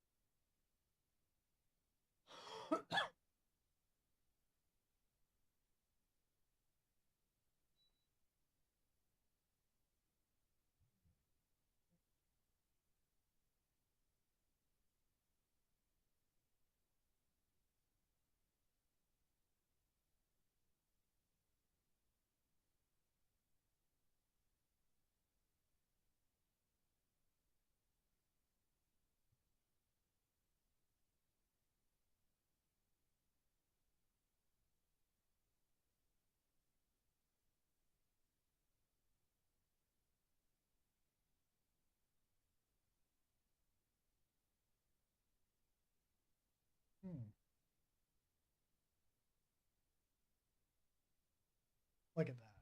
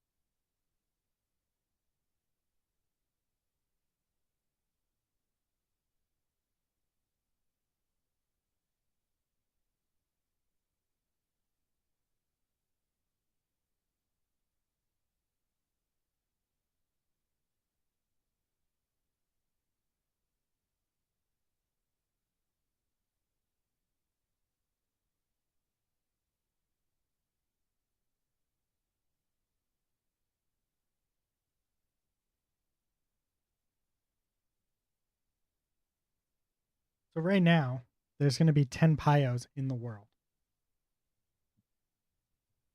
And they're walking around. Look at that.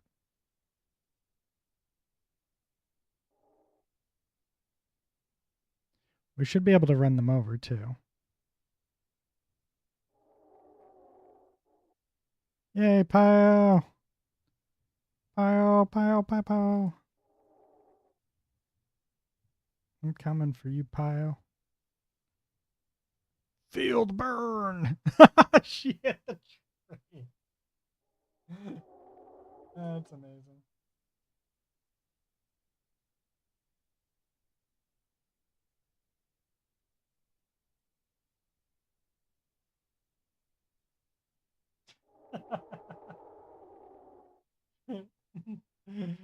She's she flew so fast.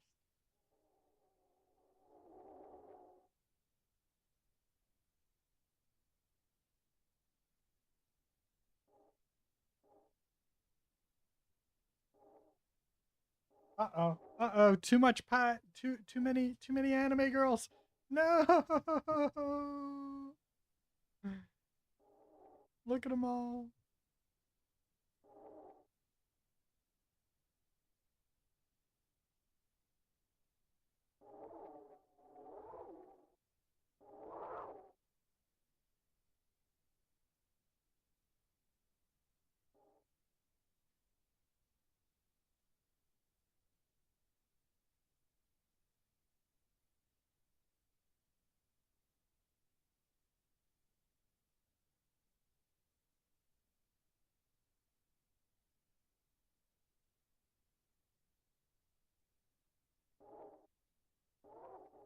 Okay, so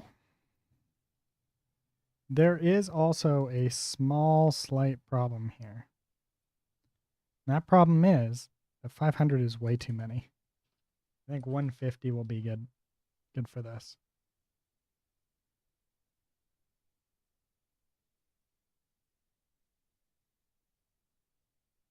150 or 100 is probably going to be about right.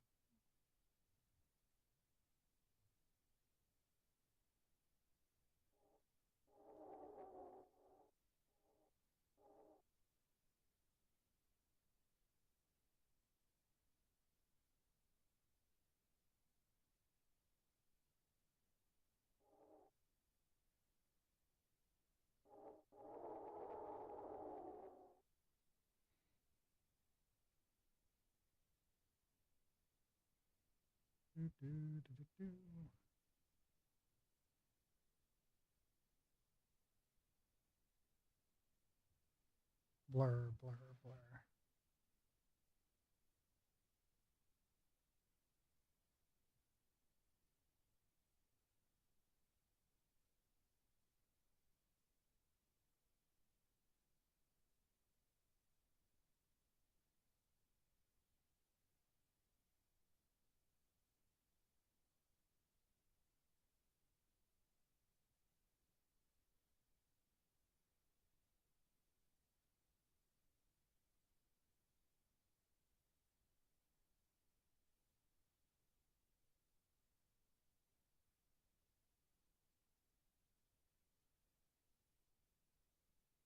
Who wants to guess whether or not Chris shows up today?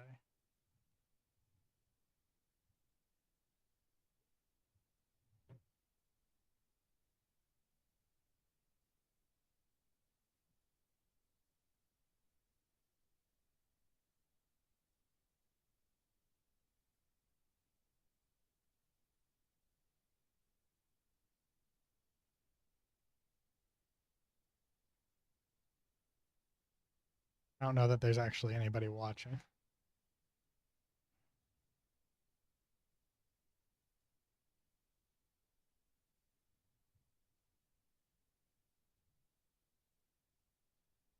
Hey, what was I gonna do? Yeah, I want to take the camera. I want to take the cameras away.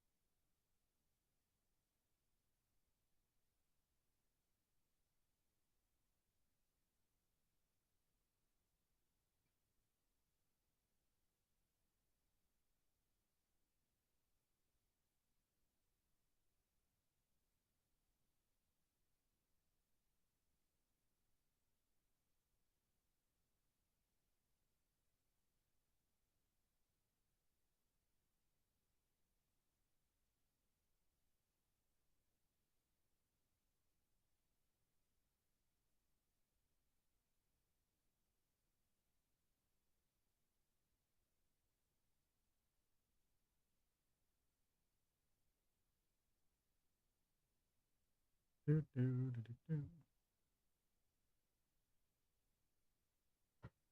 Do, do, do, do.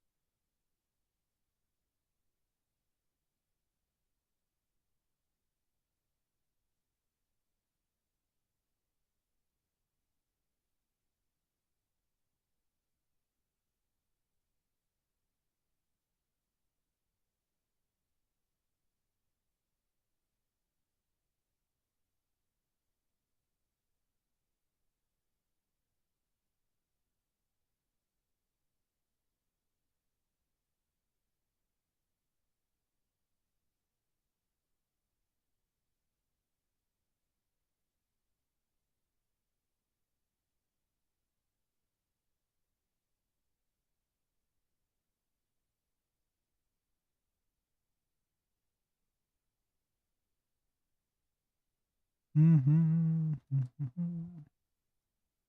Mm-hmm.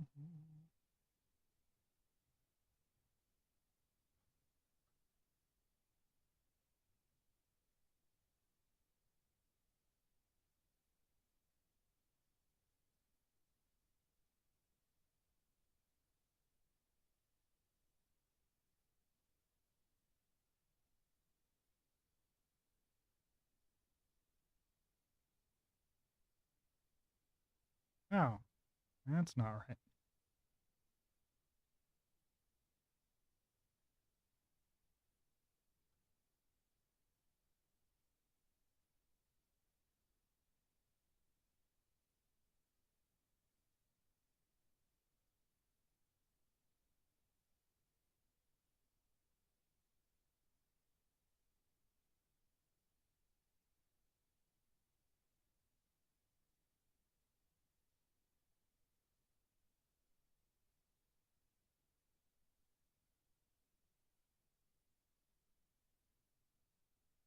Still don't know what's going on here. Something's causing this weirdness.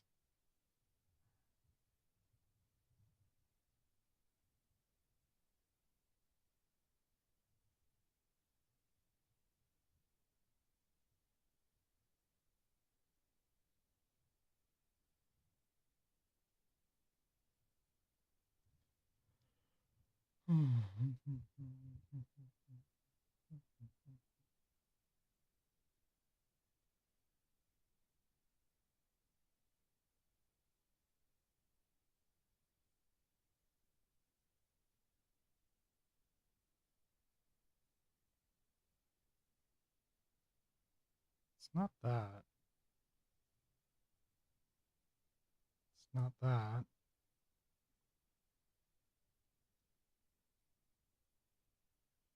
I don't know what it is. Oh well.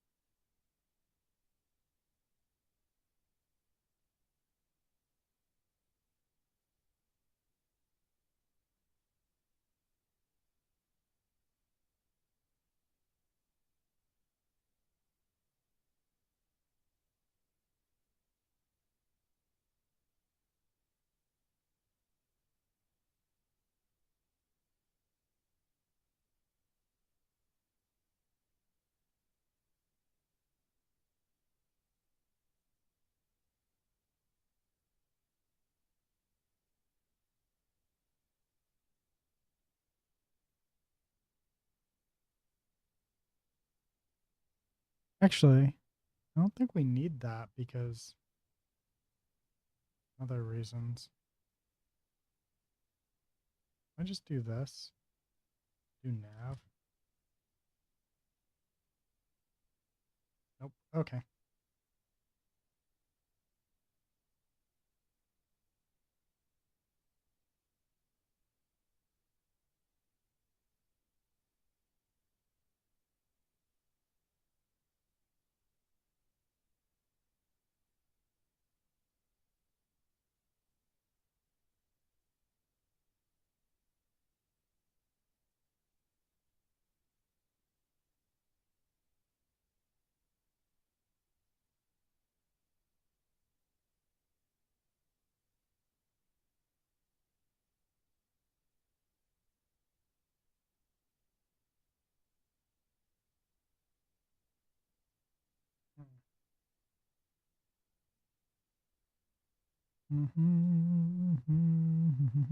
Save all. Beautiful. Okay. Now if we play, we still don't respawn though. Like we take care of destroying the pyos, but we don't actually respawn the pyos, which as a whole is actually a problem.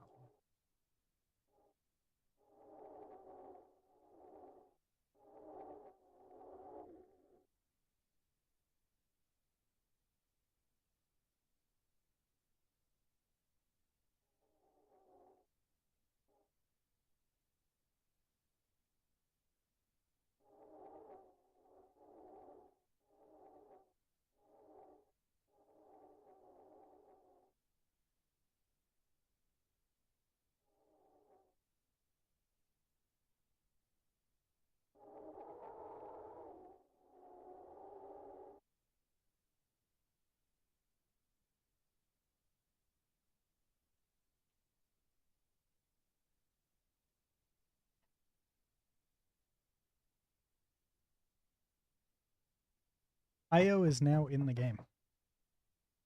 The next thing that I need to do though is I need to finish updating um, the subsystem thing, so we actually do the correct.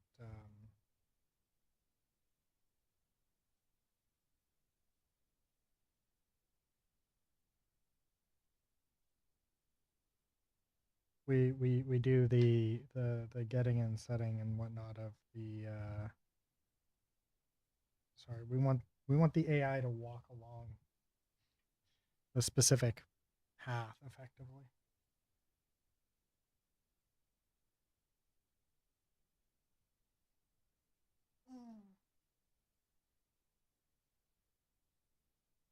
Oh, I found another little path that needs to be fixed.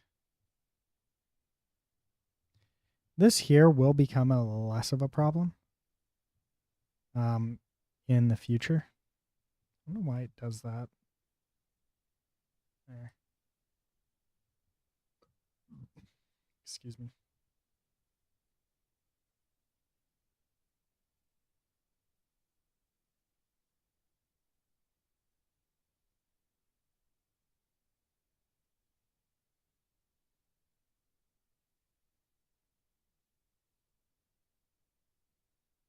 Oh, interesting. Those should not be there. Those are going to need to be fixed because these should not be static meshes.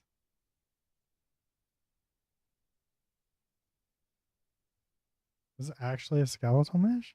Interesting. It should not be a skeletal mesh. I'm going to switch that out with a static mesh. I don't even care about it waving.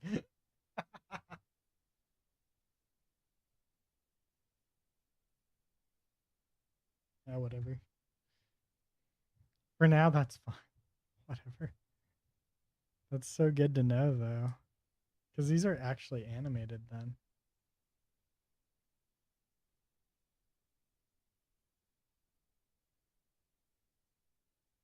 Oh, it's not animated. I think it's just like a ragdoll. It's simulating physics, which it should not, absolutely not be doing.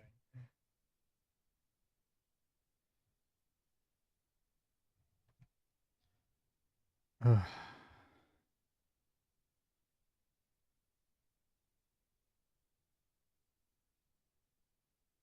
All right, Pio is in. We've got the spawning and stuff like that working. I'm gonna take a break and have lunch, and I may or may not be back later today. All right. Ta-ta for now. Thanks to everybody who showed up. So long, and thanks for all the fish.